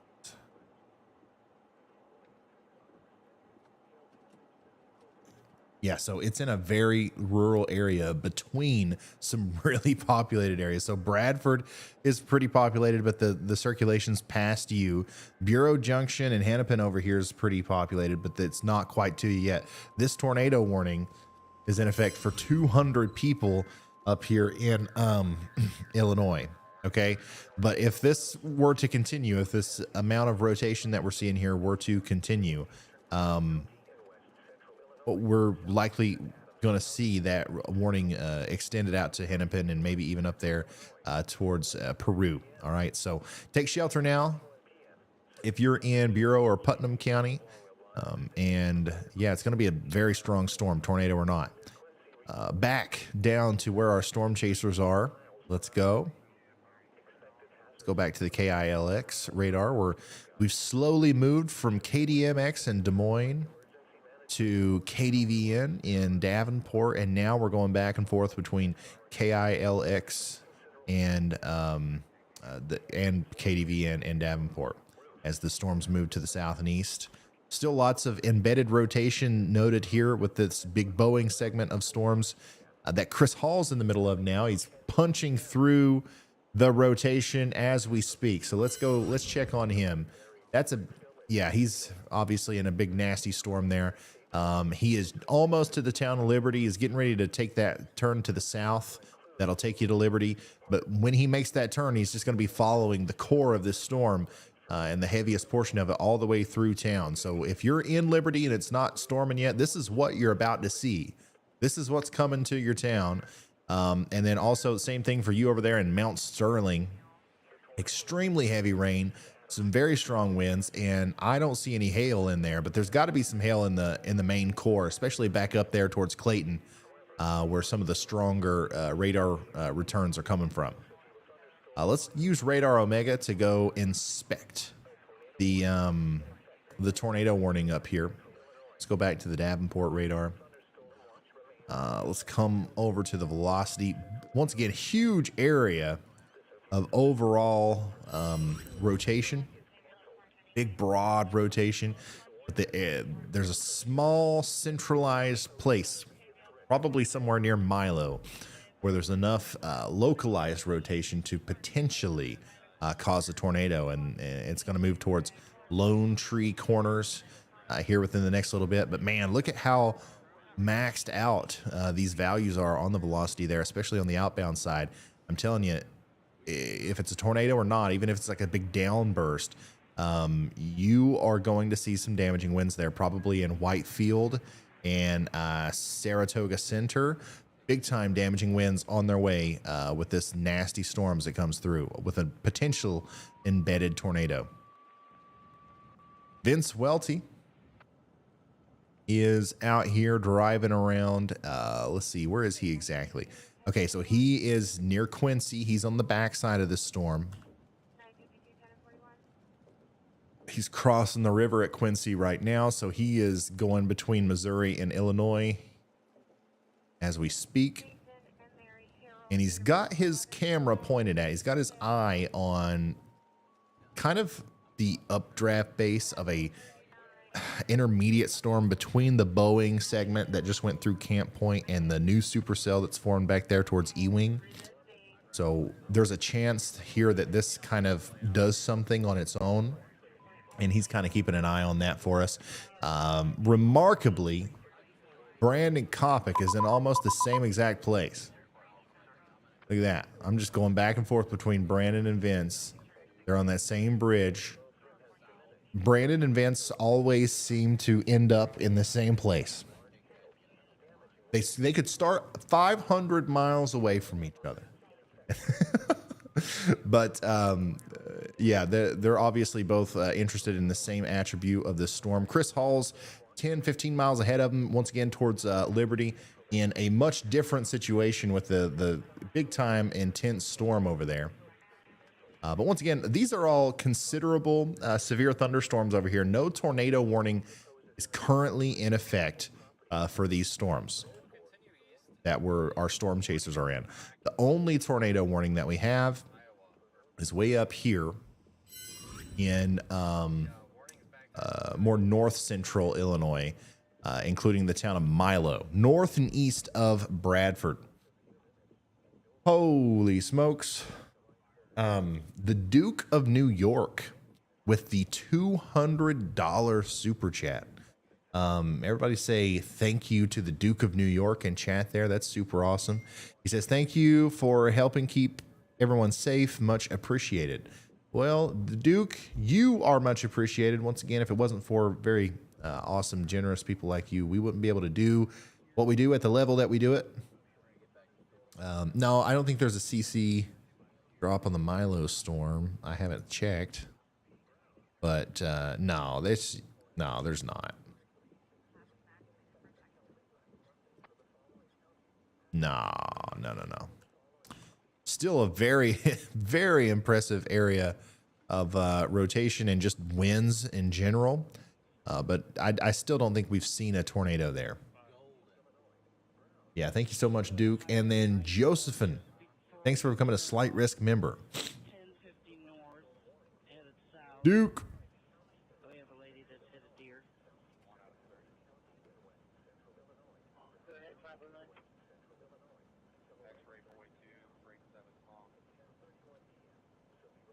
Here's the setup. The truck setup. You always got to respect the truck setup. Is it a phone, or is that like you got a built-in screen in your truck? That's pretty cool.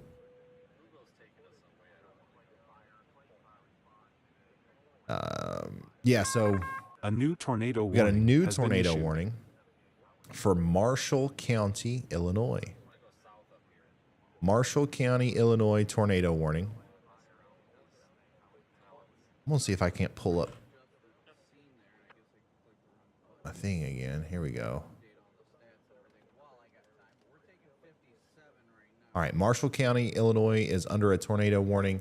Let me show you the graphic on that. Here we go. It's back up in north central Illinois a little bit.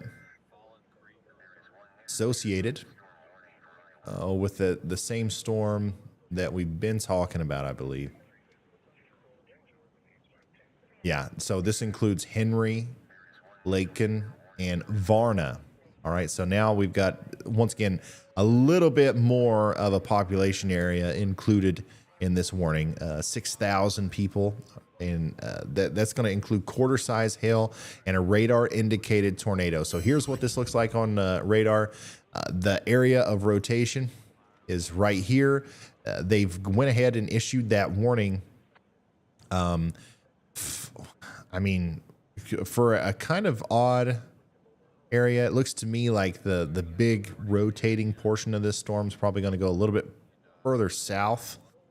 But nevertheless, we want you to take shelter if you're in Henry or Varna or Lakin in Illinois.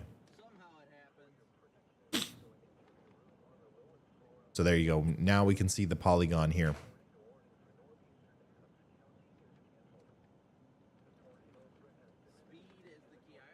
Yep, it's north of Peoria. North of Peoria. The storm that's getting ready to go through Peoria does not look nearly as concerning as far as the tornadic potential goes.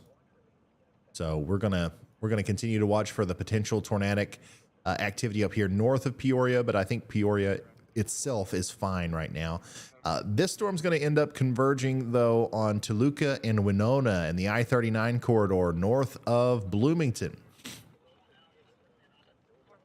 So anybody that lives in that area needs to be ready. You guys aren't actually under a tornado watch. You're under a severe thunderstorm watch. So we will probably see several, not several, but at least more than one tornado warning tonight as this line of storms continues to go through. And it does look like those storms are going to be pretty, not intense, but on the stronger side as they go through Chicago. Definitely seeing some higher reflectivity returns up here near Naperville, Oswego, and Sandwich.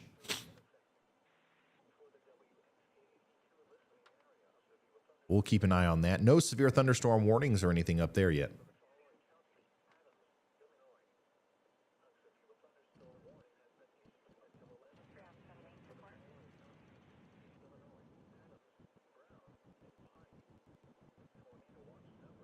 Hey, no problem. No problem, K Doggy. No problem at all. That's why I'm here.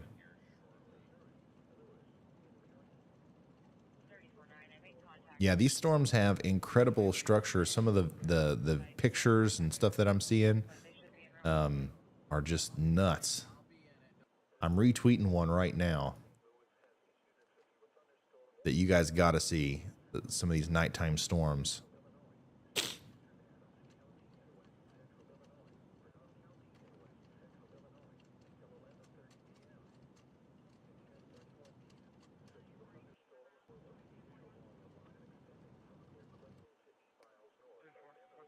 Just going through Twitter to see if there's anything new to share.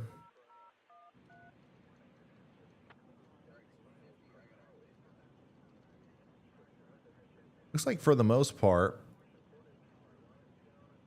there isn't. Oh, well, they did just issue a severe thunderstorm warning for that storm that's coming into Chicago, though. Severe thunderstorm warning including Wheaton, the O'Hare Airport, and Elmhurst until 11:30 p.m. Central. Let me show you the graphic on that. 1.5 million people are under this severe thunderstorm warning. Almost more people are under this one warning than were in the entire enhanced risk earlier today. But yeah, the O'Hare Airport and Brookfield, Warrenville, all under this severe thunderstorm warning. And this is quite an odd severe thunderstorm warning. Wind up to 25 miles per hour and quarter-sized hail. I don't think I've seen that before. 25 miles per hour. But yeah, some hail and some winds going to be possible. Mostly, though, a lot of prolific lightning, heavy rain, and yeah, basically it's just going to be a big light show. So you want to stay indoors, and of course, if the hail does come through, you want to get those cars in the garage. You don't want to be out or near windows during a situation like that. So yeah, I would say that all of the Chicago area is going to get in on some of that. Small hail, gusty winds, and lightning over the next several hours.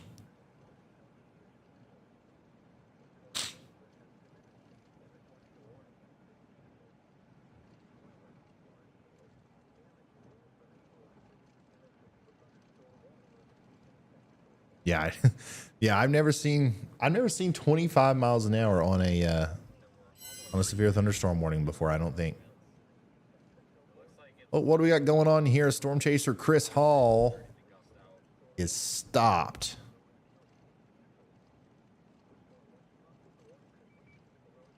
Where is he? So he's southeast of Liberty now. So he's made it into kind of where that big Boeing Echo just went through. So it'll be interesting to see what happened up here. Probably a tree across the road. Riley, go ahead. Yeah, so I just spoke with Chris. There is a tree down blocking the road. Okay, there is a tree blocking the road there. Yeah, they don't know if it's tornado damage yet or what's up with it, but the road is blocked. All right. Well, thank you. Oh yeah, I see it now. I can see it on Chris's stream. Big tree down, blocking the road. And this is, once again, south and east of Liberty. Wow, that's a huge tree.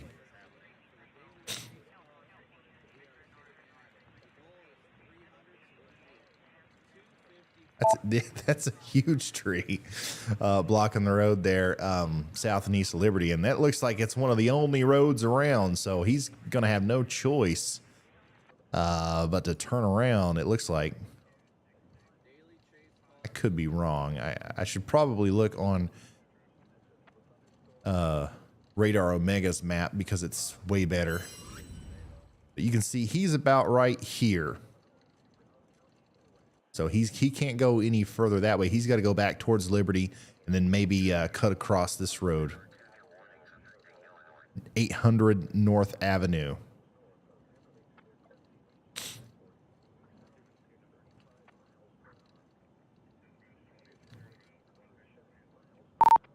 Now, Chris, just hop out there and move that thing off the road, son. I know you can do it.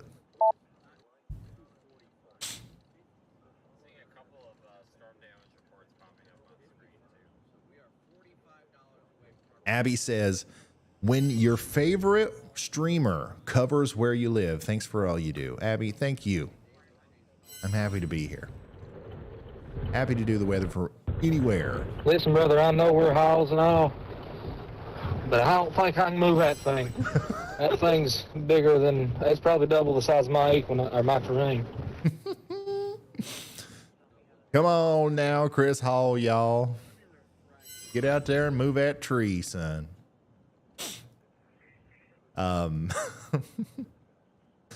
Guys, if you're just now tuning in, we got one tornado warning. It's for Marshall County in Illinois. Marshall County, Illinois. Henry is included in that.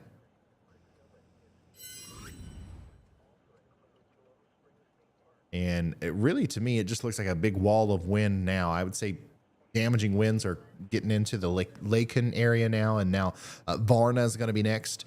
It'll be interesting to see what happens from there, but Washburn and Toluca are going to be next in line after that.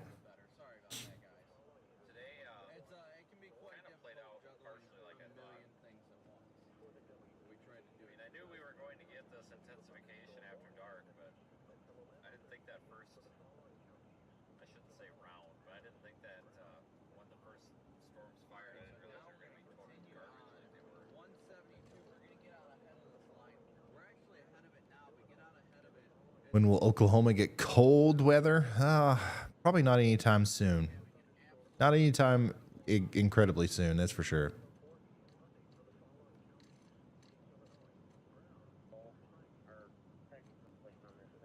Chris Hall definitely has the East Kentucky accent. Of course, it's where he's from.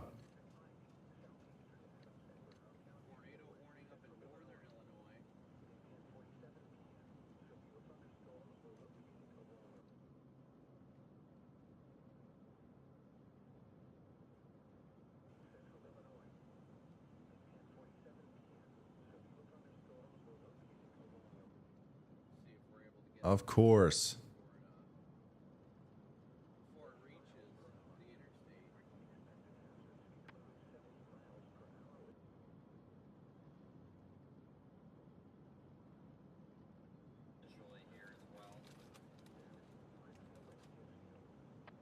Sorry, once again, just looking through Twitter to see if there's anything else to report. And it looks pretty uneventful right now. Looks like the main thing that we've got as far as like what we need to keep up with is just this big cluster of storms here on radar. You can see that that one is getting really close to Chicago.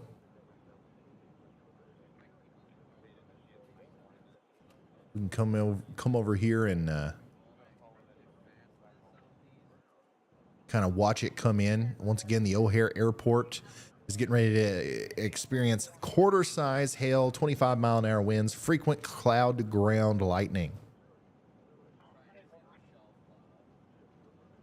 You should check out on that supercell in southeastern Iowa. Ooh, look, there is another cell that has popped up back here on the back end of this, and this was very well predicted by the HRRR model. This is the beginning of what will likely become an overnight training of thunderstorms that kind of pop up one after another along this line here today or tonight, right through here. So we're seeing this pop up. This does look like it's got a little bit of rotation on it, as it will. I don't think that's incredibly dangerous just yet, but definitely something that we will watch. The real danger here, I'm telling you guys, is going to be the flash flooding threat as we go later on into the night. This storm specifically, the one that knocked down that big tree that turned Chris Hall around, is packing a very huge punch with damaging winds right now, I'm sure, as it gets into Perry. Same thing's happening up here with our tornado warned storm near Laken and Varna. No big winds in the Chicago storm, but definitely some hail, some heavy rain up there. We'll come back down here if we can catch the storm in Hannibal.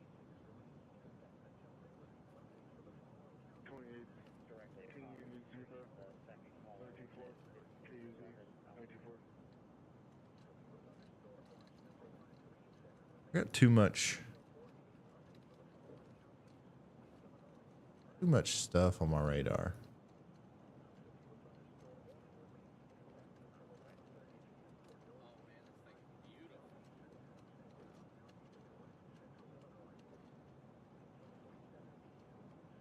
I don't know what it is about this, but the colors seem different. A lot of lightning behind me. I can see it in my mirror. Well, probably gonna catch the core up ahead here. Just a little bit. I might be able to get a little bit further south. Yeah, I couldn't tell you.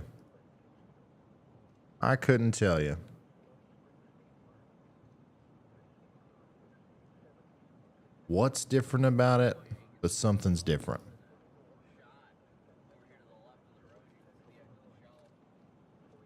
Chris's stream is down right now. He lost service. It feels so good just to be out of the storm, guys. I can't even tell you how good it feels to be out of this storm right now. Still big area of rotation coming into Washburn and Varna. Take shelter immediately. That's the only tornado warning that we have right now. It's going to be for Marshall County.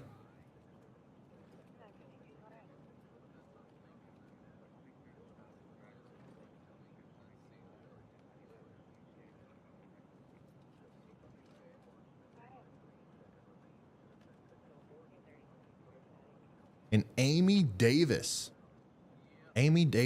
with 20 additional gifted subs, gifted memberships. Once again, everybody please say thank you, Amy. Super generous tonight. That's 40 total from Amy. We'll stop up here at Fall Creek. Looks like this storm that's on the Missouri side of the river here. North, yeah, just went warm just now. That's it. That's awesome. Thank you, Amy. Told you. Oh, I think Tom just went out somewhere. Yeah, it's about to say it's about to go thunderstorm warrant. And then it did. Yeah,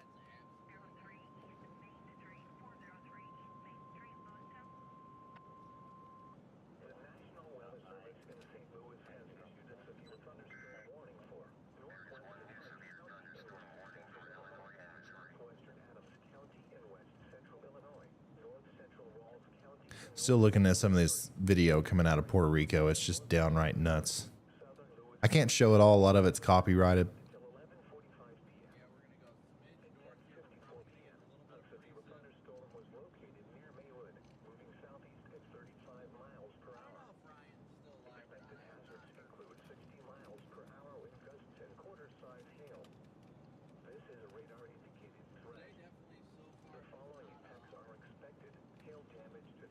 If you are just now tuning in, we're covering severe weather in Iowa and Missouri and Illinois tonight. We are also covering just a destructive and devastating situation that's going on in Puerto Rico.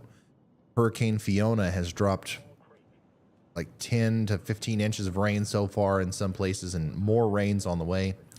And we've just seen an incredible amount of flash flooding over the past several hours, and it looks like one of the like a worst case scenario situation down there, where we've just got a ton of mudslides, a ton of flooding, and the entire island is without power. Millions of people without power. What do you do during winter storms?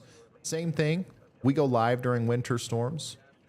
The winter storms are a little bit more like laid back. Obviously, we try to stay serious during these tornado streams, because, like, you know, if there's a tornado, like even on nights like tonight, where there haven't been a lot of tornadoes, thankfully. But the fact that there's potentially going to be tornadoes somewhere means that, you know, potentially somebody's life's at stake. A lot of people have tornado anxiety. A lot of people have, a lot of people just don't react well to being scared by the weather. So we try to be serious here. We try to always, you know, just get straight, matter of fact. Here's what's going on. Here's the radar. Here's the storm chasers and all that stuff. And that's fine. I love it. I love that we do that and that we provide that service for people, and it's awesome. And I wouldn't have it any other way. But in the winter, during snowstorms, we go live, and it's just a party, son. It's just a weather nerd party is all it is. And I love it. I think that it's super fun. It's refreshing. And yeah, we sometimes carry, you know, during a blizzard or something, we'll have a whole bunch of viewers, and everybody sends in pictures and videos of their snow and building snowman. We have like snowman building competitions, and we still have, storm chasers that go out in the snow for us and just show us the road conditions and stuff like that. So if you are interested in winter weather live streams, make sure you subscribe to the channel. Because we will be doing that for sure. We sold 1,000 Yolometers over the past week, which are big giant snow measuring sticks that I put on my website, and that'll be fun because I think we'll have a lot of people interacting during the stream and sending in their pictures. Here's us shipping out all of your Yolometers the other day. We literally filled up an entire UPS truck with big snow measuring sticks. And it's still summer. That's how excited people are for the winter live streams.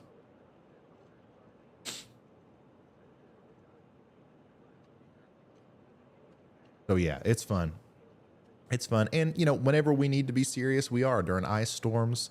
Sometimes there's a severe weather aspect to a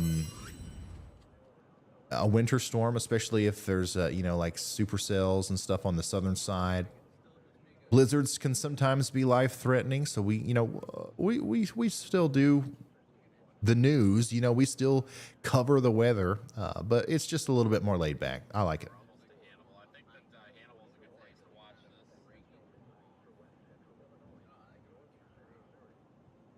Chris Hall is saying that he's getting 60-mile-an-hour winds easily in this part of the storm that he's in right now. It says rain and tree limbs, which we don't have.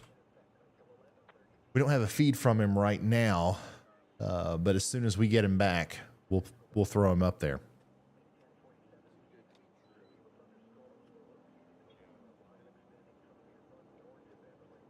Brick Girl Jay says you need to make those snow sticks bigger.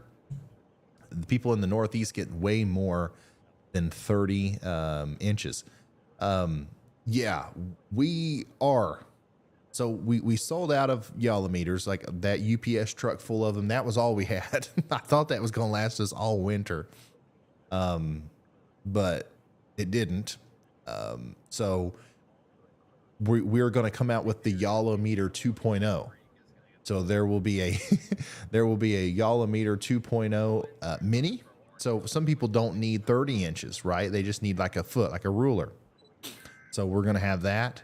And then we're going to have the Yolometer 2.0 XL, which will go all the way up to, I believe, 48 inches. So that's fun. I don't know when we'll release those. I don't know when they'll be ready, but yeah, those are coming. They are coming.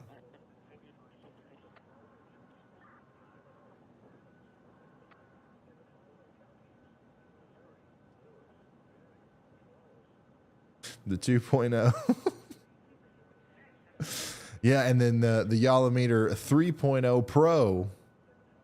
That one, it'll just walk outside for you and measure the snow, and it'll text you the amount of snow that you have.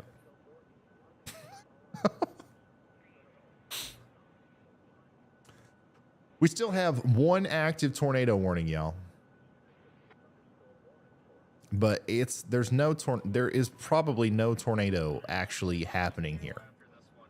Definitely some damaging winds, but I'm interested to see what they do, but I don't think they'll continue that tornado warning. If they do, it will include Washburn and Toluca. It's up to them, though. We'll wait on them. This big storm that produced the tornado warning is going to combine with the storm that just went through Peoria near El Paso, and it's just going to become a big old rainy mess, son.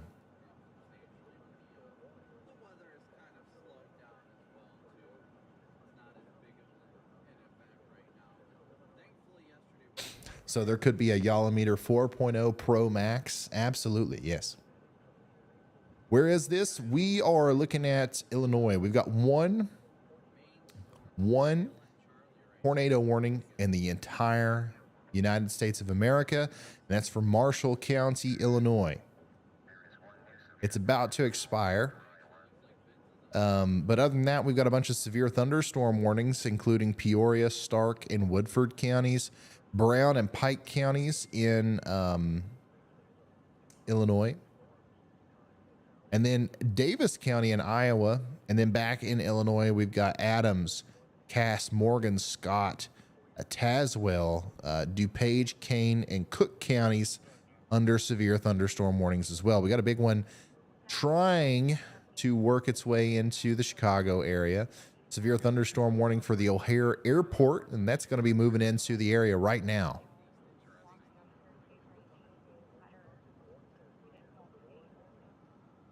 Moving into Chicago right now.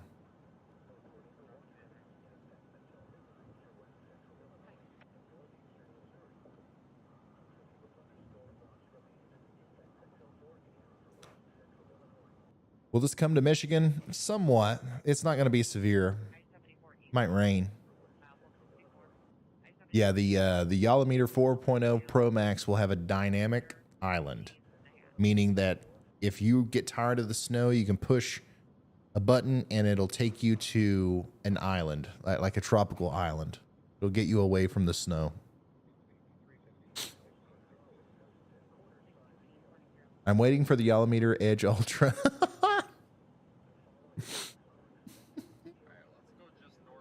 Ryan, are you AMS certified? I'm not, but meteorologist Andy Hill is AMS published officially.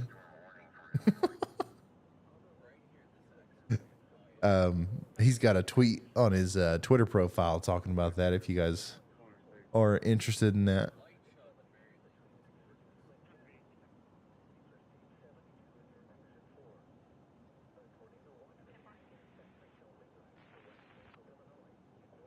Rona, thanks for becoming a Slight Risk member.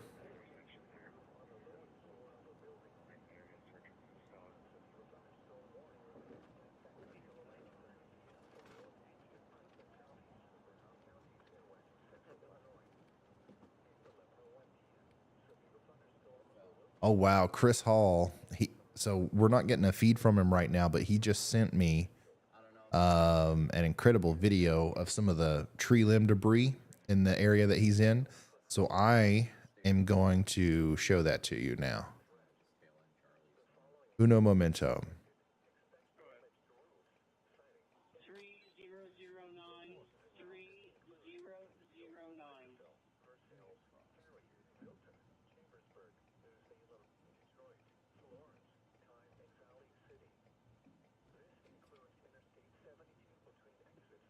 Yolometer 5.0 Max Ultra Delta Plus Pro. Yep, it's coming one of these days. Would y'all buy a Ryan Hall y'all rain gauge? That's a cool idea. I think that we've looked into that. That's something that we can do for sure. For sure.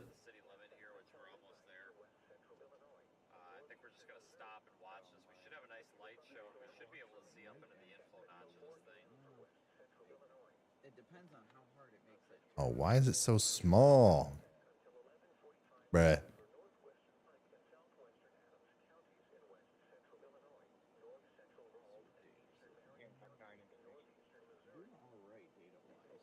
Well, anyways, you can kind of see there how much debris is on the road where Chris Hall is.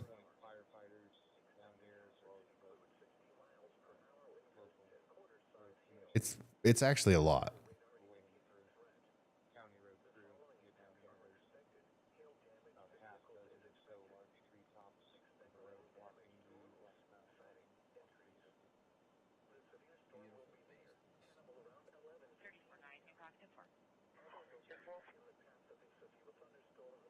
How do you become a member? There's a button. There's like a button next to the subscribe button that says join. You can click that. There's a link in the description. There's a bunch of different ways to do it. I think if you're on a phone, you can hit the join button. But if you can't find the join button, there's a link in the description that says click here to become a member. That's like the surefire way to do it. Some phones won't let you do it. It's easier to do it on the like on a computer.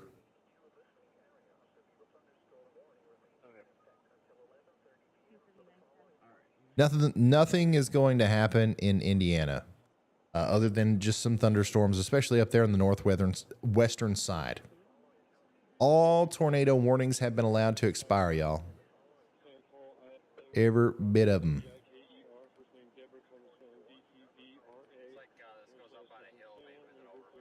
Necro, thanks so much for becoming a Slight Risk member.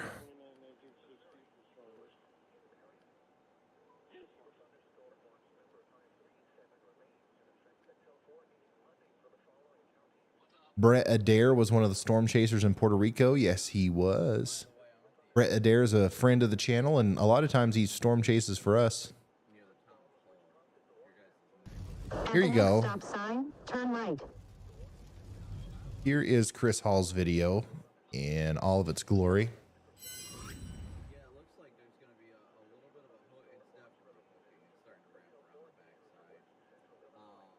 Another day to celebrate no damage. That's right.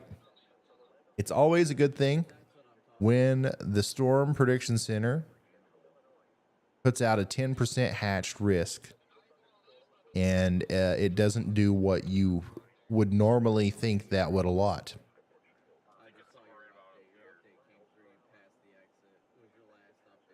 Chris Hall, Ryan Hall, any relation? You know what? Yeah. Okay. Yeah. We're brothers. We are atmospheric brothers.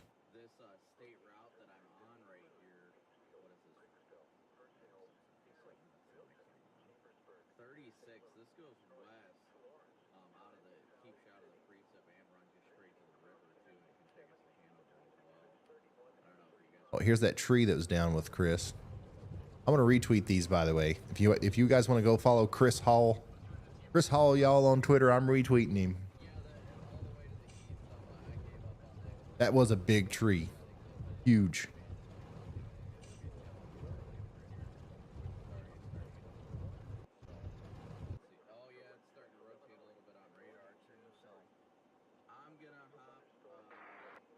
Redo's watching a little bit of everything. He's got all of the views. Awesome. Thanks for the support. Thanks for tuning in. I'm always blown away how we're able to obviously be here for you during big time events. But even, you know, during stuff like this, when not a whole lot's going on, we've got such a large group of people who just stick around and watch, and it's fun. I honestly, like, I don't miss this, like the negative impacts severe weather have on people, but I've missed this. I've missed the storms. I've missed going live. I think we're probably in a position now to where we can do it more often, now that I'm completely finished moving and we've got this new studio and stuff. So that's always good. Yeah, so I'm gonna head down south, or I don't know how far you guys are right now, but I'm heading down to 36 now, and I'm gonna take it west and see if it's a good way to stay out of the freezer. But yeah, it's definitely looking healthy. Is Adam still with you? Okay. Misty Kate, thank you so much for becoming a Slight Risk member. Weather models. Yeah, let's take a look at the weather models again. Y'all want to do that. Look at the forecast. Let's go.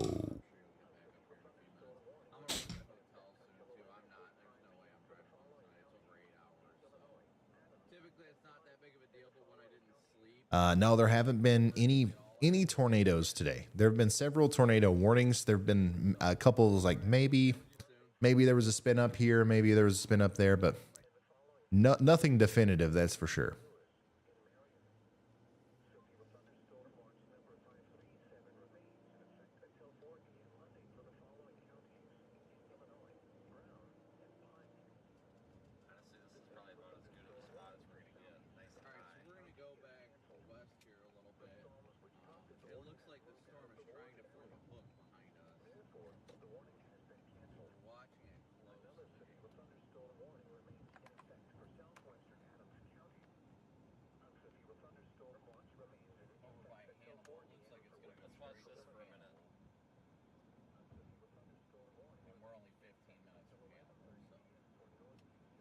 Yeah, I'm just loading up the models real quick.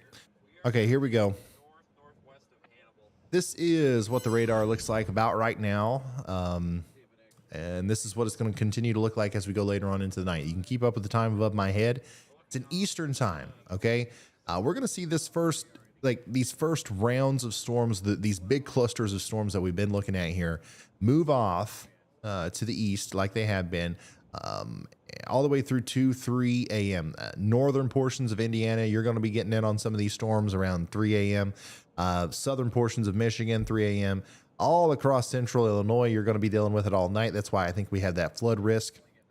But basically after that, other than the new storms that try to form on the backside of this complex of storms in Illinois, everything's just dies off. There's a pretty potent cluster of storms that might try to come through Cincinnati and Dayton tomorrow morning around 6, 7 a.m.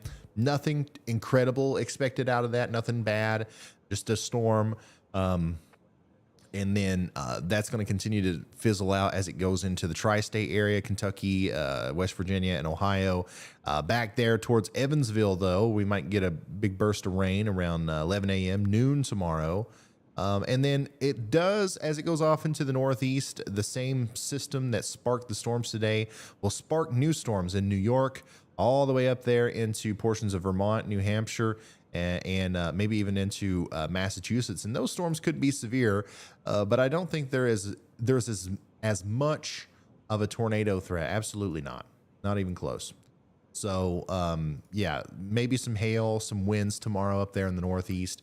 It's basically skipping over the Ohio Valley, though.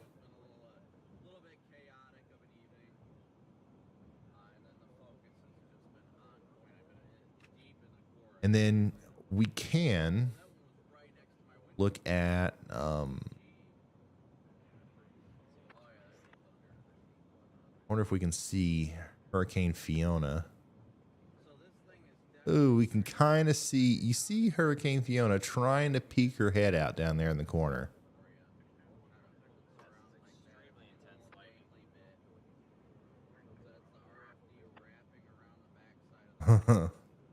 Look at that. Okay, let's see what the latest forecast models are showing for Hurricane Fiona.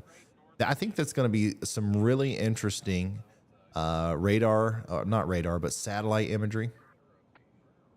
Whenever this thing really gets its act together out there off the coast of Florida, definitely going to be uploading a lot of videos talking about this as we go forward. I think it's going to be a major hurricane for a while. Certainly going to be a Category 3. Maybe it might even flirt with a Category 4 before it starts to get torn apart by that cold front that comes through. So, yeah, that's going to be really interesting there. Let's see what the GFS says for it. Big donut. Big donut. Look at that donut. That is like, if it ends up looking that good on satellite, that's going to be nuts. This will not affect the U.S. in any really significant way, other than the very real chance that we're going to see some rip currents and possibly some big old waves over here on the East Coast as a result of this thing just sitting there and spinning, especially the stronger it becomes. Once again, I expect that this certainly could be a Category 3 for an extended period of time, and it could even flirt with Category 4 a status for a little while there. So, yeah, that's what's up with the tropics. Let's see, NHC, NOAA.gov.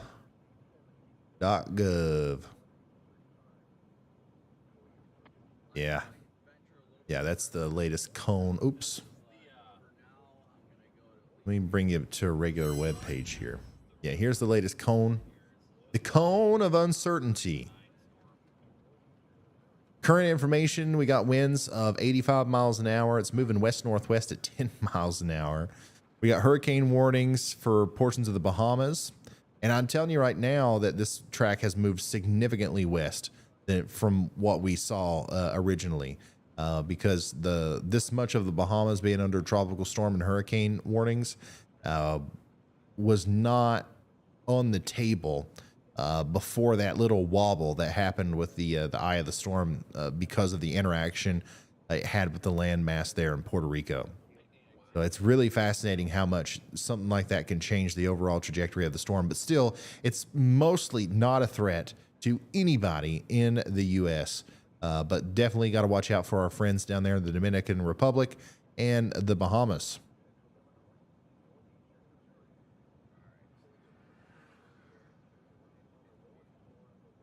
Yeah, it's still got that little dangly bit on it, but it's not.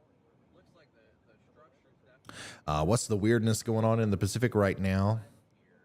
Well, there was a huge Typhoon Merbach. I did a video on this. If you guys don't watch my videos, you should. They're good. I like doing the live streams. I know you guys like it, but the videos, we've been putting a lot of work into them. But Typhoon Merbach kind of merged into the jet stream after becoming an extratropical cyclone the other day with super like low pressure and like 100-mile-an-hour winds, 50-foot waves. Like crashing up against Alaska.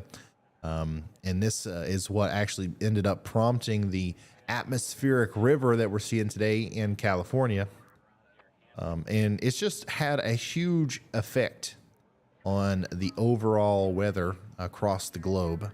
And it's just been, it's a really interesting phenomenon. So if you're interested in that, go check out that video. It was the most recent one that I uploaded.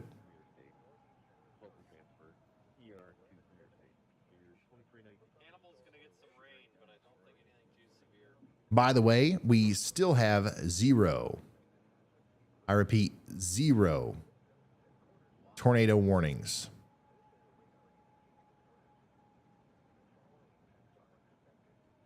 We are down to several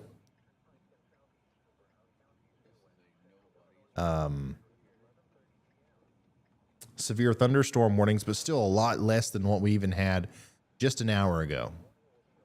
We're almost, guys, we're almost at 996,000 subscribers. We are just probably, I don't know, 5 days away, maybe, from hitting 600,000 subscribers. So that's cool. Thank you all for that. Here's a look at the live count. I always like to do this when we're close to a milestone. Sometimes there just happens to be 250 people watching at the very moment that I show this that aren't subscribed to the channel, and they think, you know what? Maybe it's a good idea to subscribe to this guy, and they hit that button 100% for free, cost nothing, and they watch the number go up live right in front of them. And then we all watch in awe as the channel surpasses 596,000 subscribers. Sometimes that happens whenever I pull this up. Not all the time, but today seems like it very well could be one of those days. Once again, it's 100% for free. You lose nothing.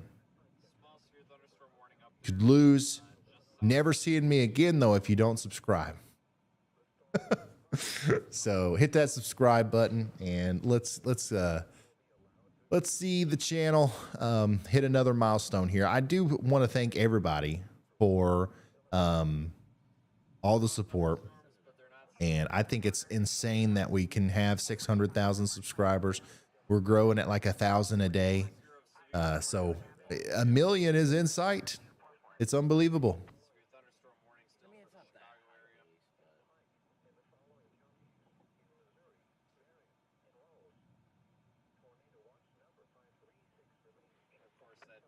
Crazy Foot and 490 has an incredible review of the channel here. He says, y'all should totally subscribe.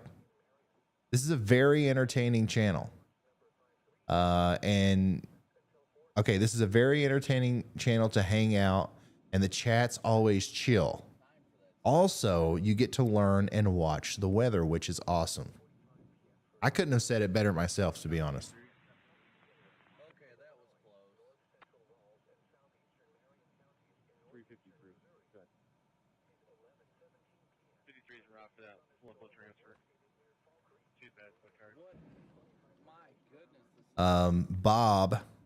Bob says, did you have a championship boxing match last night?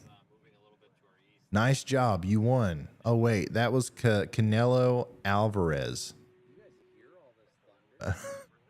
I reside in the Chicagoland, but you are the weatherman. Keep on keeping on. Thank you so much, Bob. I've heard people say that before. I don't know who that is, but I've heard people say that before. Hey, Ryan, are there any good resources that you know of educators that teach about weather accurately? If you're talking about like YouTube channels or like free resources like that, there's a lot of good stuff on YouTube. Tornado Titans is good for severe weather, and there's a lot of them that I can't necessarily think of off the top of my head, but yeah, there's some good stuff out there. I'll have to compile a list at some point.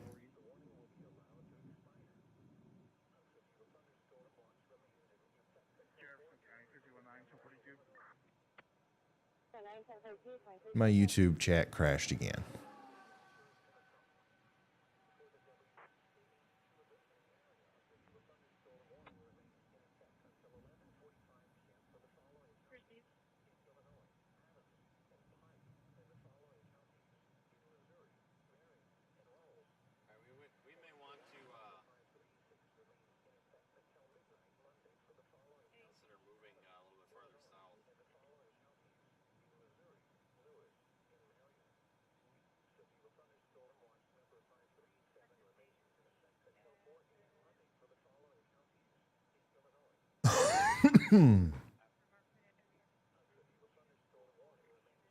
We've been going for